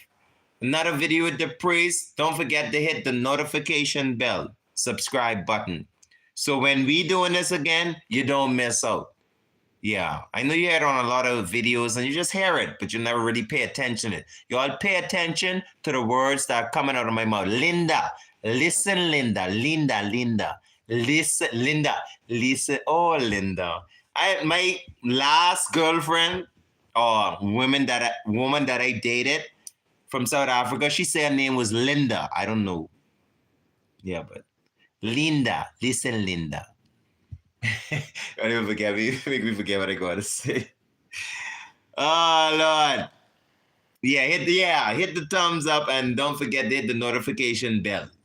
Because when you hit that, anytime I go live, it's going to send you a message and say, hey, Priest Caswell is going live in about an hour, in 15 minutes, or this brother's live now. So you need to stop what you're doing because you're about to ruin. Because this bro is about to go live.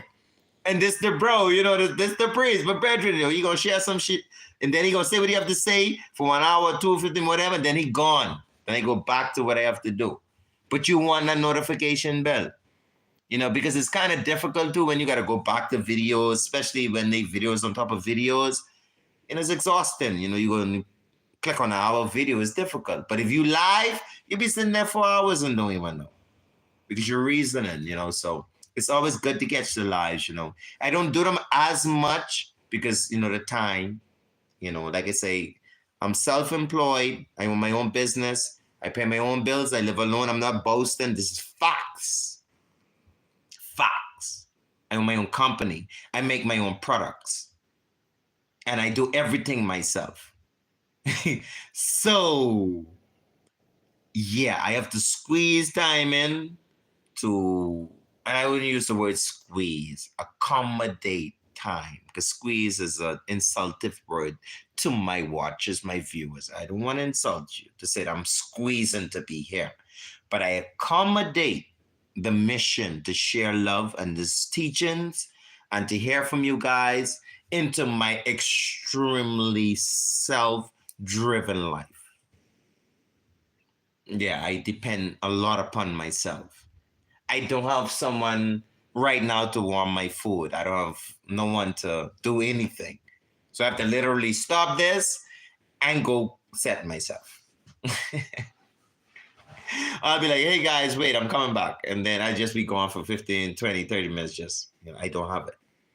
So I just want y'all to take that into consideration. If you don't see me live all the time, if you don't see me posting videos all the time, just have in the back of your mind, boy, Priest won't be there, but I know Priest, he's self-sufficient and I don't work for the system. I don't take government handouts. I never vote.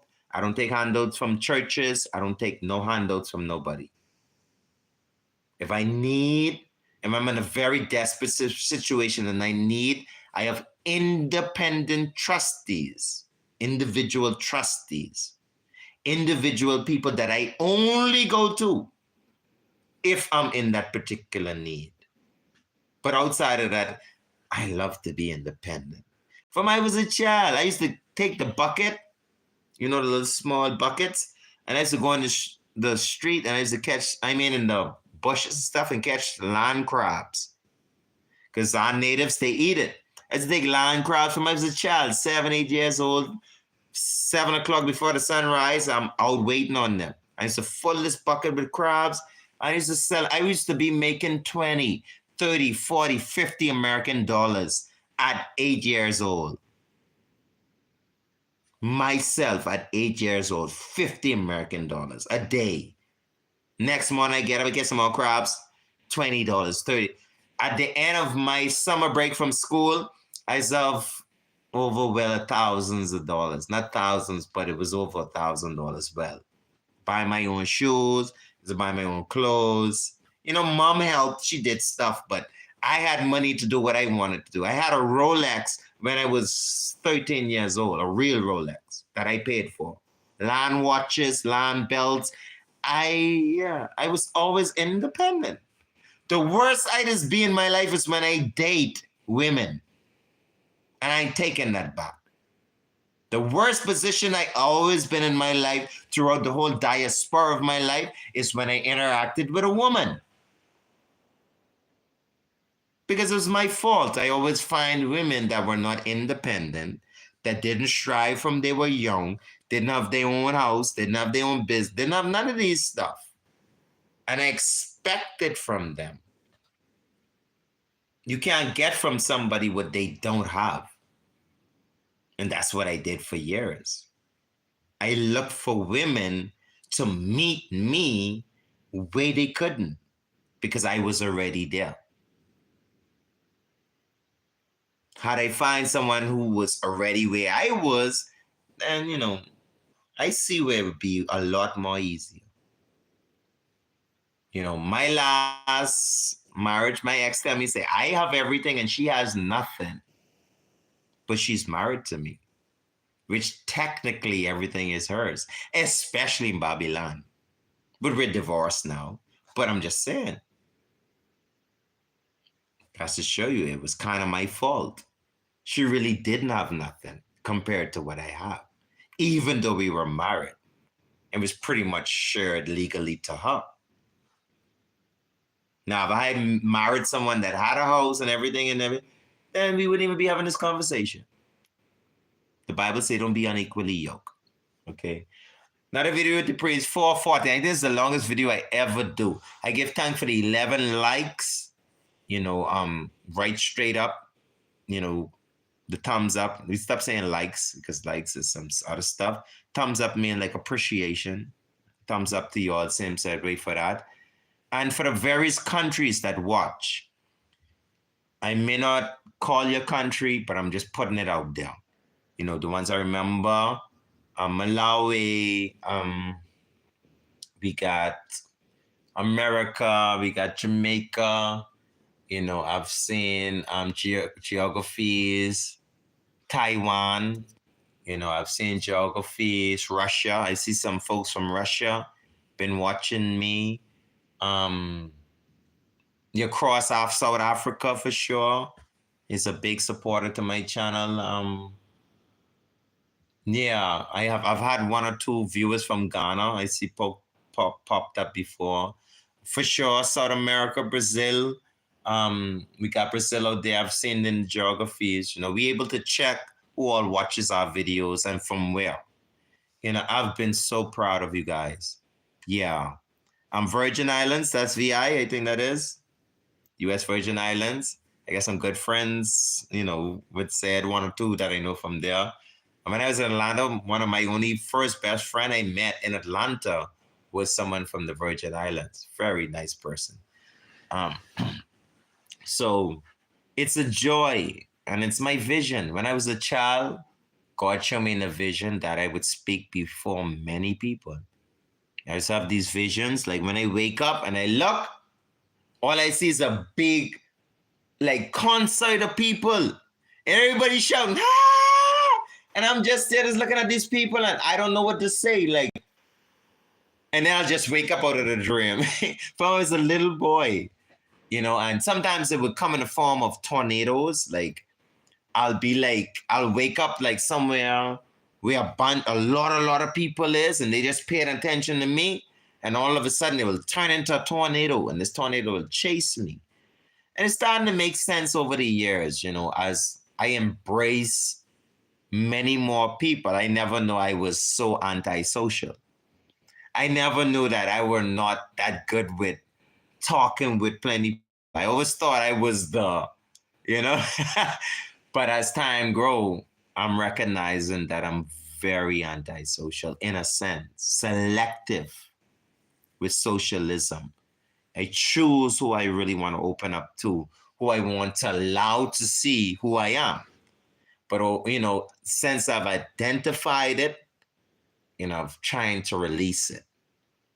Release the fear of being myself to the world, not just a selective amount of people, but being myself to the world, and over the time, I see it's, time is growing me out of those stuff. So I had visions from I was a child that I would be talking among many people, not much just the demonic parts of it. I've had witches, I've had all kind of people attack me from a child. I've seen physical spirits that my mom confirmed seeing, me and her at the same time. And I show it to her as a very young boy. Yeah. So I don't have no play time in the spiritual world. A lot of elders, when they passed away, I was there. I watched them their last breath. I take them to the other side because I was a part of something. In other videos, I explained some Freemason stuff. And I was close to my peeps and they were free, So I got exposed to a lot of stuff and I understood what they were doing. Yeah, because every time a certain person go to die, a certain person has to go in the room and only them could be in there until they give up their last breath. That's actually Anubis. You got to carry them over to the afterlife if they're Masons. just a lot of rituals around you that you have no idea what's happening. But it's okay. Because if you're a good person, you're a child of the light, none of that could affect you. Don't be all afraid about obey and witchcraft and people ginning you. They can't do that stuff to you if you are a child of the light. Because it's a dark energy. It's a low frequency. And it don't resonate with light. Light resonates on a higher frequency. That's why they use bass to start their rituals. Bass drum, boom, boom, boom, boom. They drop the frequency low into a darker energy, like rap music, like trap music. Do y'all know the original name of trap music? Many of y'all don't know. Oh, I listen to trap rap music, trap music. It's actually called soul trap music. Soul trap music. The music traps your soul. So all of that 2 Chainz, that's that trap music, in the trap, in the got on my girl and she's selling the crack, whipping the butt, that's trap music. The souls are trapped. You're in a very low energy. Drugs, prostitution, murder, all the most darkest things you could think of happens in a trap house. Listening to some trap music because their souls are trapped. I can't get out the molly and the Percocet, to everything, they're trying to get out. They're trapped. The soul is trapped. Soul trap music. We got a lot to learn along the way. We don't know everything, we learn every day. If you think you know it all, you don't know nothing. Because Nuff thought that cow make mutton. Mutton come from goat. Hey, let me go. Midnight Von Benjamin, he all right. He's okay. But a lot of them people, they didn't acknowledge King Emmanuel Charles Edwards, and he's a key factor in the Trinity. Yeah, Marcus Garvey, Rastafari, and King Emmanuel Charles Edwards is a key factor in history and prophecy. A lot of people didn't want to accept King Emmanuel Charles Edwards as one of those factors in prophecy and history. So the ideology, it varies, you see. So Mr. Benjamin, I respect the brethren, it's art. A lot of things that he was culturing, I 100% agree. But it's fine because he's his own essence, his own prophets, his own interpretation of things. So I have no problem with that. Even the comedic science, a lot of that stuff, it's perceptions. It's where he is at his mental, cognitive, stance, So I have nothing up with the brethren much more than we may have difference in ideologies. We have different in stance and different. And I actually learned a lot because the sister Desiree, Empress Desiree, when I was in Atlanta, I kind of hooked to the daughter early. I heard of her somehow. The Lord put it where she crossed my path musically. And I started listening to the sister. And, the first song I heard from her, it was before I got in Atlanta, because I remember that was my, boy, when you got plenty children. That was my third baby. My third baby mama. We used to sit and listen to Desiree, before we, separated. And my little girl used to sing a song. Hail Jah.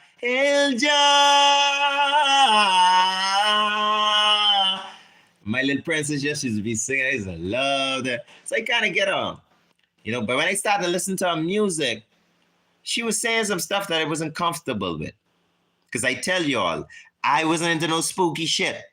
Spirits, ghosts, angels, all that kind of stuff, I don't hear that. Even though I was aware of it, I was so tired, I just want physical manifestation of God. I don't hear no ghosts and angels and none of this stuff. Because the people around me treating me awful, and none of these angels didn't come into, that's how I was saying it. Like, I physically want to deal with sin. I remove evil from my life physically. So the sister, speaking of angels high, praising Jerusalem. She's like, angels heard on high, well. I love her music. It's like, hold on now. But when God gave me that revelation that day, 2020, when that angel fire ship show up in the back of my yard, and I start seeing all these portals, and I start seeing the missing birds, I said, now hold on now, Desiree, I think you wanted something. I started to respect the daughter because I'm like, hold on, this daughter onto some stuff. Now, I've followed her so much that I even realized when the lyrics in her music changed. Because when she first started, she was straight biblical, prophecy, revelation. But over time, it started to get a little comedic. And by your company you keep. And one of her associates, however they were associated, was Mr. Vogue Benjamin, who was more, I could say, to me, into the Kemetology, the Egyptology, manifestation of Black people, much more than the Ethiopic concept of Black people, which is true Rastafari, exempt Kemet.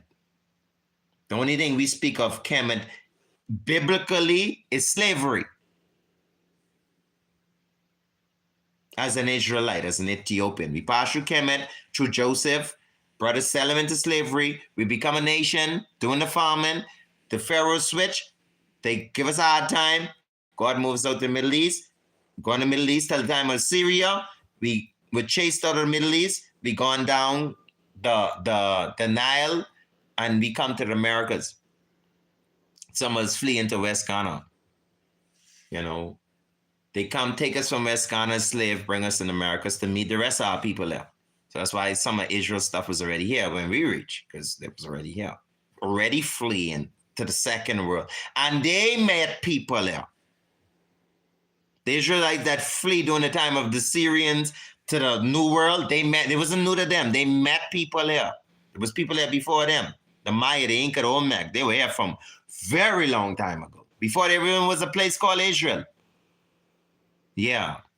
Them Olmec's minds were there for countless of centuries. But they don't predate Africa, the Eastern world. They don't predate Russia, none of those places. Civilized-wise, not saying to be into existence. America was existent, but it's not known to predate the civilizations of the Eastern world, Blessings from the tribe of Benjamin, straight. Whoop. Okay, we done away with the tribalism, though. It's Revelation 7. Revelation 7, the Bible says the Christ with the living seal, the angel with the living seal, he picked 12,000 from each tribe. 12,000 from the tribe of Benjamin. So if you're from Benjamin, Christ is calling you to put away the tribalism. No more Benjamin, no more Judah, no more Issachar, no more Levi. We done with that. We all kind of under one order, Melchizedek order. Benjamin had an order, Levite had an order, Judah had an order. Every son of Israel had an order.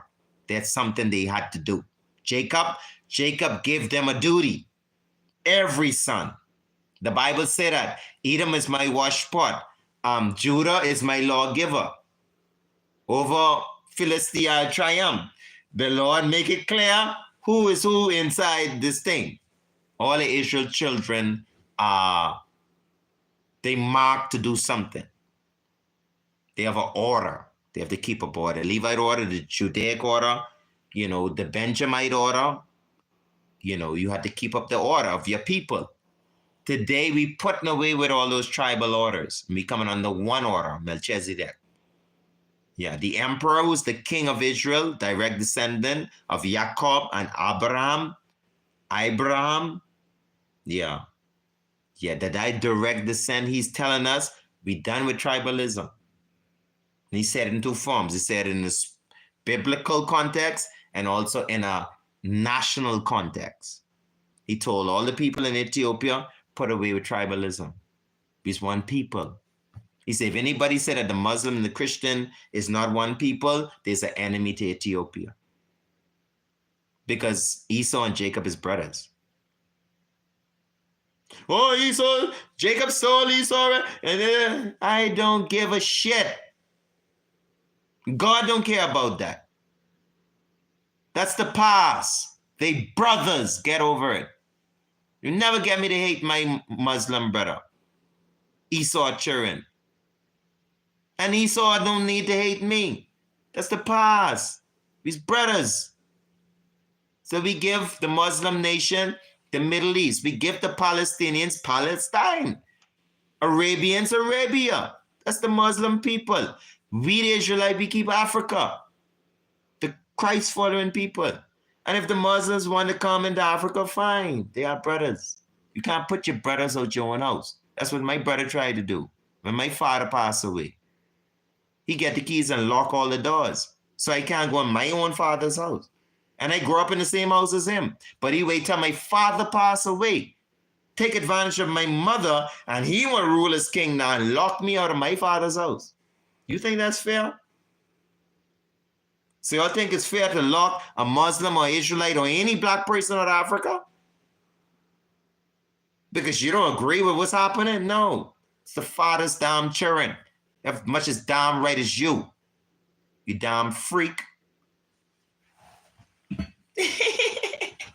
Freak. Yeah, the freaks in the world. Me and you have the same daddy, grew up in the same house, but you can put me on my father's house when he died. Wicked. Wicked. Couldn't do it when my daddy was living. And my brother could come and tell me I can't come in my father's house when he living. You want my daddy flip backwards, eh? My daddy look at my brother and say, what you talking about, bro? That's how you go, man. Go with that. My papa, he never used to play. He used to get to the point. When you talk crap, he can get to the point quick. And he can tell you, no, bro. Keep that to yourself, bro. That's foolishness. Yeah, that's my youth, bro. What kind of shit that is? That's God.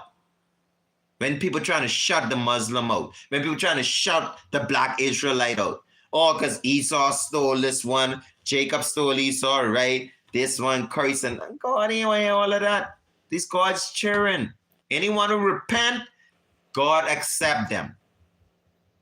Muslim, Christian, Islam, atheist, no matter what you is in this world, if you do someone wrong, you go to that person, you ask forgiveness. And you ask God for forgiveness, your sins are forgiven. There's nothing else more to it. These people want you pay for what people done years in the Bible. I mean, even slavery. Reparation is ours. People say, but they slave your forefathers. That's a damn lie. They still slaving me. So they gotta pay me. Much less my forefathers. I've been on this plantation for 44 years. And I'm supposed to be in Africa. Who's gonna pay for that? I must lift this house up that I spent 44 years just to protect myself and carry that to Africa. I can do that. So I still in slavery. Y'all still gotta pay me. So that forefather shit, that don't make no sense to me. Like I supposed to disconnect myself from my fathers. That can't happen. You know, so yeah, man. Yes, Africa is for the black Africans, you know. Those at home and us abroad, no one can keep you out. If you're a black African, that's your house. That's your father's house. And your father's house are many mansions, many countries, many places you could go live. Africa's big. For all us African, black African. But now the European, the China, the Indian telling me, I don't have no place in Africa. I must stay in the West, in the Bahamas. That's where I belong as African on a freaking island, only this big, no resources, nothing to survive off. We just get containers coming in from America, feeding us garbage. Surprised we even alive. Anyway, peace and love. I can't go eat. Heart of Mount Zion, the only place. Yeah, Black Africa from Cape to Cairo. Jah gonna send me some blessings. One of these videos, true Jah, the grace of God, you're gonna see me in Africa. You're gonna see me make a video live in Africa. Because Jah know my heart. That's the only thing I desire. Is to come out the West. I accomplish everything in life. I've had women, I've had children, house, car, business. What else to do in life? I've traveled. One thing left for me to do is go home where I come from and just relax the rest of my life with my children, my grandchildren, my empress, my dog, my cat, my goat, my fruits and my vegetables, my clean water. And that's all I want. Ain't nothing else in life to do. And I want everybody to follow me as an example. So you don't mess with other people. You do the same thing. Get your ass a life. Get a piece of land, get a house, get a wife, get some children, and get a life. Still the people business. Mind your business. Stop looking out your window, worrying what your neighbor doing. Look in the kitchen and see what your badass children doing. Looking to see what the neighbor doing and your children and they're doing on the internet, twerking. Pay attention to your own house. Sweep around your own front door before you sweep around mine. Take the big ass beam out your eye before you look for the little baby in mines. The world too busy minding people's business. Yeah, but you know, that's all I want to do. I want to go home to Africa where I belong, in my private space, belongs to me, and no one pretty much mess with me. If you need and I can help, I assist. If I need, you can assist me, I ask. And if not, what? It's billions of people in the world. Why you gotta F with me? I can't help you. You can't help me. Go to someone else. Leave me in my peace. That's all I want. Some place on this earth for me. Everybody got a fucking place to live. You see, you make me curse, man. Let me go stop it. Everybody in this world got somewhere to live. But me, everybody go live, people can bother you. Move over here. Go this way. You need passport. Or you need or you insure your car. Or you your land. You tax your land. What who these people is? Everywhere you go, you can't find a rest. You go in the back of the bushes, they send the DU for you. The Drug Enforcement Unit. Boba in the back of the bush, there must be growing drugs. So then the DU in the bush looking for effing me, man. Can't find nowhere. Go in the water, the Coast Guard, helicopter, chasing the boat down. Boba must have got drugs on the boat. I can't find no peace in this world. That's why I say bulldozer burial, man. People ain't leaving the meek of the earth alone. You don't bother people and they still chasing you. They bothering you. No matter where you go. Anywhere Jamie goes, Satan following. So cut off Satan in this hour, man. Don't care how much it take. It could be 1 million Satan, trillion Satan in this time. Let all the Satan go down. Everybody supports Satan and embodying up that spirit. Y'all go down, man. Repent or go down, because I'm not, I don't, it's not necessary. It's not freaking necessary. I grow everything I eat. So I don't need a food store. My water comes naturally from the earth. So I don't need a food store. I don't have a problem walking around naked in my house. So I don't need clothes. That's only when I get outside. Just showing you, I'm not a sucker to worry. Because there's nothing to worry about. Food, shelter, water, what else? Everything else is just fun. We don't eat, we don't drink, we have shelter. The sun is the light in the day. When 7 o'clock in the evening, the light is cut off by itself. It's called night. You cuddle yourself, you go to bed till the sun rises morning, the light cut on. Things don't bother me. The Illuminati, my society, LBG community, they try to crush my finances, disrupt all my paperwork, banking, all this different stuff. They try and make me to suffer. Can't. I sit in a perfectly dark house, and I could fetch water from an open well. From an open hole in the ground, I could fetch water and drink. And I could do that for a long time. I could eat berries of the land. It's difficult to deal with I. I was like this from I was a child.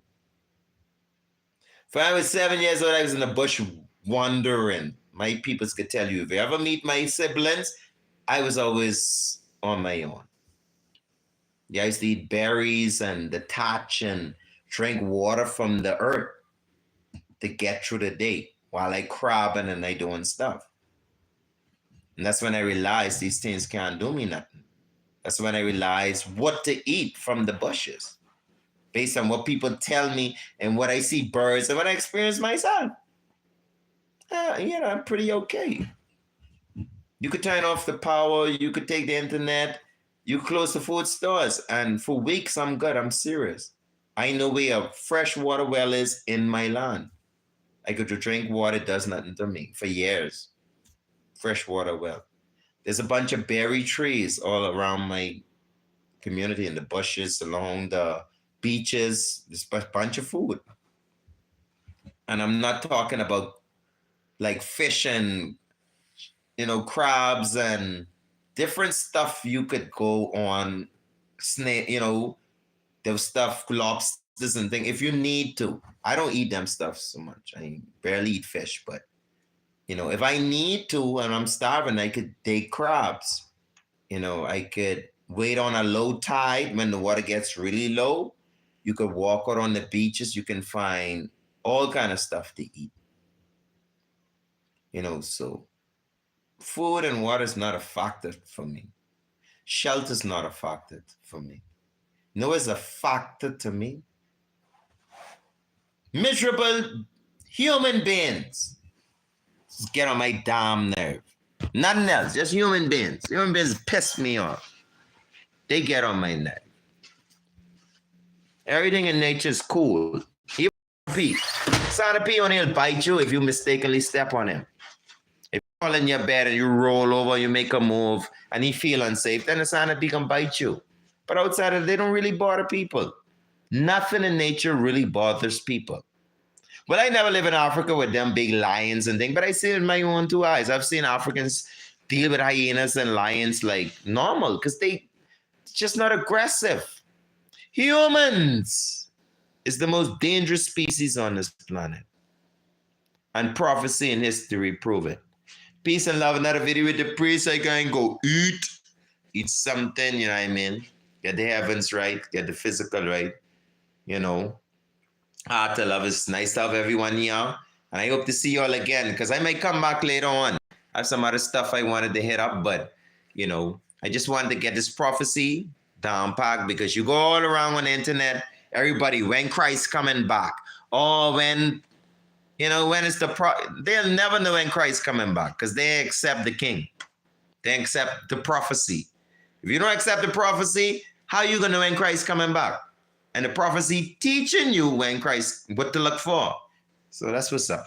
Another video with the priest, reason on no end. Rastafari is the Almighty. Let your eyes and let his enemies be scattered. Glory be to the Father and to the Son and the Holy One of creation. As Jah was beginning, is now and ever shall be. This is Jah world without end. It's a man, not a man. A man and a man. This man and that man was born in her. Psalms 87. So it's a man and a man, not a moon, or a man, or a men. A men, a man, or Omun is someone totally different. That's the god of Egypt, Amun Ra. We don't deal with Amun. We deal with a man named Jah, Rastafari. Amen. Hallelujah. Selassie, Jah, Rastafari, peace and love, all the love. Rastafari is the Almighty. Blessed be self, no stress of himself. God is good all the time. All the time, God is good. Black again, another video with the priest. Love, love, love, love, love. Love, love, all the love. Somebody love, love, love. Love, love, love, love, love. Man, say love, love, love. Love, love, love, love, love, love, love, love. Black again, black again. Black again.